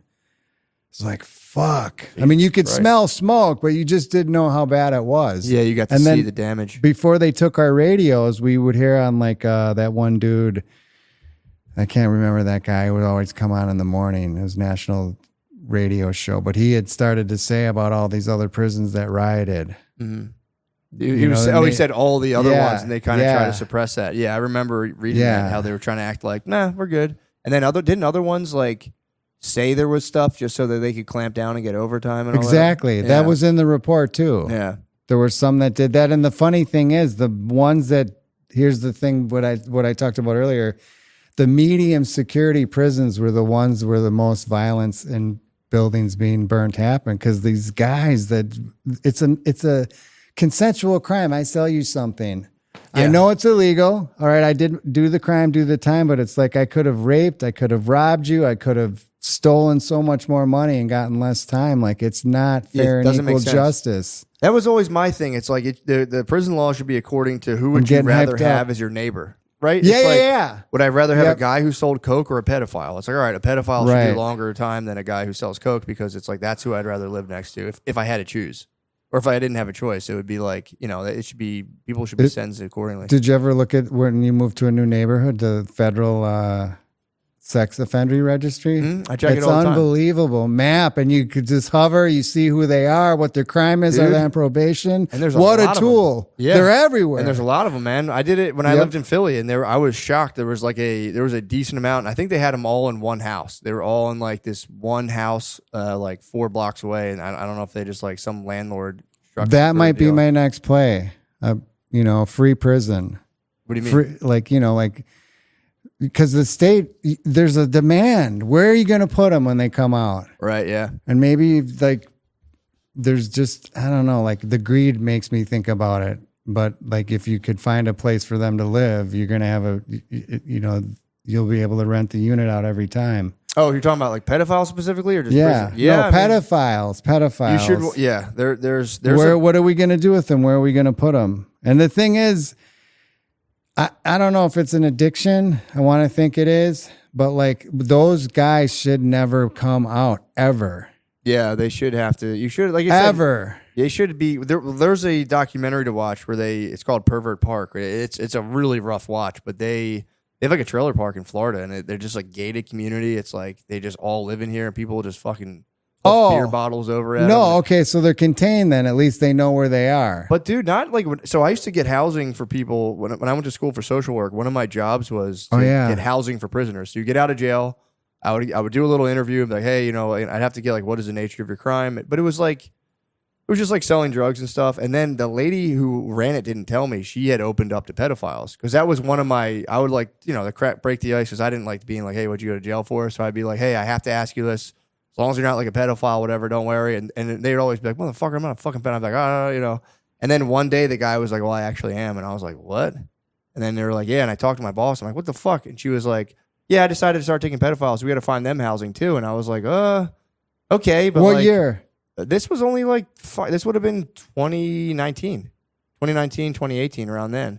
My thing was like, I didn't want to, and I would call their probation officers, because I would be like, isn't there laws? These guys can't be. I can't like throw this guy into Best Buy. Like there's kids around there. No, there's the 1,000 feet or whatever by school and all that. I think there is. That's what I thought it was, man. But this person, it was kind of like leading the thing.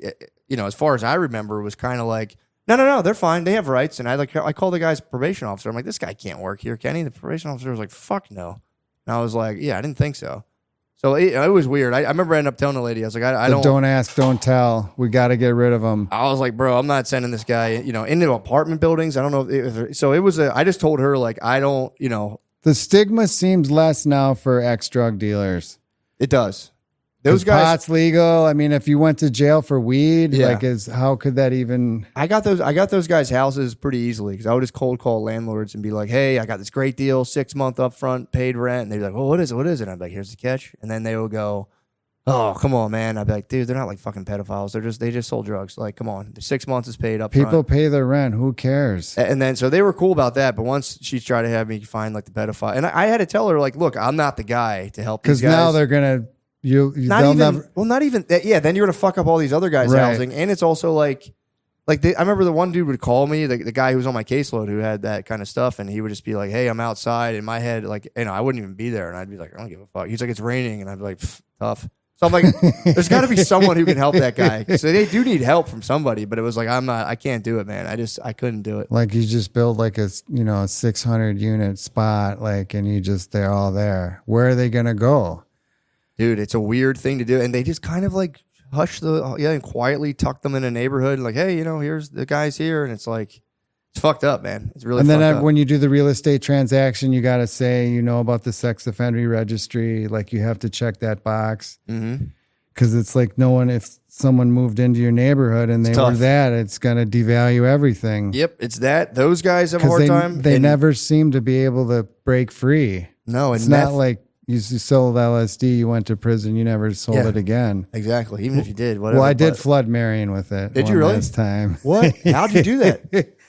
So yeah, you were in the super. You're in the no, I Supermax. did. I set it up. I don't want to say his name. Oh, I remember this because you were pissed when you got. Was that correct? I don't think I put it in the book, but maybe I put it in the book. I don't think because 2015 I got out. No, that would have been after the statute of limitations. So I set it up. I said to my friend, I said, listen, I don't know if I'm going to do this, but if you get a letter that's like this from this place, this is where the LSD will be. So I drove. I was on federal. All this shit's past. It's 5 years statute of limitations. The only way that they can extend it is if they ask a court, and then they have to notify you. It's just all entertainment anyway, dude. So right, and so I got it. I got the liquid. I put it on the paper. I wrote this letter with gloves on, and with my left hand. The envelope, and I drove past Marion. Mm-hmm. Way down south through Illinois and then into that state that's right to the east, either Tennessee or Kentucky, and then just went to a mailbox with a stamp and just put it in.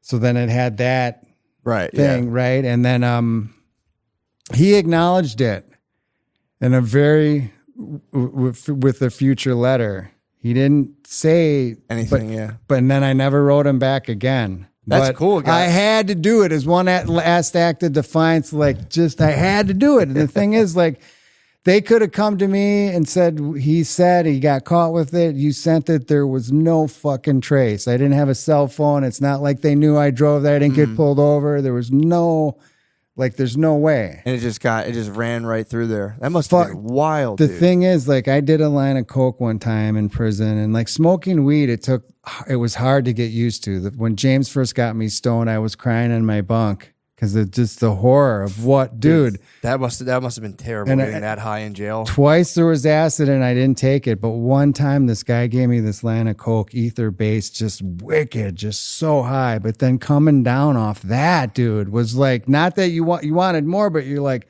I'm in fucking prison. Ugh. Dude, that's a hard fucking reality. So what was it taking like, acid, yeah. Herb got 4 or 5 hits. Each hit was 200 mics. And he asked me for a week, not to push me, but he said, because he's like, we're all going to take this, but there's one for you. And then he kept coming to the chow and saying, are you sure? Because he's like, I'll probably never get this again. Mm-hmm. And then I remember when they took it, they had a great time. But I just thought if I took that in jail, 8 or 10 hours of tripping in prison, I don't know, man. I couldn't do it. I couldn't. I have a friend who smoked K2 in jail, the synthetic weed. Yep. And he said and this guy was doing. Isn't it just like heroin. weed? Yeah, but apparently it's kind of harsh from what I've heard. It's it can be because it's just a chemical. So weed, the plant can only get so strong, but K2, they're spraying these synthetic cannabinoids. It could be fucking. Who knows? Exactly. So he said, and this guy, he had done tripping all the drugs you could possibly do, and he was like, dude, fuck that shit. He said he was in there. He kept hearing people coming, checking on, and it wasn't happening. It was him and the dude in there just in terror the whole Did you time. like the way we made pipes? Yeah. It worked perfectly. And the thing is, and if you blow the smoke out with another tube of bounce, you see smoke, but you cannot smell it. That was the old It's college. That's the old unbelievable. college trick too. You got to suck the whole hit down though, so there's no little There's no smoke left. That was the college trick. You would put the Febreze fabric softener sheet in a paper towel thing and blow it out. Because pot smells so strong to people that don't smoke it. Yeah, smoking weed in jail does seem like a lot of trouble. Seems like you'd have to be really kind of careful. I guess you could go outside. Sparky took me out, and we just kept hitting this joint during the move right when I arrived. And when I got back, I swear to God, it was like I took 10 hits of acid. Freaked out. I was so fucking stoned. Like, Eesh. dude, and I'm like 151 months. I hadn't won an appeal. It was just this wickedness. It really set in. That weed does that to you, where like the reality of stuff And sets in. every in day he like, took me twice a day, and after about a week, it was got- like, you yeah, got let's go fortified. fuck it, you got to do your time, right? And then they taught me how to beat the piss test. You drink. I read about that. You drink a gallon of water, and then the lieutenants give you 2 hours, and because they can't just grab you and say pee, they say you got 2 hours to report to the lieutenant's office. Mm-hmm. You got to drink a full gallon in 15 minutes. They taught me this, and then they said by the 6th or 7th piss, they said you want to wait to 7. If you can wait till 8, it's just pure water.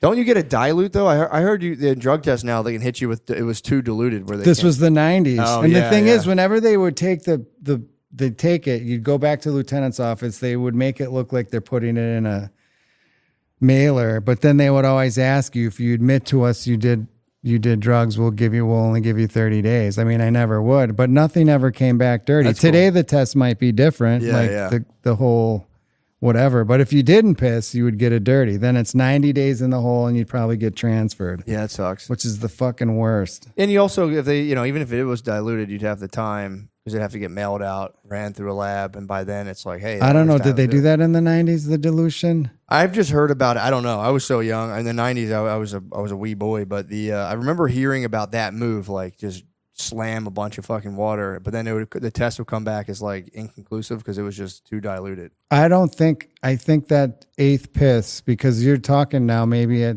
45, 50 minute mark, if you slam that, it looks like water, it smells like water. Yeah. It's probably barely 98 degrees warm. No, it makes sense back then that they would have been like. But today, I think they probably could detect it. Yeah, I had to do a drug test when I was working for my dad. He does demolition. We were like working in like on the hospital kind of, or was it a hospital? It was a school. It was a school. So they like everyone had to get drug tested. So I remember what we had to do. We had all day, and it wasn't like you had somebody watching you. So we just had like. I filled up a latex glove of pee from somebody I knew, and then you just keep a hand warmer on it, so it keeps it at like 98 degrees. How did you know he was clean? You just hoped? I just knew he was. I asked him. He didn't. I knew so he didn't smoke weed or do anything. So I was like, "Let me get pee in this glove for me, or pee in a thing." And then I just dumped it in the glove, And it worked? Kept it on a hand warmer. But then I got there, my friend needed some too, so we had to split it. And then we both. I didn't realize there was a minimum amount, so we both gave like that much. Did they take it? Yeah. That's the awesome. nurse was cool. She was really, but they hit you with the temperature. That was a big thing. They temp check it because then they see if it's cold. It's not 98.6. Exactly. So the hand warmers, I had to ask for hand warmers in like July. I was like, "You guys have hand warmers back here?" And they're like, "Yeah, but why?" And I was like, "I don't know, man. I just need them. I'm going somewhere." So, but yeah, that's pretty crazy. So then that story too about getting. What about the duffel bag? What about it? What do you think happened to it?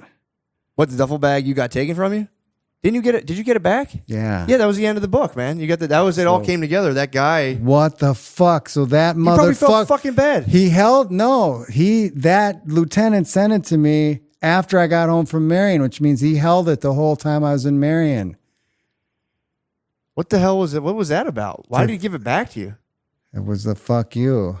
You think that was his fuck you to you? 100%. What? You don't think that was? I took that as the guy who was like had a nice moment where he was just like, let me give this guy his bag back. No way. Why did he do that? Just to be a I dickhead? think so. I burned it in a 55-gallon drum that day. I had a ceremony to let it all go. That's cool. That makes sense. I did. And maybe it was. I never thought that. I mean, I wasn't in a bad. It just struck me like this motherfucker sent it back now. It is weird. Also, is it normal to keep, like, how would he even get an alert that you were out? He was following it. He had to be. Yeah, that's kind of weird. Yeah. So like, but it represented so much. Yeah. I had to, like the Phoenix, like just let this go. And I had a ceremony. That's pretty cool. Yeah. No one was there. And I just like, this is going. This thing's out of here. That makes sense. Just I don't regret it, but it would have been kind of cool to say, hey, here's the green duffel bag. But no, man. I had to let it go. I had to just get rid of it. It symbolized so much. Yeah. And just to move on. Was that bad psychologically? What do you think? No, I think that's, feel good doing that. Get rid of it. Just to, that way you're out. That's like a chapter that's totally done with. Yeah. And there's something kind of cool and ceremonial about being like, all right, I'm done with this part I of my can life. let go. Especially if you think the guy was fucking with you. I'd be like, fuck you, dude. Well, I don't know that. It shocked me, though. Yeah, I'd be that freaked this out, came. dude. It was shocking. Yeah, that would have freaked me out. Like, first of all, I was like, dude, you're keeping tabs on me. Staying with my brother, which the probation officer would have known, but like all my other stuff I had. Yeah. Like, because when I left Marion, there's that stuff that got sent. Like, this was maybe weeks or months later. It just was weird. It is weird. And then the one thing I did want to ask you about, because this is in the book as well, you got out and you started a pretty successful real estate. Dude, I venture. was so focused. I got to come back. No, I was like by accident. The house, there was a bust. They showed coke. I was going to my job. There's an arcane law that was like, you can make an unsolicited bid with the Marshal Service if they seize assets. And I knew all this from jail. Yeah. And so then I actually dated the Marshal. It helps. A little. She probably would deny it. But so I bought that house. Yeah. I bought that house probably 18 months later for like $25,000. And then I just like felt like changing the design. My mom would always take me to these Frank Lloyd Wright homes. Mm-hmm. And so I just started doing it. And then some people helped me in the neighborhood. They saw sympathetic to the architecture, but I needed help like with the design and just people and contractors. And then that just started the evolution. And I was hyper-focused, monster, just like going after it, like not worried about a Rolex, but just loving what I do. And I was good at it.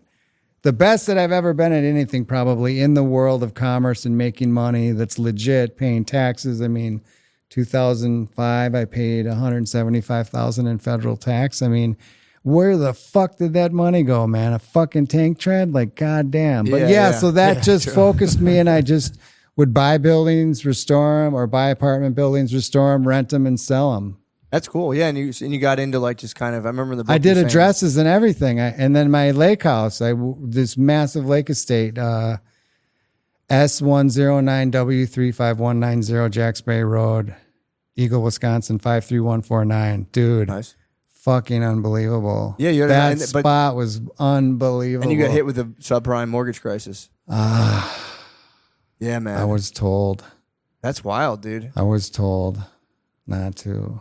Yeah. I mean, I don't blame them. I wanted to get to 3 million and then get 3 million in T-bills and then still do what I do. But that was my goal. And I had 9 years at $1,010,000. I bought that lake estate and 2 other houses, 6429 North Santa Monica and 1525 North Marshall. And then just, it went, man. And I paid all the mortgages till I had like 11,000 left. And then a bankruptcy lawyer came to me and said, if you file bankruptcy, you could stay in that lake house for another 18 months. And I said, dude, I'm giving the keys back. Like, it's done. I'm not just going to stay here. And I flew to Hawaii and I started to caretake a farm. But that took me 10 years mentally. Like now, like you being on here, like that focus and drive, like it's there. I have it, but I still do it today. And I have a little, not where I was, but I'm not driven like I was and I want to be. Right. I want to be. But you're still doing the properties. Yes. That's cool. Rehabbing and fixing up. Yep. Yeah, that was. I guess I'm an artist and buildings are my medium. I'm not cool. a contractor because I can't do it for someone else because then it's their vision and I can't just do what I do with the people, you know? That's true. So that's what I know. Like I can't, like I'm not a painter. For sure. That's kind of like what the hand I was dealt. Yeah. No, that's pretty And cool. I love working out. I like working out. It's a nice physical job. Yeah. Yeah. So what's the plan now? What are you up to now, and what's your plan to do? Well, you've inspired me. I'm going to do an Audible on the book. I'm going to do a second edition. I'm pretty sure I'm going to keep the name. And And then the whole social media thing is like all new to me, but like you can get paid for views. Yeah. Like you can go on a show and drink Liquid Death and show it, and like you're gonna get 10 fucking grand. Like I see it. I understand marketing. Like holy fuck, man. You want that Liquid Death money? Fuck yeah, man. Why not? Like it's cool. The fame part is weird to me, but I guess like that's part of it, you know? Like So what, are you gonna start a podcast or something? I don't think I could compete. Right. But you just want to do the real estate. I'd love to sell the book, the movie rights. I had started a cream plate. That would be really cool. Yeah, you know? and with the book, it was funny because you did what, 5,000 copies? Yes, sold them, and now the only books are on Amazon. And I was like, I'm not selling them for $200. Those are other people. We looked up his book. Me and Nate were there. Nate Marshall were looking. You thought it was me? And I was like, damn, this guy's selling his books for fucking $200. No, and it's all they're secondhand sellers that because they sold see all your ones. Yeah, from the soft white underbelly. It's like within a couple months, I'm like, Mark, what the fuck? People are selling my book for $250. He's like, yeah, that's part of the deal. You got to print more, dude. I could print more or do a second edition, because what I want to do is a chapter every other chapter, and then add Marion. I took a bunch of stuff out about Marion. Yeah, the book was. I'm telling you, the book was great. I couldn't stop reading it. So, but they do a feature film on a guy who invented the delay on a windshield wiper, $80 million. Like they'll do it on anything. But the story. That's not my story. I mean, my story's there, but just the story of the history of Marion. Yeah. And the drug laws and like the riots.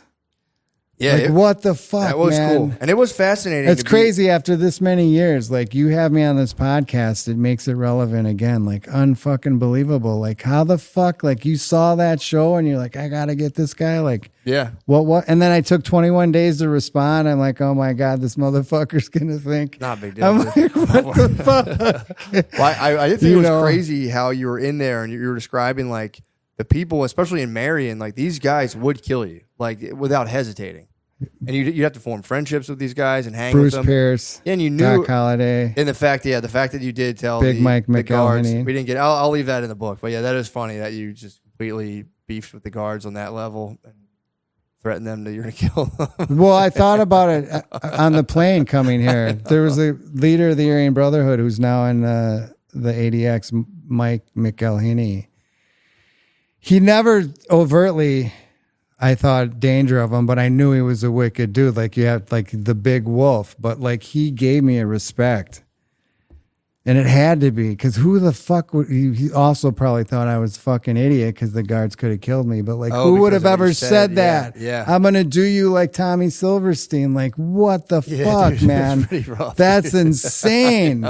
I mean, I'm not bragging. I'm like at all. Like, how could that have even come out of my mouth? It shows you the naivety I still have probably this day in some form. You know? No, that was pretty sick. But, well, dude. Yeah, man. Fucking pumped. Thank you for coming on. Thank you for having me. Perfect. Thanks, bro. Thank you. See you, man. Thank you. James Fox, welcome. Thank you so much for coming on, man. Thanks for having me on. You have your new documentary, The Program, I believe. Yes, it dropped today. Dude, that's dropping crazy. right now. How about the timing, dude? You couldn't have planned that better with the goddamn fucking... I literally had an flying. Air Force colonel text me and he goes, so what's up with the promotion? You managed to get a full-on alien invasion on the release of your film. How did you coordinate that? Hey, man, there's just larger forces at play, so that's all that is. Yeah, no, I welcome it. I mean, within reason. Yeah, for sure. So I don't want people to panic. Yeah, well, dude, so to be honest, I was watching the documentary last night, and I was just like on the way to a holiday party, and I got really stoned from a vape pen. I haven't been smoking like that, and I was just like launched, and I started watching your documentary, and I just started bugging out. I started thinking about just the vastness of the cosmos, and just kind of the the inevitability of there's got to be some other sort of consciousness or life form out there. And it's like, I was bugging. I was like with my wife and I was like, dude, turn it off. I'm freaking out right now. At what point did you turn it off? When we got to that, the NASA conference or before? It was before that, but we were, I just started thinking about it because it was all these like, there's these like Congress meetings and all these people. And it was like the line that, I don't know if it was from that or someone said it, but it's like, why would these people put their credibility at risk for no Absolutely. reason? No, come on. There's a there. Yeah. So it's like, and so, just tell us a little bit about the documentary. How did you get into all that? And like, what kind of like launched you into identifying the UAPs now, not UFOs? Yeah. Well, yeah. So, UFOs, unidentified flying objects, and it went to UAP, unidentified aerial phenomenon. And then it because they're coming in and out of the oceans as well, they changed it to unidentified anomalous phenomenon. That's where we're at right now. To me, it's like they're just making it harder and harder to say to obscure the truth. That's what I'm coming. It's like you unidentified alarm. I can't even say it. So I'm like, now I'm out of the race. And UFOs had a bit of baggage. There was always sort of that knee-jerk reaction when you mentioned UFO. So I think they wanted to kind of, steer away from that. Yeah, stoner stuff. Yeah, get into the UAP stuff. And it was really funny. I think it was today or it was last night. Senator Schumer, Senate Majority Leader Schumer, is being like hammered in the press. I don't know if you've seen it yet or not. And the guy's like, you don't know what it is. Therefore, it's a UAP. You wrote the legislation. Don't you remember? Like, he's like, well, we don't know what they are. Therefore, it's a UAP. But they wanted to say the word so blazed when he wrote the legislation. They want to say drones because UAP has people freaking out. Charged, yeah. And it's so funny too because they're going, well, we have absolutely no idea what it is, but everyone's fine. Everything's safe. There's nothing to worry about here. Sure. So there are just like tons of drones popping up and everyone's freaking out because nobody knows whose they are. I initially, on first look, I was like, oh, it sounds, conventional because, UAP demonstrated technology that's sort of light years advanced from anything we have. But then I started doing a little deeper dive, and I'm hearing reports that they're evading the military, radar, FLIR, they go dark. They have a loiter time of hours and hours and hours. Then the Coast Guard reported being followed over the ocean. I mean, it just something weird is going on. I don't know exactly what it is or who's behind it, but people are scratching their heads. That would be crazy if it truly was like an alien consciousness, but this was their like mall kiosk of them like flying around holiday toys and being like, check this out. And everyone's freaking out. Watch us freak out the humans. Look at them run. So just take us through. You don't have to obviously give the whole documentary away, but it's like, how did you get into that? And like to what depth does this whole phenomenon go? Because like you were saying, when I grew up, it was just like aliens, and you'd get a poster with black lights of an alien being like, peace, man. Right. But yeah, the more you hear about it, like they just came out of nowhere. Like the government, I feel like a couple years ago was like, oh, by the way, aliens are probably real. And everyone was just like, what the fuck? What are you guys doing right now? Yeah, well, I mean, so how that came about, I'll back up a little bit and tell you how I got into it. And I had a father who was a journalist. He was a quadriplegic with MS. And so at a very early age, I was traveling around the world with him because I was his legs, I was his chauffeur, I was his nurse, his secretary, we just traveled together. He was a mainstream journalist. We interviewed people like Stephen Hawking and race car legend Dan Gurney and just did a lot of cool stuff together. And so I had a sneak preview into journalism pretty early on in my life through my dad. And then I had a high school buddy of mine that when we graduated, we were 18 and we flew to Europe and we bought a used car, Renee Harris, and we bought a used car, drove from London down to Portugal. We were really close, man. We were like brothers. And then we parted ways for like a year or two as things done. He had different things going on, whatever. And then I, reunited with him. And he was suddenly into this whole UFO thing. And I was like, oh, God, Renee, man. Like, I remember thinking, I'm going to have to cut my best friend loose. Yeah. Like, this is really unfortunate, And he was talking about Roswell and UFO crash and alien bodies. And I honestly thought he'd lost his mind. I mean, I really did. Yeah. What year was this roughly? Probably 93. Yeah. Maybe 94, 93. You were looked at as crazy back absolutely. then for it. And so anyway... I was apprenticing at a video production company, and I went into work, and I was telling my buddy Richard Van Sickle about it, and I had really looked up to. He was 10 years my senior and really professional, great guy.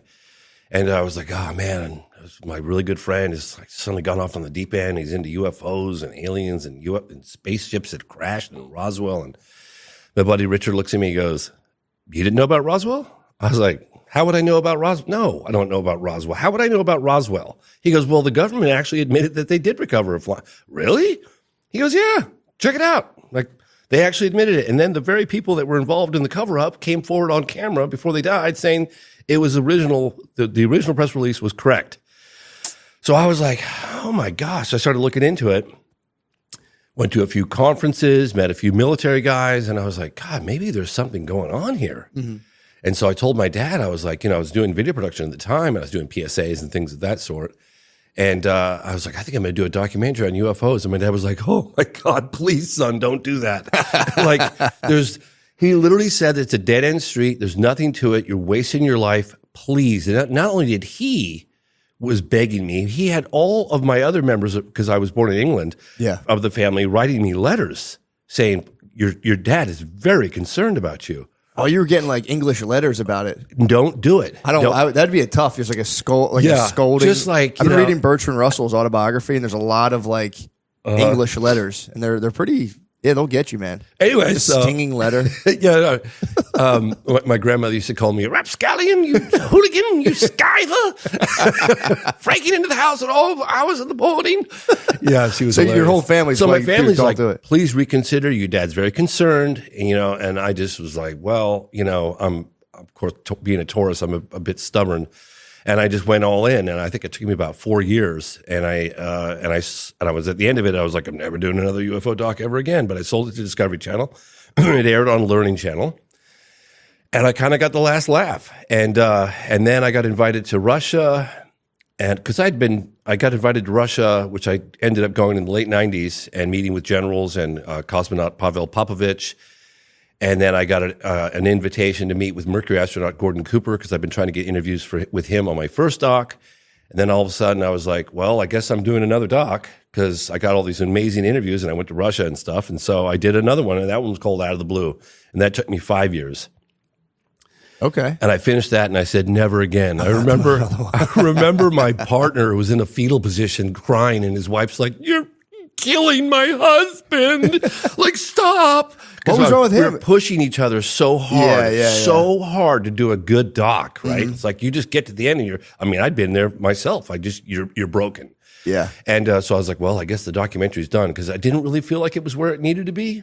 But we were all out of steam. We were out of money. I pushed my partner to the brink of death, and his wife was screaming at me, so I was like, all right. So then we sold that to NBC Universal, and it aired as a 2-hour special on the Sci-Fi Channel. And then 3 years later, I owned the rights again, and I was like, oh, I'm gonna pick this back up and make it to the film I always wanted it to be. So I spent a couple more years on Out of the Blue, and I released that as a director's cut. And in the process of that, I broke a big story with the governor of Arizona, Fife Symington, who there's a very famous Phoenix Lights case that happened in March 13th, 1997. And the governor poo-pooed it at the time. And then 10 years later, I met up with him. It's like, why did you poo-poo it? You had one of your aides dressed up as an alien. He came and mocked the whole thing, and all your, constituents were upset. And he admitted that he saw it too. So then that happened and exploded in the headlines. What did he see? Oh, he saw the lights. Oh, he saw a craft. He saw a big, all connected boomerang shape. He said it must have been a mile from wingtip to wing across, because it was so big. Why did he poo-poo it though? He said that there was overwhelming fear, like people were just freaking out. Oh. He contacted the local Air Force Base, Luke Air Force Base. He contacted the Pentagon, and they all shrugged their shoulders, according to him, and said, "We don't know what the hell that thing was." What?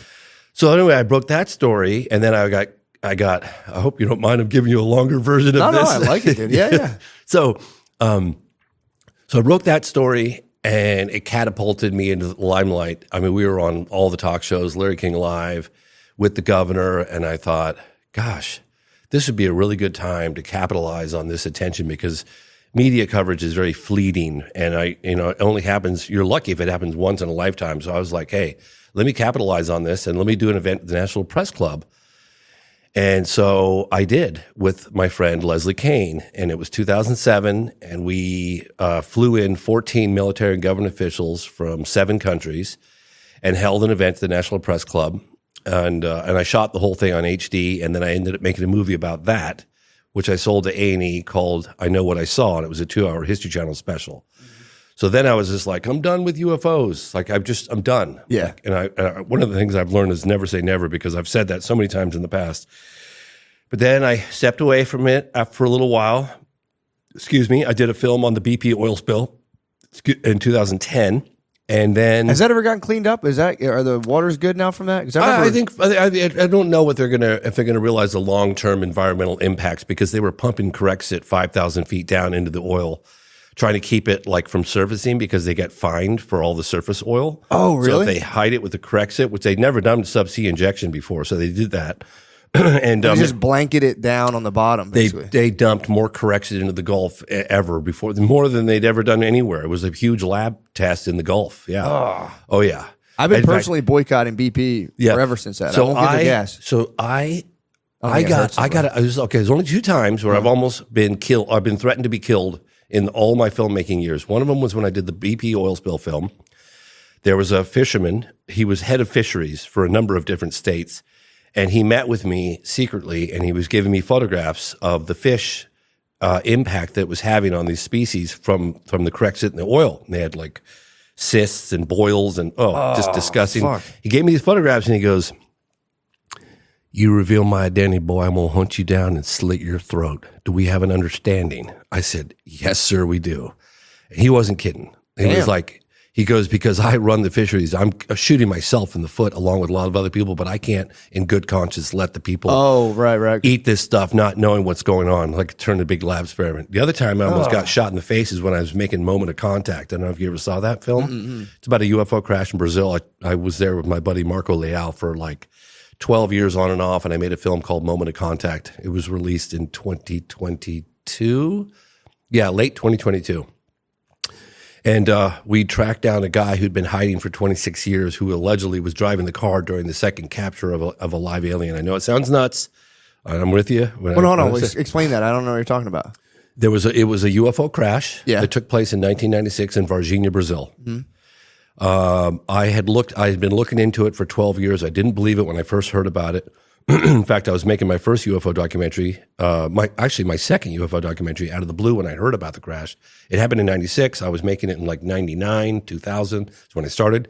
I heard about it, but I was like, that's impossible. They don't have a UFO crash and live aliens walking through the town. No way.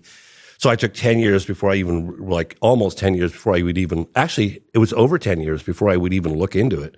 And then I ended up spending about 12 years. But in any case, a UFO was spotted in trouble. It was a cylindrical shape object, like a cigar.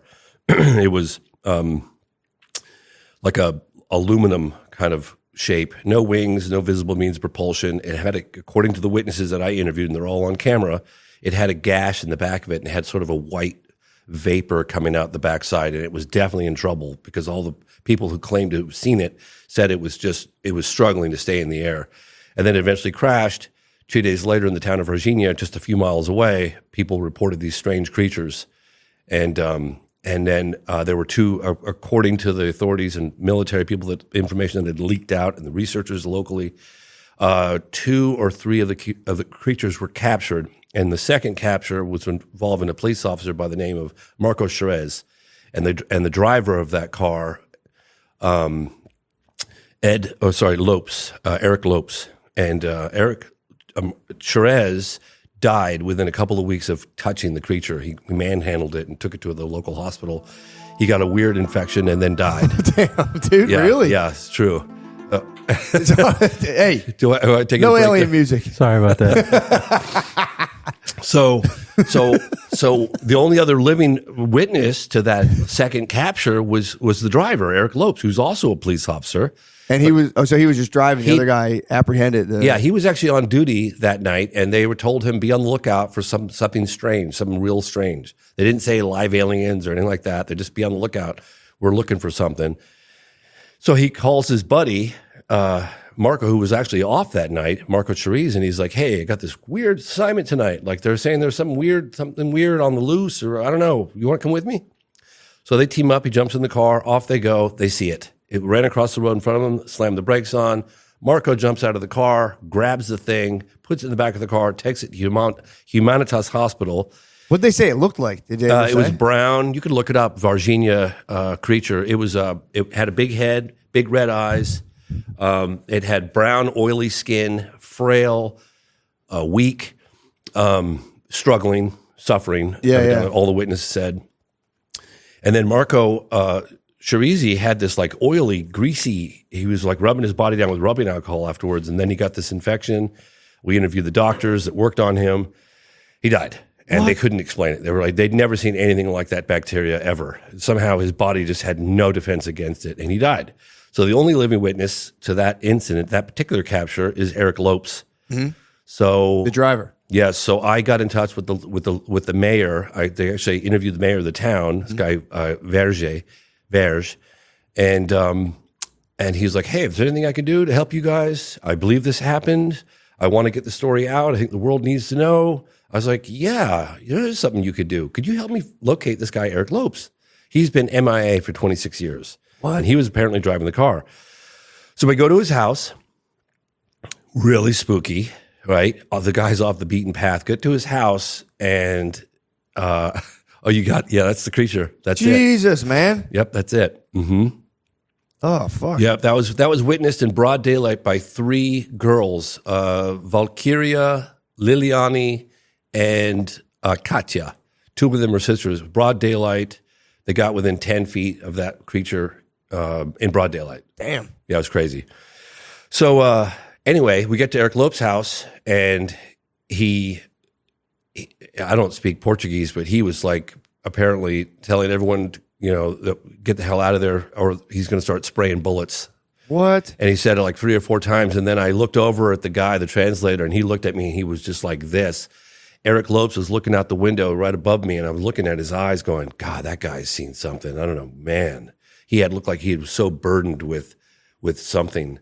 You see it in his eyes. I remember I'd never looked into someone's eyes that had that profound, like he was just burdened with something really Did he look intense. like afraid, or he just looked kind of like just distant? He looked like he'd been shouldering something so profound, so deep, so deeply, profoundly disturbing, and that he couldn't share it with anybody. That's what it looked like. Man. But anyway, it's confused. But anyway, that was a second time. Only 2 times where I actually was like threatened to be shot. Okay, wow, okay. Jesus threatened to be Christ, shot. That's crazy. So you didn't even get to talk to the guy. He wouldn't talk. Well, he funny enough, it's really funny actually, because he said, and you could see it in the movie, when we rolled up, he's like, if you're here to talk about the ET, Eric won't talk. And he referred to himself in the third person, which is weird. And then it was like, Eric's not here. And then it's like, I'm going to start shooting right now, bullets out of here. And I kept asking, I didn't know what he was saying. So I kept trying to get a question in, like to my translator. And the translator looking at me like, dude, just chill, And then finally he looked at me like, it's time to go. Like that look, you don't need to speak any language to get that look. Yeah. It was like, we're leaving now, period. And I was like, shit, what's going on? Anyway. So yeah, that was. What do you think happened to him? Do you think he got like inhabited or something?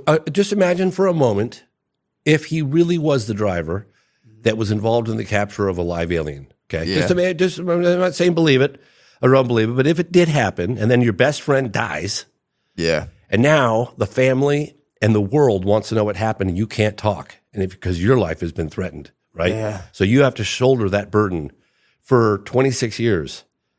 Right? Yeah. So if it happened, you can imagine how disturbing that was. And, he's military intelligence, so, he's armed to the teeth, I'm sure. And I would talk to some other fellow Brazilian UFO researchers, Uberajaro Rodriguez, this guy Peccaccini, and he was like, oh, yeah, back in 26 years ago, we wouldn't go near Eric Lopes. I was like, why not? He goes, everybody knew that guy was packing. He was just going to open fire. I was like, well, now you guys tell me. Jesus Christ, I went to the guy's house. I probably almost got shot in the face. That would have sucked so bad, dude. That would have been a real bummer. Oh, that would have sucked. Yeah. So anyway, coming off the heels of that, I because I did a film called The Phenomenon, right, which covers the phenomenon from the 40s up to relatively modern day, 2017, 2020, whatever. Yeah. And then I naturally, the natural progression would have been to go from the phenomenon to the program, which is out now. But I had unfinished business with this alleged UFO crash case.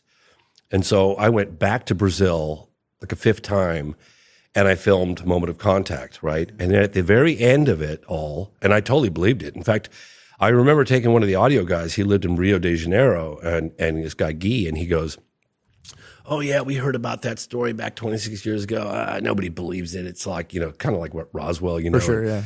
Then I took him on all the shoots, and he was like, holy shit, this happened, And I said, yeah, I wouldn't waste 12 years of my time if I didn't. Yeah. So at the last week or so of filming in Brazil, a flight control officer with the Brazilian military, because flight control, fire department, police, they're all connected to the military. He came forward and said, yeah, I saw the United States Air Force plane come in and land in Campinas, and then sent Wait, two. what did you say? What? So it was confirmed the United States Air Force was involved with this UFO crash case. Okay. That the United States Air Force flew in to a place called Campinas. And then from Campinas, I know, right? I know, Varginha and Campinas, right? Doesn't get any better than that. Can you believe it? I know. Sorry. I thought my mind was just making tricks. I thought you might have known about this case. I'm sorry. Campinas and Joe Rogan talked about it for a year. Campinas. No. Yeah. I wish I knew about I know. So there was an alien invasion. Well, so they probably thought it was the best place ever. They're like, dude, we got to go to Campinas, Virginia. I know, you can't make this stuff up. I know. Okay, it's so really what funny. happened? So the last time I was there after 12 years of filming on and off, a guy comes forward, and he was with flight control with the Brazilian government, military. And he's like, yeah, I was on duty that night, and I saw, this is January 20th, 1996, and I saw USAF come in. And I was like, USAF? United States Air Force, USAF. Flight come in and didn't have authorization to land. So he told some folks, like, I can't let this guy land. You need authorization. And then a higher up stepped in the room and said, let him land. Yeah. So he goes, yeah, this thing landed. Then one or two helicopters were unloaded, and they were flown to Varginha. They picked up some stuff, came back to the Campinas, loaded it on the plane, and the United States Air Force plane, back to the United States. Yeah. So that was when I became aware of the fact that, wow, there probably is a crash retrieval program going on. So when I started doing the program, the film that's out now, it was almost personal for me, right? Because I had no idea. Like, I was on Joe Rogan talking about moment of contact in April of 2023. Well, in July of 2023, the highest level intel officer, David Grush, testified under oath to a bipartisan group of lawmakers that there is a crash retrieval program, and he found it. Damn. Yeah. So that's the program kind of covers this unprecedented push for transparency on what the intel agencies really know about the phenomenon, right? What kicked that off? I was curious about that. Like, this is my thing. If things are like top secret, you have these giant kind of like, mechanisms of power controlling and hiding things. I do find it funny that they're like, you swear you're telling the truth, and they're like, that you fucking got me, dude. Yes, I pinky promise. Like, it's a weird system we still do. Yeah, well, where it's like, you better tell the truth, and we're like, you got me. So people think that the government suddenly had an epiphany and decided to be more transparent on the UFO phenomenon. That's not what happened. Yeah, I doubt that. Yeah, right. What happened was there were a couple of intel insiders, Christopher Mellon being one of them, former Deputy Assistant Secretary of Defense for Intelligence, along with Lou Elizondo and a handful of others, just small handful, that protested because of excessive secrecy. They found a loophole and walked some evidence from the Pentagon out on the front page of the New York Times, and that happened in December of 2017. Okay. So they can't put the genie back in the bottle, right? Yeah. So more people keep coming forward now, and then Congress started getting wind. They were having behind doors meetings with some of these witnesses, and they were like, ooh, there's a there. Wow. And then they had the first congressional hearing by a guy named Andre Carson, Congressman Andre Carson. That was 2022. That had a hint of a crash retrieval program that was revealed through a memo, the Davis-Wilson memo. Then they had congressional hearings in July of 2023, and that's when it was all out. David Grush said, yeah, we have a crash retrieval program. And then recently, just a month ago, we had more congressional hearings, which I attended. And Lou Elizondo, who ran ATIP, or was one of the members on ATIP, he confessed under oath that there is a crash retrieval program. So they have been going around and scooping these things up. So yes. Things. So what do you say to people who are like, it's just super advanced military technology they're hiding from everybody? Well, if that's the case, that would be an even bigger story because somebody has kept it secret for over 80 years. Yeah, so, true, wow, yeah. Okay, that's cool. Yeah, no, I hear you. These things exhibit a technology that's just so beyond anything that we have in our arsenal. So, and what are the examples of like the technology that we can't really wrap our heads around? So you have objects that can hover.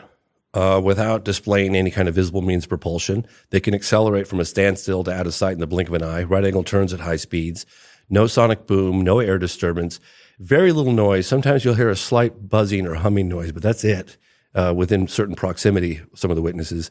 And they fly rings around our fastest jets.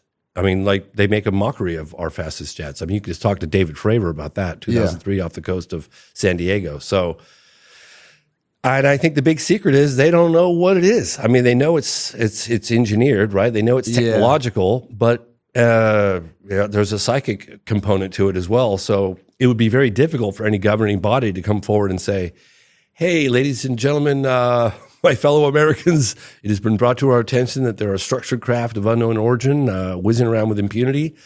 They fly rings around our fastest jets, so we don't know who they are, where they come from, and if they turn out to be hostile, we have no visible means of defense against them. Thank you and good night. Yeah, true. Everyone would be like, fuck this. Everyone would be like, no! That's why right now, when they don't know what these drones are, they're calling them drones because drones is a little less scary than UAP, right?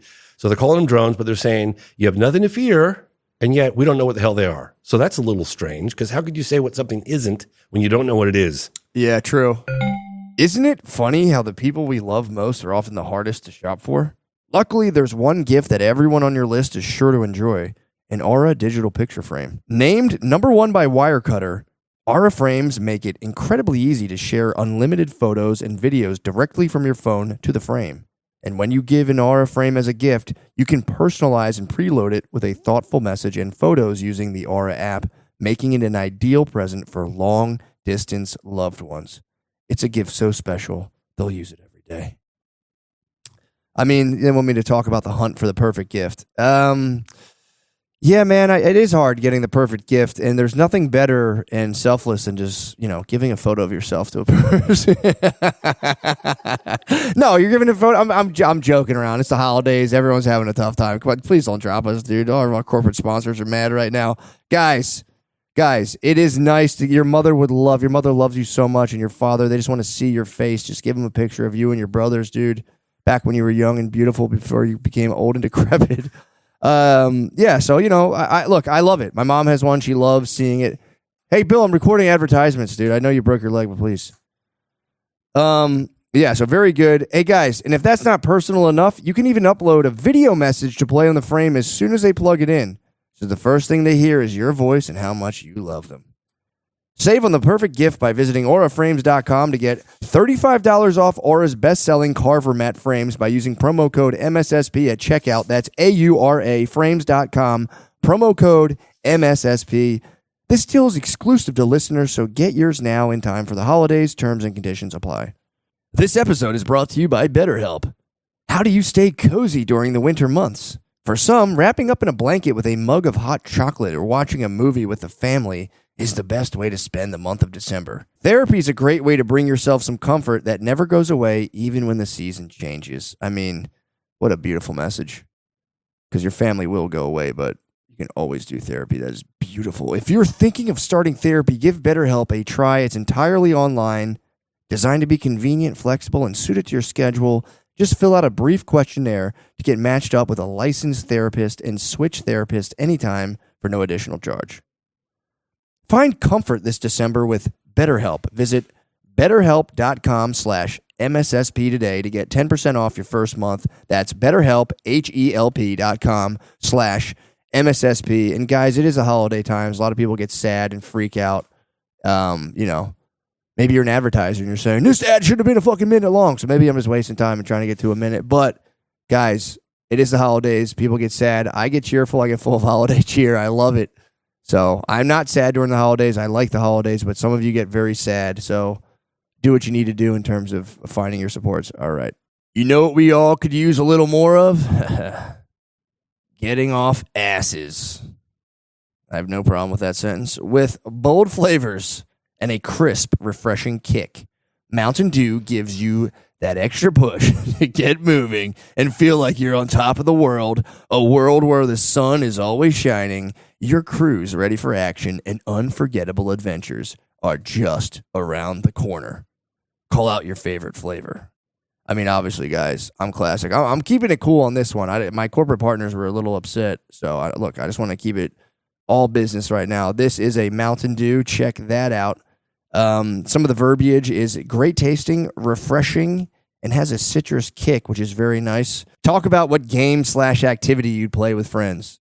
Honestly, I like to talk about that. I thought I was being pretty open and candid, with my branding partners, talking about what I was doing with my friends, but I don't know if they like my candidness or my candid nature. So I'm just going to say, me and my friends, we drink Mountain Dew, we hype each other up, we watch the game with each other, and then our wives come over. And I'm not going to talk about wife swapping or anything like that with our corporate partners, but we just have a good time, dude. Whatever, man. Just fucking do you, bro. The mountain is calling. You should answer. Grab your friends. Grab an ice cold Mountain Dew wherever refreshing beverages are sold, and do the do.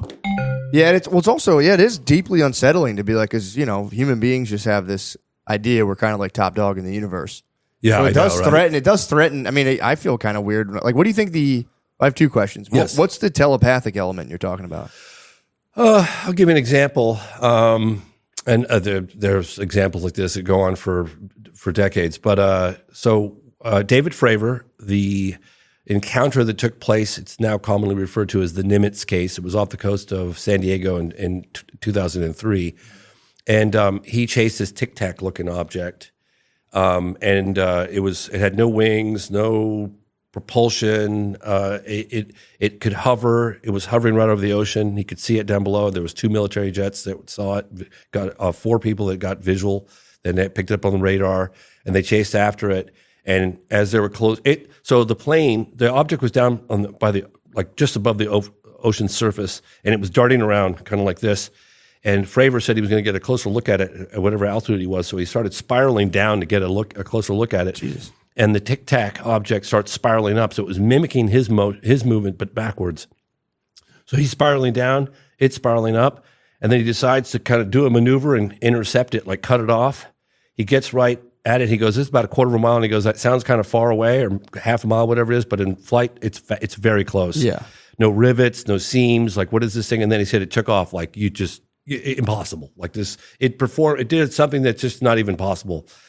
And then it ended up at their, it's a strategic Latin launch that's like predetermined before. I'm trying to think of the technical name they use for that. But in any case, it just showed up right at that exact tactical spot at their Latin launch. It's like, and he said he had like the hair on the back of his neck stand up straight, because that was like it. Basically, like I'm 5 steps ahead of you guys. Like, yeah, I even know where your Latin launch is, man. Yeah. So. And again, I could give you example after example. For sure. Example, yeah, no, that makes sense. Just one. That's pretty crazy. Yeah. So what do you think are like the implications on like day-to-day kind of like human thinking and affairs? Say it's just like, it's out. It's proven without, any sort of doubt or whatever. It's proven that there is like life forms that just dwarf our kind of technology and understanding of the universe. What do you think that does to human beings?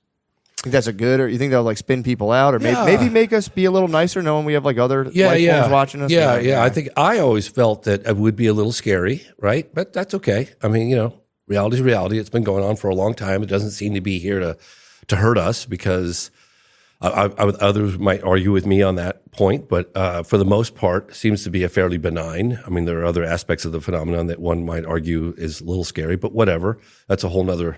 Well, I would argue. I would argue. Sorry, I'm going to cut you off. No, it's okay. Please. I would argue if they're that advanced, there's a huge chance they're not kind of like predacious and like, you know what I mean? Because it'd be hard to be that advanced while you're still dealing with kind of like those more animal aggressive kind of instincts. Yeah. You think it would implode like human beings? Like if we don't kind of get our kind of aggressive instincts under control, we might like blow ourselves up. Oh yeah. No, it's really funny actually. And to your point. I interviewed this guy, Robert Salas, who was a launch control officer during the height of the Cold War. And I think he was in charge of Minuteman missiles, but they were nuclear arms. And I'm not sure if it was Minot or anyways, one of these bases housing nuclear weapons. And objects were seen over the base, documented over the base. And then all of their vast majority of nuclear weapons went into a no-go situation. They were just shut off, and they're all independently controlled. I report about it in my film, The Phenomenon. And I talked to Salas about this, and it was funny. I could see why he was a launch control officer, because he's got this demeanor where he's just like super mellow and calm and just measured, and just doesn't, he's like, well, James, the message I got from that is almost like taking matches out of the hands of a baby. Maybe you shouldn't be playing with these things. Yeah. And I was like, wow, never thought of it that way. Wow. I never heard of that. So they all just deactivated. Yeah. Oh, there's 50 cases in my film, The Phenomenon. I literally did a deep dive in there with the help of this guy, Robert Hastings, who wrote the book on it. And you'll hear officer after officer after officer about incursions over military bases. They seem to be like some people had put it, like a moth to a flame. Like anytime there's nukes around, the phenomenon kind of just comes around to check it out. Yeah. Wow. Mm-hmm. Damn, that's crazy. Yeah, Senator Harry Reid, former Senate Majority Leader Harry Reid, gave me an interview. I think it was like 2019. And he was the one that started this, one of the key people that started this UFO investigation, ATIP, Advanced Aerospace Threat Identification Program. Before that, it was OSAP. But in any case, I asked him, and went on for 10 years. It was never meant to go public. But again, people had protested from the inside from excessive secrecy and walked some evidence out of the Pentagon onto the front page of the New York Times. And it went on for 10 years. It was found out in like at the end of 2017. It started around 2008, 2007, something like that. Mm-hmm. And I said, what were some of the more astonishing aspects of the phenomenon that you learned during that 10-year Pentagon investigation? And he goes, right away, just like that. He goes, they're interested in our nukes. And I was like, oh, whoa, I'd heard about that a little bit. So we did a whole segment on it within the phenomenon of Wow. That's pretty crazy. Yeah. And there are a lot of incursions going on, military bases all over the place still. So I don't know. I think it's a far more complex issue than one might, gather. Yeah, true. It doesn't have like one easy explanation.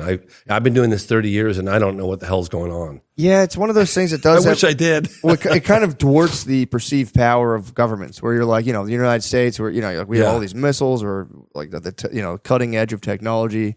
And then you see something that's so much more advanced. If it's really buzzing around, kind of like it makes the government less authoritative almost. So you're kind of like, all right, dude. Like, I thought it would have a unifying effect on all of humanity. Quite honestly, I mean, if there's an outside force, I mean, Reagan had talked about it, but he used more of a threat. But if you have something I think it would unify us. Yeah. Excuse me. I remember interviewing Apollo astronaut Edgar Mitchell, and he was Apollo 14, sixth man to walk on the moon, and he said on the way to the moon, he was so caught up in all the data, and he might as well have been a simulator. But coming back, he got to kind of really just look at the Earth and look at and really feel what he was doing. He was hurtling through this little tin can through the vastness of space and darkness. And he goes, you don't know dark until you've been into space. Like it's a vacuum out there. And he goes, I looked at Earth and I watched it slowly getting bigger and bigger, and all those invisible lines, I didn't see any territories, and I was imagining all the wars that were taking place and all this. And he really felt, not just saw, but felt like humankind as one race, one, you know what I mean? One people kind of thing. And I think that this reality will help accelerate that. Yeah, in my opinion. I think it's a good thing. We get a lot of people who start being like, they're trying to use this to start up a new world government and blah, blah, blah, blah. And it's like, I don't think they have control of it. I really don't. Yeah, I would argue someone who's investigated all around the world for 30 years. There's no way. I don't think that I think that they're doing what they're doing. True. And it's one of those things where it's like, if there, say for, argument's sake, say there were some just human beings who are so powerful they were engineering these kind of crafts. It's like, well, guess what? They're going to do whatever they want, whatever. Yeah. But yeah, I think that's awesome, man. I think it's pretty cool, and I think it is I don't know. I think it's good for people to have kind of shocks to their system, and I think the UAP kind of like reality of other life forms is a good shock to the system in a way. I mean, if you look at the program, you'll see, refreshingly, you'll see a bipartisan effort. You'll see Democrats and Republicans working together, being civil, and like really trying to get to the bottom of it. And I love that. Yeah.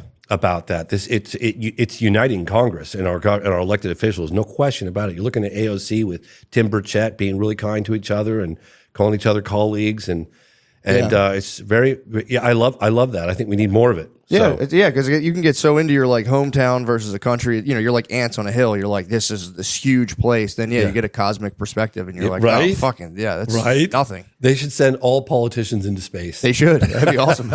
Or just give them a ton of LSD. There you go. Either or. Sure. Is it possible that this is an it's us, but an ancient civilization, like if Elon Musk or Bill Gates, if something happened now, they would just go into their bunkers, and they have huge bunkers, and their civilization would grow for thousands of years. And everybody else on top, we decelerate and we become back to cavemen. And now 12,000 years later, they're finally coming to the surface again. But it's us, just a more advanced civilization that was able to keep going. I've heard that theory, and one of the things that I'm coming to terms with is that all options are on the table as far as I'm concerned. I mean, I've heard interdimensional, I've heard future, coming back from the future. I've heard interplanetary. I've heard they're right here all along, down in our oceans and in specific locations around the world. And I can't say no to any of them. I have to keep all options on the table. And at one point jokingly said, "It's a huge universe." I said, maybe it's all of the above. Maybe it's not just one race. Maybe it's a number of different things. It's one of the reasons why I showed some incredible Hubble telescope photography from space and galaxies. And one photograph in particular from NASA is they look like almost stars. There's so many of them, but then you realize they're not stars. You're looking at galaxies, and each one of those galaxies has like 400 billion stars, right? And it's like, and you're looking at all these pinpoints of light, and those are all galaxies, and you're thinking, you got to be kidding me. That's just incomprehensibly big, right? It's like, and we're just like, there's more stars. There's 10,000 times more stars than there are grains of sand on all the beaches in the world. It's like 10,000 times. So you can't even wrap your head around it. And it's getting bigger by the day. And now they're talking about multiverses and stuff. It's like, God only knows, man. Like, sometimes it's like, my mind hurts thinking about it. Like, I don't know, man. Sometimes when I think about the vastness and like how it keeps going on, and if it's not infinite, then where does it stop? Well, this is the thing that fucks me up. It has to be infinite, because if it were to stop, it could only stop by a sort of border, and there'd have to be something on the other edge of the border. So it has to be by definition infinite. So insane. The universe really is like ruled by like dream logic. That's the only place a thing can be infinite and not infinite is in a dream. Don't get me started, dude. I know, I was freaking out in Uber last night. It blows my mind. Seriously, I'm just like. But you know what I'm talking about, though? It has to be infinite, because if it were finite, there'd be a bordering edge, and there'd have to be some physical thing on. You can't have something that borders that doesn't have another side of it. So it can't be it has to be infinite, otherwise. I remember one time thinking to myself, like, I have no idea why I'm here. What the hell's going on? I do that every day. I don't think we're here to hate each other. Yeah. That's one thing I feel like, come on. Yeah. Well, it doesn't feel good in your body. That's what I've been doing. It's like people say like, this is crazy. It's all airy fairy talk. It's like, well, dude, if you like just assume we're these kind of like struggling animals with nothing other than animal instincts, and our whole sense of consciousness is like, just wafting off these. It's just like this nonsense that's wafting off our instincts. It's like, to take that worldview it literally hurts your body. Yeah. So it's like, I agree with you, right? I think if you kind of open yourself up to like the kind of cosmic scale, becoming basically a cosmic patriot rather than your country, or people will be mad at me for that. Like, but you can like your country, but also be like, I'm also a citizen of the universe. Absolutely. Opening yourself up to that scale feels good. I remember asking Edgar Mitchell. It was really funny because we're in the middle of talking about UFOs, and he like kind of grew up in Roswell, the surrounding areas. And so he knew all the ranchers from back in the late 40s, early 50s, actually even earlier than that. And I was like, God, I'm so sorry to ask this question of you, because I'm sure you get asked this all the time. What was it like to go to the moon? And he's like, well, James, if you'd like, I'll tell you, and so I got such a detailed description of what it was like, right down to when they landed on the lunar surface. They were hearing these meteorites pelting the skin of their craft, and they've been up basically for 3 days. And NASA's like, you guys need to go to sleep, and they were like, oh no, man, I want to. They tried to go to sleep, and then they were too excited. They were like, told NASA, we're overriding your recommendations. We're putting our suits on. We're going. Wait, so they were up for 3 days straight, and they were just like, yeah, they couldn't sleep. They were on the lunar surface, and he said they put their suits on, and they went out there, and he's walking around the lunar surface, and he says he sees off in the distance this blue marble. I love sharing this story because it's so crazy. This blue marble suddenly rise. It was an Earthrise from the moon, and he said there it was, this oasis of life. suspended in the darkness of space, the vacuum of space, such a hostile environment around it, right? And there it rose, and he had these big gloves on, and he put up one hand and he blocked out the entire Earth, right, from the lunar surface. And he's like, all that I know, all that I've learned, all the borders, all the people, and I'm blocking it out with one hand. Damn. Yeah, isn't that cool? Wait, so the Earth rises when you're on the moon? Yeah, he Kinda said like it was the an sun? Earthrise. Yeah, it was an Earthrise. Yeah, isn't that That's so fucking crazy? cool. That's so cool. Yeah, and he was like, it was like a blue marble. Like you said, it's suspended in a vastness. He goes, you don't understand the vacuum of space until you've been there. Like it's dark, it's hostile, and there's this oasis, this life oasis.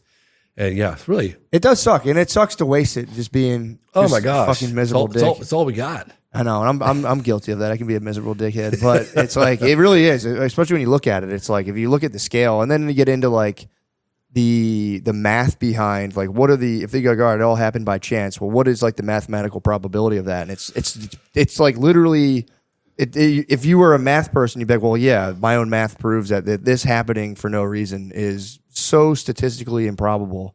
It's crazy. Yeah, and they go, well, it's just because the universe is infinite and that anything can happen. It's like, okay, like, all right, yeah, that's cool. You know, I wonder sometimes if we just like, I used to think back when I first started this, because I was like, I would go into the field. I wouldn't just read books or go to conferences. I would actually go to locations and meet with witnesses on UFO sightings all over the place. And so I knew the phenomenon was real. I mean, unless everybody I was talking to, including pilots and FAA officials and civilians and governors, all lying, I was like, well, maybe, you know, it's such a big universe. It's, you know, the galaxy, whatever, Milky Way, we probably just get periodic visitation for whatever reason. The governments decide to cover it up. That's what I thought. Sure. But now, all these years later, I'm like, oh my gosh, now I feel like I know less today than I did when I started. Yeah. Because like you said, like, could it be time travelers? Yes, it could. Could it be interdimensional? Yes, it could. Could it be interplanetary? Sure could. Why not? Yeah. Yeah, well, Tucker Carlson now is like... He's freaked out. He's like big like, on the interdimensional thing. I'm done. Yeah, he's like out of nowhere. He tapped out. He got off of Fox, and he was just next thing you know, it was just like there's interdimensional entities, blah blah blah, and everyone's like, "What the fuck, dude?" Yeah, no, he tapped out. What do you mean he tapped out? He's not doing the UAP anymore. He just doesn't even want to. He doesn't even want to talk about it. He learned certain things, and he's like, "We're done. I'm not doing this." And it's funny actually because one of the things that Senator Harry Reid said to me was that they were just trying to get some of these senators to look at the data, look at the evidence, and they were so dismissive of, they said it's demonic, and I'm not going to engage with that. So because they couldn't explain it, or for whatever reason, it was just written off. So there's that wing of the elected officials that have looked at it like that way. I don't know if they're still looking at it that way, but they were like, it's demonic, and we don't want anything to do with it. I'm not even going to look at it. Damn. That's what he told me. Yeah. Yeah, and even people within the Pentagon saying that. Yeah, I mean, it makes sense especially if you're like an older man, and typically politicians, and I would say even more so like military people. A lot of them are sort of kind of like a rigid, kind of like insulated, and like not like they're not saying like they're egoic, but it is like they have a very kind of top down way of thinking, and like stuff like this is just like there's no time for it. One of the people in the part of the UAP task force, I'm not sure what year he was involved, but his name is Lenval Logan, great guy, and. He goes, it's crazy. He goes, we pick up a Russian MiG or something on the radar, and it's all hands on deck. And yet, when it doesn't have any markings on it, we can't identify it. It's like nothing to see here, folks. It's like he's like, well, how could that be? What? Like if it had a Russian flag or a Chinese flag, it would be all hands on deck. Yeah. But because it doesn't have that, it's flying rings around. We can't stop it, control it, whatever. It's like nothing to see here, folks. Yeah. Oh, that's kind of nuts. That's what he said. Yeah. So there's got to be some sort of directive. Like I said, if you're military, there's rules for everything. So to be like, we'll get that He's later. like, how can that be? I was like, it's a great quote. It's one of the quotes at the end in the credit. I always like to, when I'm editing a film, I'll get a lot of what are called GMs or golden moments. And I always paint those. I color those like a gold color. And then I put them, if I can't find a place for them in the movie, I tuck them aside in my GM, basket. And then at the end of the film, I'll go, oh God, can I squeeze these in somewhere? And if I can't squeeze them in, one time I was like, why don't I just sprinkle them throughout the credits? So now I always love doing that. What I'll do is I'll get my little GMs, and that moment with Lenval Logan, who's part of the UAP task force, is sprinkled in the credits at the end. So that's awesome. If you do watch the program, watch it all the way through to the end, because there's lots of cool stuff sprinkled throughout the credits. That's awesome, man. Yeah, isn't that fun? That is a good idea. Yeah. Damn, man. So we'll wrap this up. I think this has been awesome, by the way. Thank you. Oh, cool. Thanks. My question is, so say if somebody, the biggest doubting Thomas, or one of the, if someone pretty close-minded is like, I don't even want to think about this stuff. Do you have like one kind of like silver bullet you'd be like, check this out? Or would you just... I would have to say that if you watch the program and you still think there's nothing to it, I think that's going to be nearly impossible. Damn. I really do. Okay. Just because of the bipartisan effort, the congressional hearings, people testifying under oath, some of the video photographic cases and radar. And look, the DOD's, begrudgingly admitting that the phenomenon's real. They're not lying anymore about that. Yeah. Right? I mean, they're trying to control how this stuff comes out, but it's happening. It's coming out, okay? So one can speculate all day long as to where it's coming from and what's its objective or agenda. That's up for speculation, but the phenomenon is real, and it defies a conventional explanation. Awesome. Dude, thank you so much. Appreciate Thanks it. for doing this, man. Of course. Watch the program. Thank you, James. Of course.